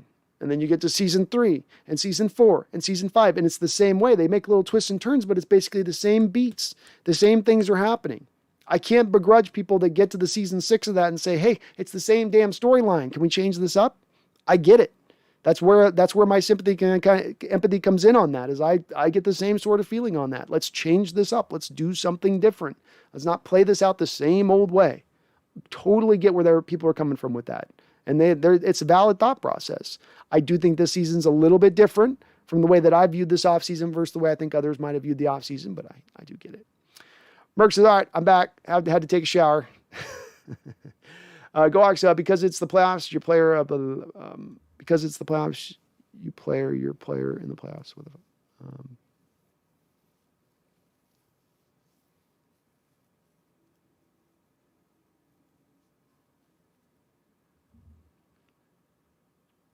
Emmett says, it's the same regime who keeps making the hiring decisions. I'm not sold, especially when it was reported West wasn't thrilled with the options and picked the lesser of the evils. But it's possible. A couple things with that, Emmett. Number one, what was the great grand possibility of an offensive coordinator out there and available on the stage who was available that the Seahawks overlooked? Who was the dynamic mastermind out there that was just waiting to go to be an offensive coordinator with Seattle? Or frankly, any team. I didn't see a lot of great offensive-minded coaches out there on the open market this offseason myself. Lincoln Riley's not coming to Seattle from Oklahoma to go be an offensive coordinator. So that type of hire is not being realistic with it. There wasn't really a lot of great options, unfortunately. And while I agree with you, those previous, the same guys hiring now Waldron are the same guys that hired the previous bad coaches. But this is the difference of where I come with it. When I look at Norton and I look at Schottenheimer, I say those are two guys cut from the same cloth. It's a hiring of nepotism. It's a hiring of I feel safe with this. It's a hiring of I feel comfortable with this. But when I look with the guy with Waldron and the offense he's bringing, with the up-tempo nature of what he's bringing to the offense, these are not things that make Coach Carroll comfortable. They take him outside of his comfort zone. So it's a difference of hire of what we've recently seen with the Richards, with the Nortons, with the Schottenheimers. That's where I get a little bit more optimism with it. Mark, most teams had their starter play 1 or 2 drives. I wonder if the new offense, if Pete should have done the same. Are there any good free agent centers left out there? I hope the NFL finds him for the dirty hit. Which dirty hit? Did I miss a dirty hit in the game? Austin Leiter's still out there right now, Mark, a guy that has started recently for the Kansas City Chiefs and played pretty good at that position. For them, though, he's rated out at probably about average, below league average. Word is he still wanted to be paid a little bit of dime, too, so he's not willing to necessarily take a big discount to come here. But he would be theoretically an option. The other guy that I think could come up is if we wait into week maybe 1, 2, 3, 4 of the NFL season, you might see a guy like Jason Kelsey of the Eagles become available on the market, which certainly would be an upgrade if you could grab onto him, midway into the year. Merck says, if everything they say about Shane is true, I think if they get the ball out of Russ's hands faster, we will be good on offense. My main concern is our defense. And if I can try to provide a shining light on the defense, this is it, Mark, is that I think the defense has not been as good in recent years, maybe somewhat because the scheme's gotten a little bit older and antiquated, but also because of the fact they've not gotten those pass rushers on the front four to generate pressure. You don't get the pass rushers generating the pressure. You've got guys dropping into zone. You have a quarterback who can wait all day back there to throw the football. You can get your defense just kind of cut up all over the place. But when you get the front four, then they're vicious and they've got a high pass rush win rate. That means they win in under 2.5 seconds to get to the quarterback. Now your defense can really start to flow. Now they can start to really get going. And that's the thing that I think will be the one really differing factor to this defense versus what we've seen recently from prior Seahawks defenses.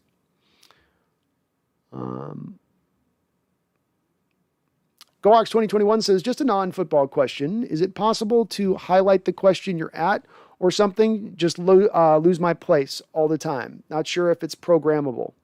I might be able to actually do something with that Goax 2021. I think there's maybe a way I can kind of feature a comment that I'm going to and kind of go through the, next to the next to the next. So, good suggestion, man. Let me look into that and see if I can kind of play with something with that offline to make that work. Because I know that would help, and I get far behind on the chat. I know I do. Emmett says, if he was so good, why didn't his fellow Rams coach bring him to the Chargers or didn't even offer to interview him for an offensive coordinator? We don't know what the relationship was like between Staley and him. Staley came into that team, I think, after Wade Phillips was there and Waldron had already been there. I don't know that it's an indication of an acumen of an offensive coordinator if one guy doesn't hire him over somebody else.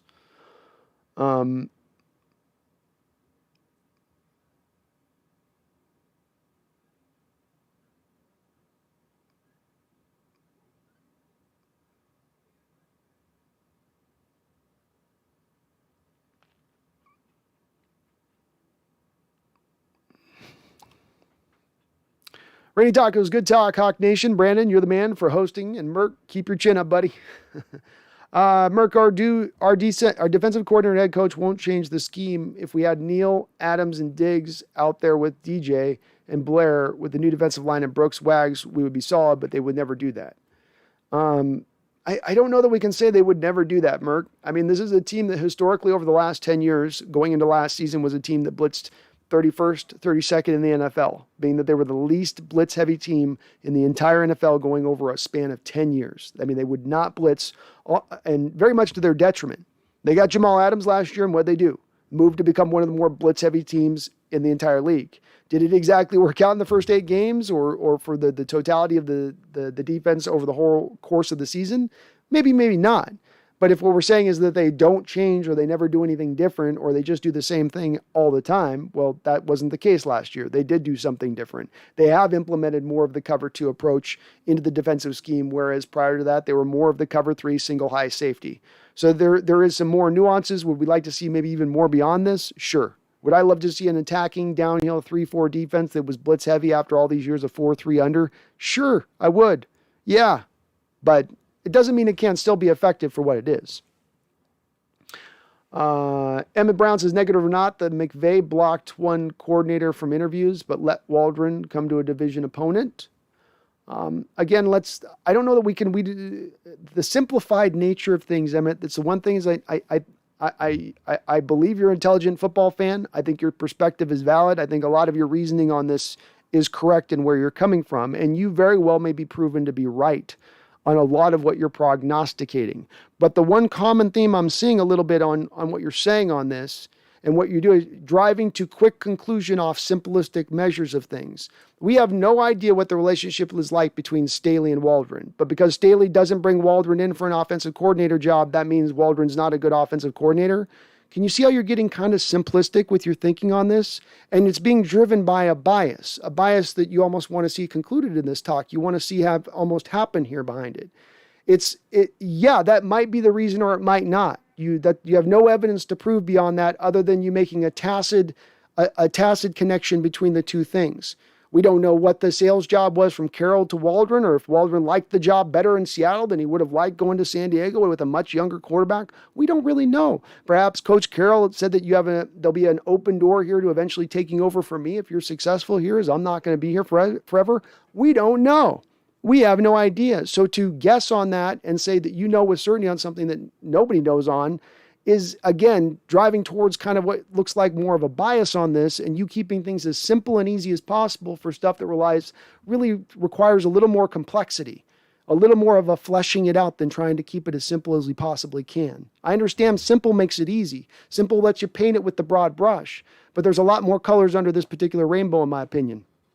Forbes only saw the highlight of last night. Who stood out the most? I think Alton Robinson to me stood out probably the most of anybody else. He was consistent throughout the game. Rasheem Green was right there behind him. I thought Darrell Taylor played pretty well as well. DJ Dallas looked not only good on the catch he made for a touchdown run, but he also ran between the tackles better than he did last year, which he didn't look very good on in that last year at all, but looked pretty decent in this game. Not a lot outside of that really stood out, though. You really didn't have much to hang your hat on as far as good play goes. Freddie Swain, Cade Johnson, made some catches, looked pretty good out there. Not a lot of big plays down the football field. Kind of a nondescript night, sort of just an opening clunker a little bit as a first preseason game.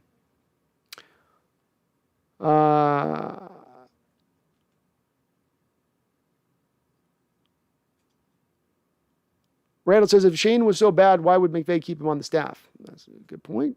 312, who did LeBron and KD get slandered for winning championships on super teams, but Brady gets praised for it?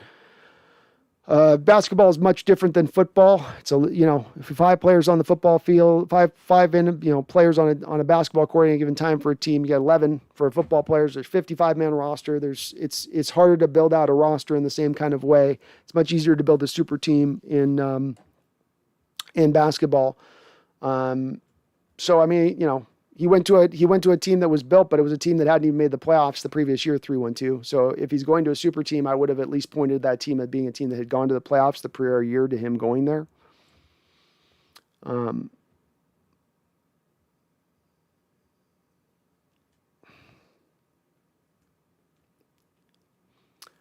Merck, thank you for subscribing. I know we do disagree a little bit on this, but I do respect your perspective on this. And like I said, if you guys are right, I will be one of the people on live stream saying these people had it right. These people were calling it long ahead of time. No doubt about it. Whitey White, I laugh my ass off every year to people's overreaction to preseason games, both positive and negative. Just meaningless. Can't argue with that. Why do I? Randall says, I'm optimistic because I think we are trying to change what hasn't worked. New offensive scheme, more aggressive with free agency, changing contract structure. They adjusted because they want to win a Super Bowl. This is where I sort of align with you on this, Randall, where I lean to saying I don't know if it's going to bring about the results, but I think that was the intention.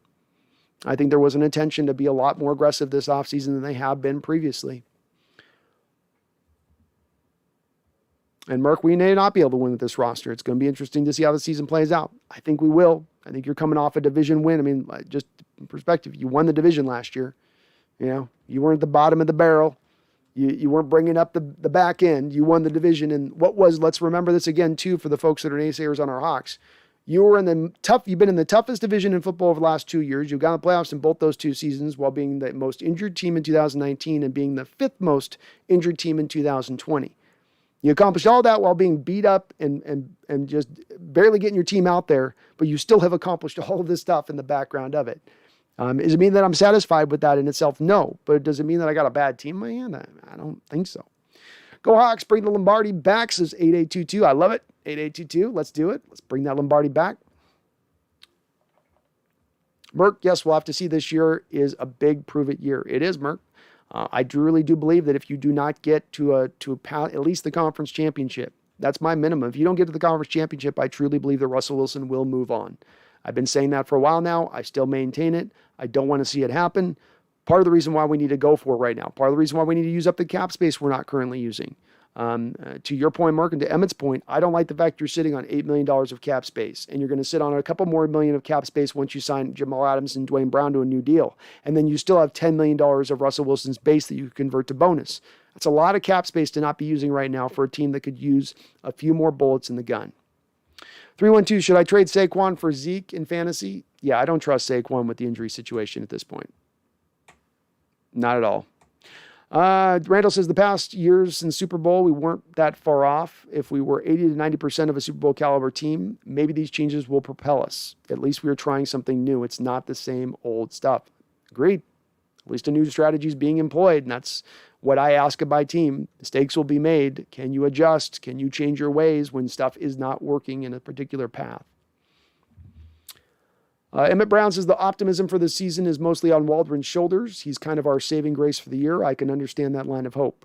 I did call him the biggest addition this offseason, Emmett. Part of that speaks a little bit, Emmett, to what I thought of the previous offense and the offensive scheme we used to run. And we can go into the particulars of it, but I had a lot of issues with the simple nature of the former offensive scheme. I had a huge problem, Emmett, with the fact that we attacked basically A-gap runs predominantly in the run game. Everything was off read option, and we're going to hammer it up in the middle, even when you have a guy in Rashad Penny who should be worked to the edges of the offense. Now with the new offensive scheme, you're going to start to implement more of the zone runs to the edge, outside zone runs. Sweeps, fly sweeps, things that we just haven't seen as consistently in this offense are now going to be consistently inputted into this offense. And again, part of the reason why I think you can hit the ground running a little faster with this offensive coordinator than you normally can with other offensive coordinators, because the offense is being updated that much. It's that significant of a jump forward. I do think from a personnel standpoint, while I'll say don't think you took a huge step forward, I think, Emmett, you would agree, Gabe Jackson, though I don't think he's a Pro Bowl player or an upper level, like one of the top 3 guards in the league, I do think he's better than where Mike Iupati was at that point in his career last year. That's a better player. Everett is a better player. You didn't lose Chris Carson. Penny's coming back, who didn't give you basically a snap last year. To me, the offense should be, even if it's moderately, better than it was last year. And it's hard to see the defense really stepping back with your only losses being Shaquille Griffith and Jaron Reed, both of whom, as far as players, are not very good, honestly. I don't care what he got paid on the open market as far as Shaquille Griffin. He gave you 1 good year in 4 seasons and basically got paid on the back of that. And Jaron Reed relies upon all of his pressure to come from the edge guys pushing the pressure back up to him as a defensive tackle. He's not a 3-tech who generates quick, easy pressure off the snap. He's a high motor guy who's going to rely on coverage and his edge guys to push pressure up into him. Those are your only 2 significant losses on this football team that won the division last year.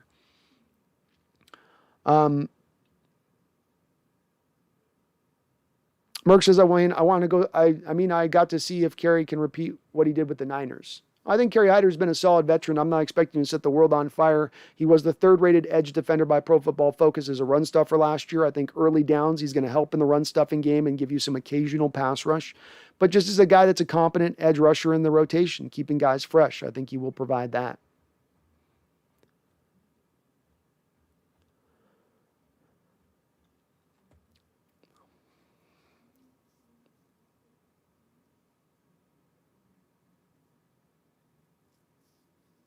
And see, Emmett, this is where when it comes to losing Jaron Reed, so Emmett says a new offensive coordinator is possibly a good move if he's allowed to do his thing. That's a very key point that you just made, Emmett.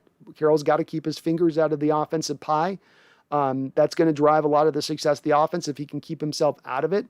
But he thinks our defensive line is on par with last year's. Losing Reed hurts and adding Woods ain't enough. I don't love the addition necessarily of Woods with it, Emmett. I just don't think Reed gave you a lot.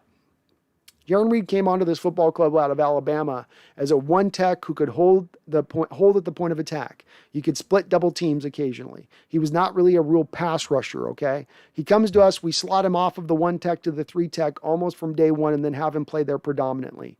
He played in at one point during the year last year, about halfway into the seasons, at something like 90% of the snaps. To get those 6 sacks last year, he was playing at the highest volume of snaps we've ever asked any defensive lineman to play at under the Coach Carroll era. Think about that for a sec.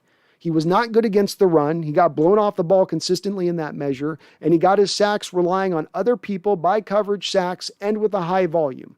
Jaron Reed is not a big loss, not in any way, shape, and form. And my proof of this is if Jaron Reed was such a big loss, why was no other team in the league willing to pay him? And the contract that he eventually did sign for with the Chiefs was taking $1 million less than what the Seahawks were due to pay him this next upcoming season. If his value was there as a player, if he's so good, if the league views him that way, why isn't there more teams pouncing at that point? Because kind of the word is out. He is kind of what he is. So I don't think it's going to be as big a loss in losing Reed, in my opinion, and that's the only guy you can point to. Meanwhile, you brought Kerry Hyder in here. Dunlap's back. You've got a guy in Darrell Taylor who didn't play a single snap for you last year, Emmett. Not a one. Marquise Blair basically played 1 game for you last year. He's coming back into the fold. You're adding some guys in just by de facto what you didn't have last year with it. I think it's a little bit better. I think it's a little bit better on both sides of the ball. I'm not saying it's a huge upgrade, but I think a little bit better.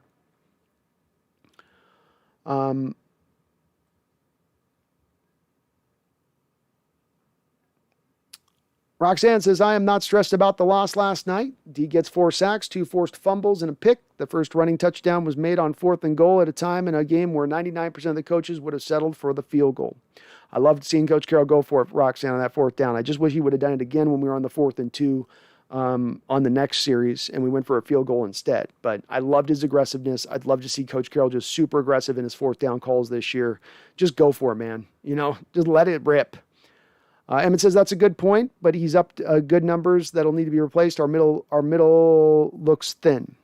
I would love to see Emmett, as I've said, and let's add more guys. There's a guy on there in the market. I think you would be online with me on this. If we could add a guy like Geno Atkins at this point, I could help you out at the 3 tech, I think. And I think he'd be an upgrade over what you got right now. He could push Puna for who's going to get kind of more snaps at that point. You don't have to play him as many snaps as he played with Cincinnati. We got the benefit of seeing a guy in Dunlap come over from Cincinnati and leave that defunct organization a little bit. Now come play for a team that has a chance, and what that did for him. Maybe that could do something similarly with Geno, but I do expect them to make more moves, Emmett. Them sitting on that cap space that I just spoke about, which is a 3-prong amount of space that you create. $8 million, the couple million you save with the Dwayne Brown, Jamal Adams contract renegotiations, and then the bonus money that you can convert off the base and Russell's salary. That's 20 some odd million dollars they're sitting on that they can still add. And I think they have an intention to do so. I think the John Schneider's embraced more over recent years, Emmett, adding players throughout the year, not just adding them in this small slot of time frame in the off season, but being willing to add them right up until the beginning of the season or into the midseason trade deadline. He's done that with Dwayne Brown and Jamal Adams and Quandre Diggs. Had some success with it. So I think that they're going to do that again. I don't think that they're completely done at this point.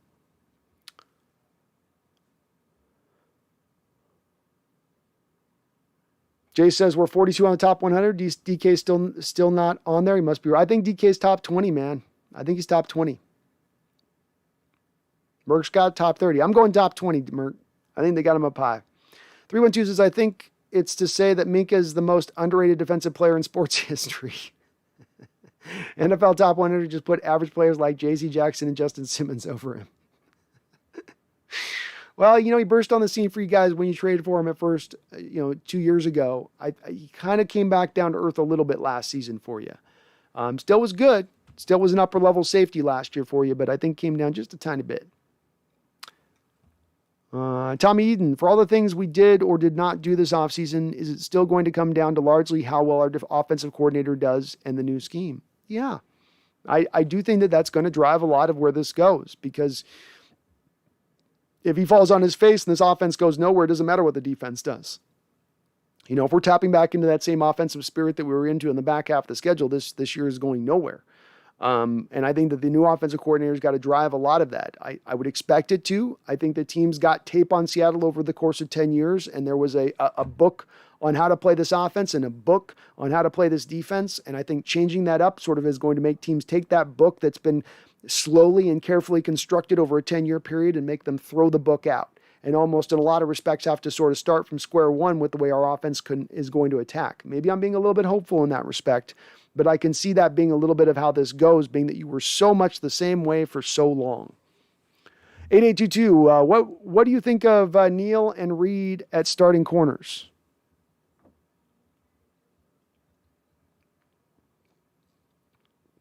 I wouldn't start Ryan Neal at corner. He's a safety. So I know that, he's played well. He's got a nose for the ball, but he's not a guy you want out on the edges. He's going to get burnt. You put him out on the edges. So he's really a safety at this point. I think Witherspoon's still going to play pretty decently for us. Not expecting Pro Bowl level of play, but I think he'll be a solid league average starter for you at the corner position for us this season. Emmett says, to me, this was the Creed Humphrey offseason, and now Posick is hurt. But on the bright side, maybe getting the ball out quick and a defensive coordinator. I think you need a good offensive coordinator regardless, and I'm with you on this one, Emmett. Creed Humphrey was my guy. Creed Humphrey was who I thought we should have picked when he was sitting there looking at us in the second round. It could end up being Emmett, and this is one of those places where things that you could see this coming, that you could predict that this was going to happen, that if you just simply grabbed Creed, you could have solved a lot of different problems and issues. I mean, if we're sitting with Creed Humphrey right now and we gave a second and fourth round pick to bring Julio instead of having Dwayne Eskridge here, are any of us not over the moon happy with that type of situation? It bothered me, Emmett. It bothers me right now that especially watching Creed play pretty good for Kansas City yesterday, it was yesterday in the Chiefs game. And it could be the thing that does take us out at the knees, unfortunately. And one that you could have seen coming. That's the part that pisses me most off about it, Emmett. But I will be there screaming about it if it turns out to be the case. Uh,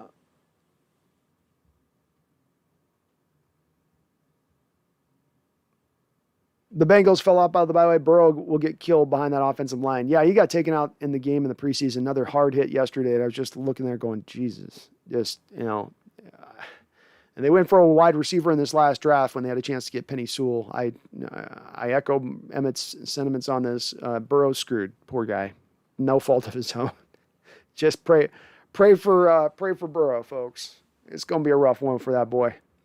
Randall, seems like the front office corrects the issues. After the abomination year with Ziggy Ansah, they made it a focus. Did the same at safety. Even O-line, we traded for Dwayne and drafted a ton, just didn't work. Yeah, they've been bad in drafting O-line, but they've not been ignoring the O-line. They've just been historically horrible at it. They put as many assets into the offensive line and drafting as anybody in the league. They just haven't done it well. Some of this was with Tom Cable and his influence and finally getting him out of town. Some of this just is not drafting very well at the spot. 312 says Burrow will be like Andrew Luck. He'll have to retire early. You tear ACLs every year. You certainly will be. Randall says, I maintain some of those O-line issues are Russ holding the ball so long, but I'll admit the O-line has been a weakness since Wenger left. Yeah, I think that's one of those places of nuance, right, Randall, where it's not all of one thing or all of another. And there's certainly portions to divvy up in the appropriate way. And when you're looking at the portion on that, certainly I think the O-line carries a bit more portion than Russ holding the ball. But Russ holding the ball has also been a portion of the price. So it is a little bit of both on that, I think. Enrique says, with long-term contract talks at a standstill, the Seahawks are ready to go 1 year at a time with Jamal Adams with franchise tags in 2022 and 2023 per NBC Sports. #NFL.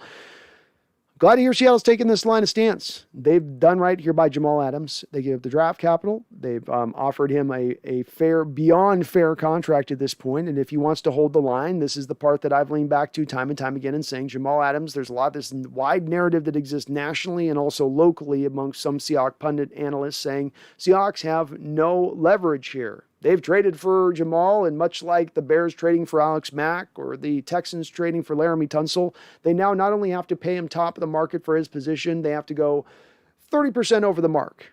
Why? Because those teams did it? We still have leverage here. The new CBA still makes it impossible for him to hold out.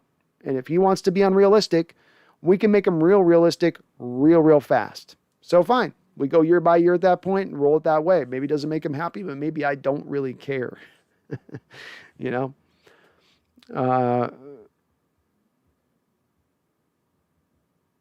Enrique M says apparently he's not signing the deal, or Seattle's putting the pressure on him to sign him at this point, saying that we will lean back in this direction and we'll go this route if we got to go it. And there maybe be a point in time we pull this deal off the table before the season starts. That also could be where Seattle's going at it, which is part of the leverage game and part of the drive the negotiations to a settlement. Brian Koski says, I know it's only one game, but I wasn't too impressed with the new offensive coordinator. I mean, damn, the M scored more points than the Hawks last night. Yeah, it'll be a little bit rough when it's that way for sure. Give it a little more time, Brian. Just give it a little more time. I feel like they just basically came out trying to throw the ball last night and just work the short passing game and see where it took them. Didn't take them very far. Weren't able to convert very much. You're doing it with mainly a third stringer for most of the game. And a much further third stringer down the depth chart than where even a Peterman guy. If you got Magoo here, Peterman's kind of up here as far as the scale of quality of backup quarterbacks in this league. But get what you're saying. Get where you're coming from. Merck and Jamal has all the leverage. It's getting ugly. I don't believe Jamal has the leverage because Seattle can hold him.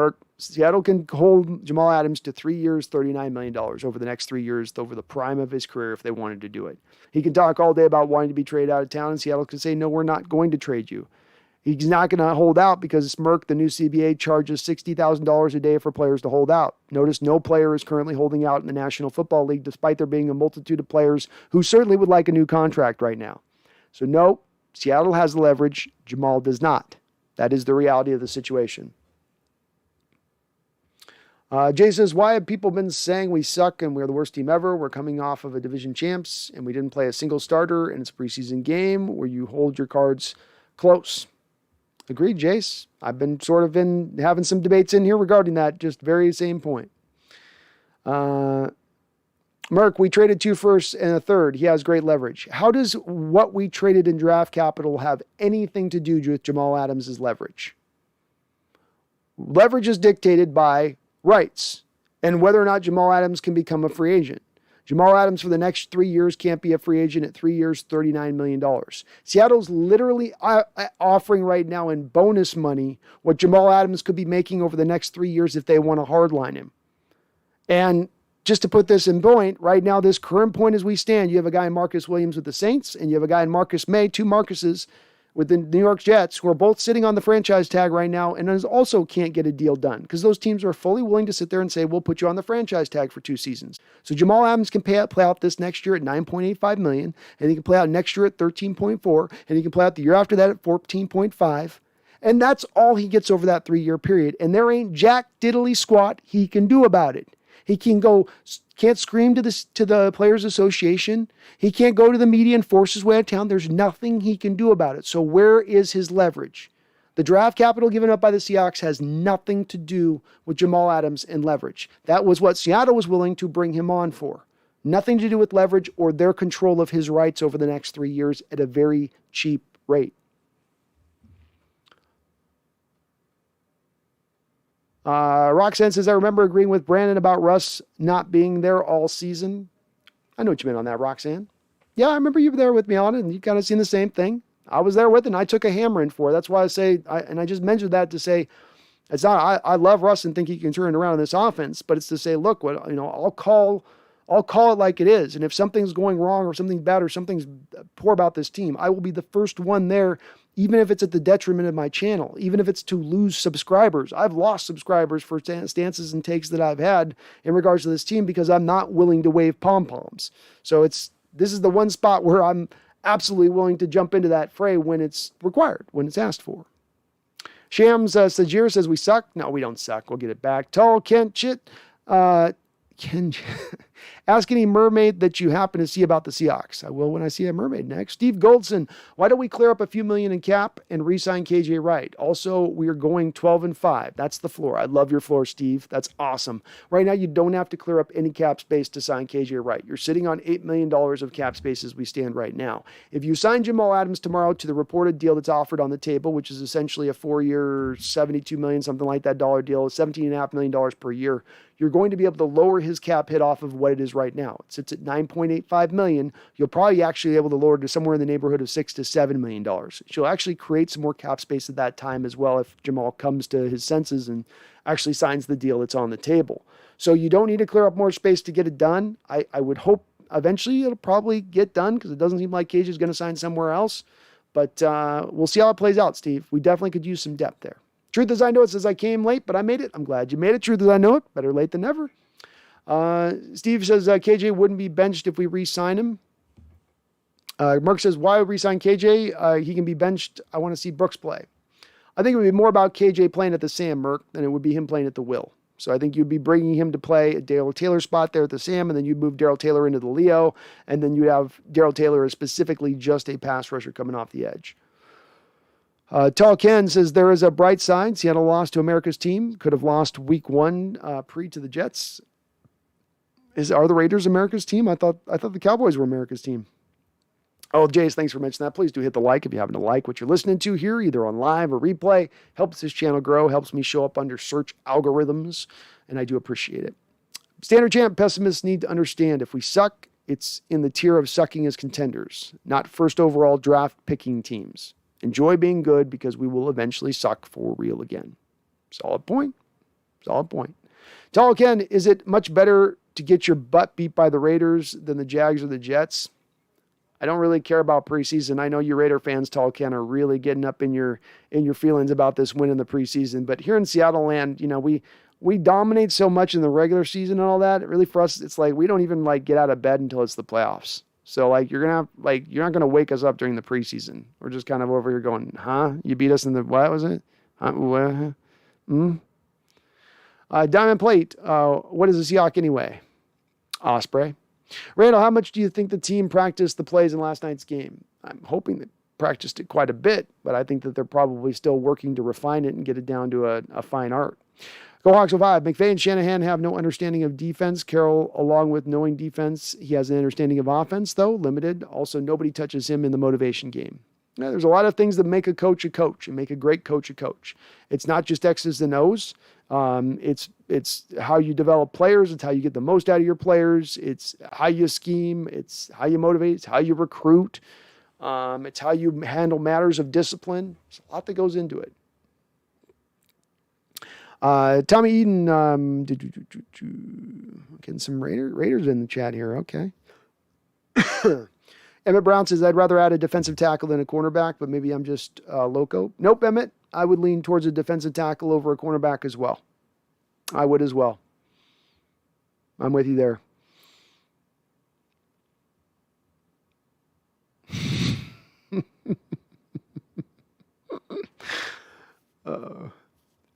Tall Ken's making it interesting 4 hours in.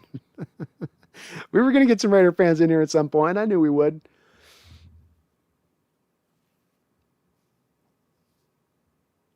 Shams here, you know what kills me? That's the damn underperformance. Give it time, Shams. Give it time. We'll get around to it. But I understand where your disappointment's coming from. Diamond Plate, Oakland, section 117, road 20 seats, 3-4. I miss you guys being in the AFC West. Preseason games mean nothing. You guys will be okay. Hope Gino's okay. I hope you guys have a good season too, Diamond Plate. Thanks for hopping on in here to the chat. You guys have been building slowly and surely there, and Gruden's got some pressure this year to finally get things going and get things moving the direction. And boy, that AFC West is a little more tougher, isn't it? Just a little more tougher. But there's a part of me that misses being the AFC West, you know? There's a part of me that misses the old rivalries and the old games just coming out of the 80s like I did. So I'm with you, man. I kind of miss it too. It was fun. It was fun hating each other back in the day.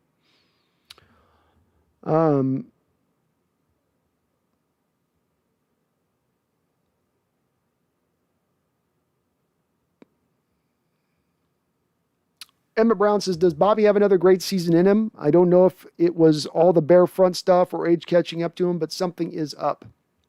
Kind of odd, Emmett, to watch him last year by Pro Football Focus get rated as the highest rated linebacker in the sport last year. I think he was the highest rated, even going over guys like a Fred Warner type, who I think at this point is a better middle linebacker overall than Bobby currently stands at. But, you know, I think he has lost a step or two. I don't think he is as fleet of foot. When you look at a guy like Jordan Brooks, that's as fast as what Bobby used to look speed-wise. I do think he's gotten smarter. You know, there's a play he made against the Cowboys, for instance, when they're running a crosser route in the game, and Bobby at the snap recognizes it's going to be a crosser route, but rather than run with the player, he runs to the spot of where the crosser is going to end up and breaks up the play. And basically at the very last second turns around, basically just gets there to arrive on time, turns around and knocks the ball away.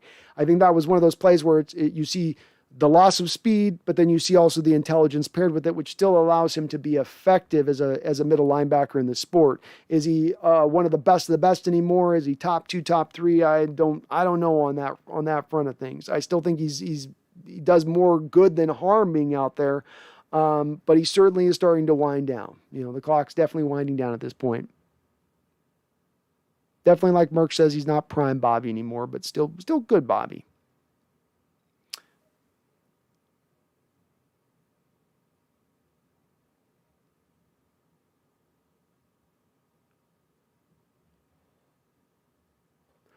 Diamond Plate says, regardless of who your team is, football, fellas, with fans, life is good. Great comment, Diamond Plate. I couldn't put it more succinctly. It's just nice to have football back again, isn't it? Nice to be, I mean, this is maybe a little bit why I'm hyped up here, is it's like, whether we're on my team, it's nice to have football back. Nice to watch the hitting. Nice to watch the mano-a-mano. Nice to watch the physicality. I'm back into it as far as just being excited about what we're getting to see. And we got a season coming up, and man, was it a long off season. Austin L says, NBC Sports just posted an article saying the Hawks will let Jamal play out his rookie deal and franchise him twice if needed. Not sure how true this is, but yikes. This is negotiation being played out publicly through the press. It reaches this point when you reach an impasse between two parties behind closed doors. Not unexpected. These type of little subtle pushes and points can bring players to a point of reality, and Jamal understanding that despite there being some out there telling him that he has the leverage in this situation, he in actuality does not. He does not have a clear methodology to force his way out of town. And as I've long said, if he happens to go down that route that he went down with the Jets and force his way out of town because he's not being paid the contract he wants to be paid at, who is the team that he's then going to be traded to as the third team in 3 years that he's going to, who is then going to make him that highest paid safety in the market? I don't believe that there is that team waiting there to take on that type of headache if he wants to turn into that type of headache. All of these things at the end of the day, I think, are going to drive Jamal to signing the deal when it's all said and done. And at this point, we're just dealing with really, theatrics as much as anything else. Randall says, do you think the fact that Adams' dad got hurt so bad in his career plays into why Jamal is such a hard sign? Dad's career was cut short. Jamal saw firsthand what the game does to the body. Just a thought. No, it absolutely is driving it. It's part of why he wanted to get paid as early as he did with the Jets and be paid a high water mark. His dad was a first-round running back that was selected who got injured before he could be paid. I think he also has an uncle who had a very similar situation, was not able to be paid, but also sustained some injuries playing football in the league. So it's kind of what's driving him to be in that lane of things. But with that said, just because he's driving and he wants it doesn't mean he's going to get it. And all negotiations are, at the end of the day, driven by leverage. And you either have it or you don't, or you have some of it or you have none of it. And in his case, he just doesn't really have much leverage in this standpoint because the players did not get the franchise tag negotiated out of the last CBA that they signed. Ken's ruffling some people up in the chat. Ken, you feeling good about that preseason game, huh, buddy? Well, all right.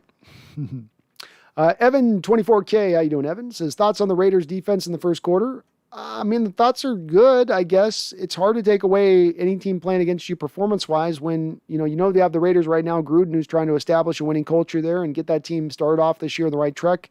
And then you have a team in Seattle that sat 31 players. I think there was only 2 other teams in the preseason in their first game who sat more players than the Seahawks sat, and that includes every one, Evan, of our offensive starters. So your backups going against some of our third stringers out the gate. When you take a guy like Stone Forsythe, that's a third stringer starting at left tackle for you. How much to take off of from that? As well as it was pretty interesting to watch your Raider team running stunts inside with corner blitzes coming off the edge in the first preseason game of the year on basically what was the second drive for our Seahawks. A little bit aggro from what you normally see from a defense in the preseason. But, I guess we'll see. I don't know. Hard to read on that, I guess. Emmett says, that's another weird thing. We're changing to a quick, short passing attack. What's Russell struggled with historically? Short passing. That's a negative for both parties. Part of what I think that and this is me of maybe reading too deeply into it, Emmett, but in looking at this deeply as I was trying to this offseason, what you get in this offensive approach and attack is a little bit different in the passing game. The passing game works off of the running game specifically. And while we somewhat did that in the past, it was more of we're going to try to run the game to set up the pass. What I mean with this Rams offense specifically in setting up the run to set the pass is oftentimes the offensive linemen are going laterally at the snap. They do a lot of reach blocking, which sets the stage for going lateral. And what happens when you have a normal pass protection is you have normally a backward situation with your offensive lineman, right? The snap comes, the offensive linemen drop back for their patty cake drill, right? Where they're going to drop back and sink into their set. But when you get them moving laterally, what you naturally do now is create natural passing lanes where those passing lanes have to be conscripted in the other way you used to do it. You'd have to get to double team to press a guy out of the hole to create a passing lane for the first read, where in this, it'll be naturally set up for that first read to be opened up by the natural way they're moving laterally off the snap. That should be the hopeful way the passing attack is able to work a little bit better with this, whereas historically he has struggled with it. But it's a valid point and to wonder whether or not he will be able to do it, being that he struggled with it. We haven't necessarily seen it up until this point before. So it's the part that I do have some hope with, though, Emmett, is that you're working so much of this off play action off under center rather than all of your play action game being run off of read option. And again, the lineman moving laterally as opposed to sort of vertically, backwards and forwards, so to speak, hopefully should help in creating those passing lanes for Russell, which was a big part of Drew Brees' success with the Saints, was them really building into the establishment of their offense, creating those passing lanes for the shorter quarterback. It's what you have to do. Emmett, Clara, how you doing, Clara? So good to see you on in the chat. Clara says, hello from New York. Well, hello from Washington, Clara. It's late night over there for you folks. What the hell happened against the Raiders? Wilson will leave. I believe Carroll retired. I hope it doesn't go that way, Clara, but you're not alone. We've had some folks in here thinking that might be the case. I think many of us are just looking at it like first preseason game. You had 31 players who weren't playing off of your roster. And most of those were your upper level starters on both sides of the ball. It gets tough to take necessarily too much away from it being that that's the situation we're looking at here. But it wasn't a good start. We need to get around her. They were definitely trying to work some kinks out and things, I think, to a degree. They were keeping things pretty simple on the defensive side of the ball overall, I think. Trying to work a lot of the passing game early on rather than establishing the run, which I think they'll do more of come the regular season. But it wasn't the greatest of starts, Clara, that's for sure. Wasn't the best starts. Evan says, was our offense just playing poorly, bad play calling, or Raiders defense was good? I think that they were trying to throw rather than maintain balance like they will do during the normal season because they were trying to work some of the short passing attack. And then you had no starters on offense, Evan. Not one of your offensive linemen is going to be one of your day starters. Not one of your tight ends will be your day one starters. Not one of your running backs is going to be your day one. And not only did you have backups in a lot of places you had third stringers in. So can't take too much from it when that's the case. We're getting a lot of Raider love in here. Okay. Odd time for the Raiders to join the chat. You guys hopping in 4 hours in. Okay. Have a great season, Diamond Plate. Appreciate you jumping in. Emmett says, I haven't talked Hawks in forever. This is fun. It's what I love to do, Emmett. Regardless of where this team is at, I love talking my Seahawks, man. You're always welcome. Go Hawks. Ohio Staley hired Joe Lombardi, somebody that's already been a play caller. He's playing it safe. Makes sense why he would go that way with it. Hawks 2021, getting behind in the chat doesn't matter. Doesn't matter at all. Your content is what counts, and that's A+, man. Oh, dude, you're kind. Thanks so much, Go Hawks. I really appreciate that. Really do. Why do I keep hoping they make a deal with KJ, starting Sam and back up off the ball linebacker? There's still a lot of value in his signing. There is why, especially in a season where you're going to play 17 games. You got the extra game. There's one less bye on each end of the conference. Starting this past year that began. So there's a lot more of a chance you're having to play more games to get to the promised land. And it couldn't hurt having a guy with that kind of familiarity who's not going to cost a lot of money at a position where I don't think you have a lot of positional depth. Lance Johnson says, I would be shocked if John doesn't grab a late roster cut at wide receiver or make a trade for a potential roster cut, a.k.a. Jamison Crowder, for example. Me either, Lance. I would expect some kind of move like that to come down the trek as well. I don't think John is done. I think John's going to be making multiple moves before we get to the trade deadline. I don't know when the timing of them will come into play, but I do expect them to be made because you have the cap space and because there is, I think, so much riding on this particular season. Gox 2021 says, that $3 million a year for KJ? That sounds about right to me. That'd be about the cost.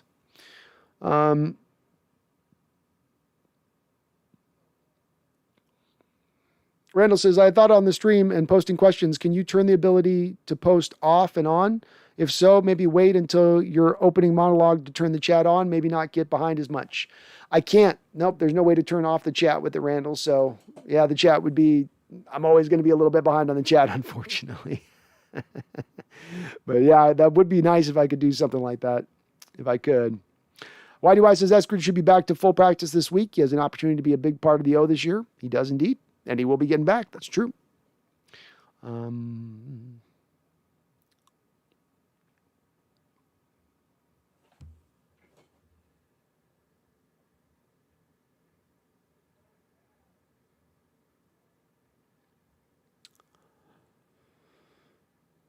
Plagueis, Alden Smith getting released bummed me out. But what do you expect from a guy like that?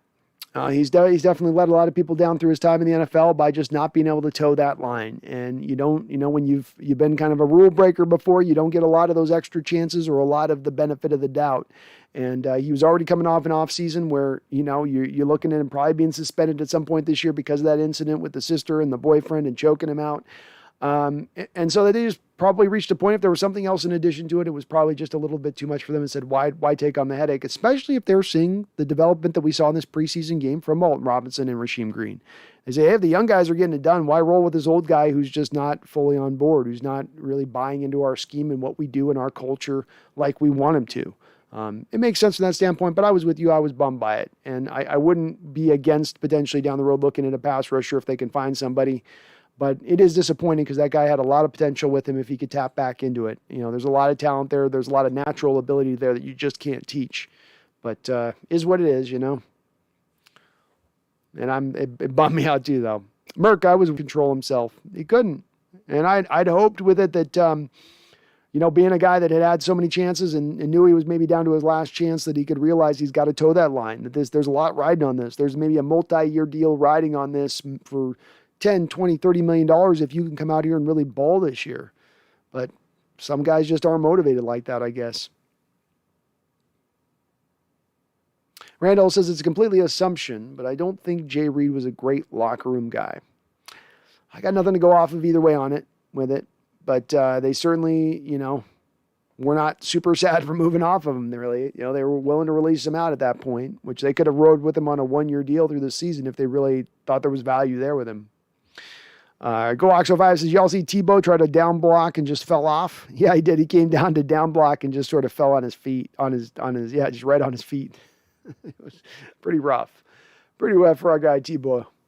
Bodine, you just said teams got Jaron Reed figured out. He's lucky the Chiefs only asked him to take a $1 million pay cut. I think Frank Clark's situation played a big role in that signing. I agree. They're very good friends. And very much Frank might have gone to the Chiefs front office and said, you want this guy. He's going to get it done for you. I back him. We make a good combo, me and him. Could be with that. And I got Jaron Reed figured out, man. I know what he is as a player.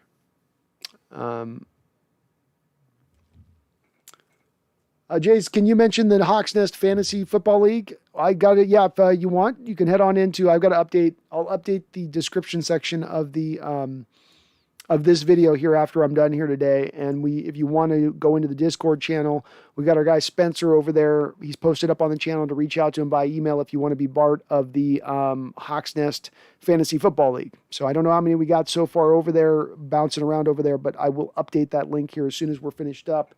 And we can, if you want to bounce over there and join the league, do join the league. I'm not doing a lot with it myself. I'm not going to have the time to do managing the league or do even join it really myself. It's just, I'm going to be too busy with the channel this season. But pop over there if you're feeling it.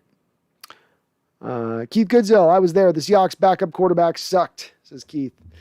Well, we just got to hope Russell doesn't get injured. And I think we all knew that if he does get injured, the season's done anyway. Doesn't matter who our backup is, we're not getting anything done. So hopefully Russell can ride out another year where he's able to remain injury-free and play out every game as he has up until this point in his career, because it's not going to be pretty if he doesn't. Jeffrey says, I just don't want a heart attack every time I watch the games. I want to see easy throws and sustained drives through the entire game, not just the final 3 minutes. Jeffrey, you know it's coming. The heart attacks are coming. The stroke-like conditions are coming. The straightening out of my left arm is coming. It's already anticipated, man. That's just how they do it. That's just how they roll. They can't give us just dominant performances from end to end. That would be too easy. No. It's got to be a huge soap opera from end to end. It's just how our Seahawks roll. But I'm with you. I'd love to see just some nice, easy, well-played games, Played well throughout. Keith Goodsell, at least I got to see Carlos Santana playing during halftime. Yeah, how about that? Carlos still out there tearing up the guitar. That was cool to see.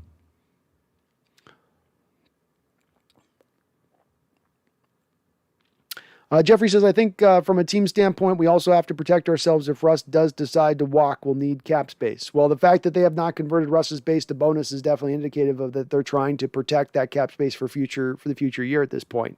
Because otherwise, why wouldn't you convert that money? It doesn't make a lot of sense. So they're definitely trying to do a little bit of that. At least that's some of the signs of what we're seeing.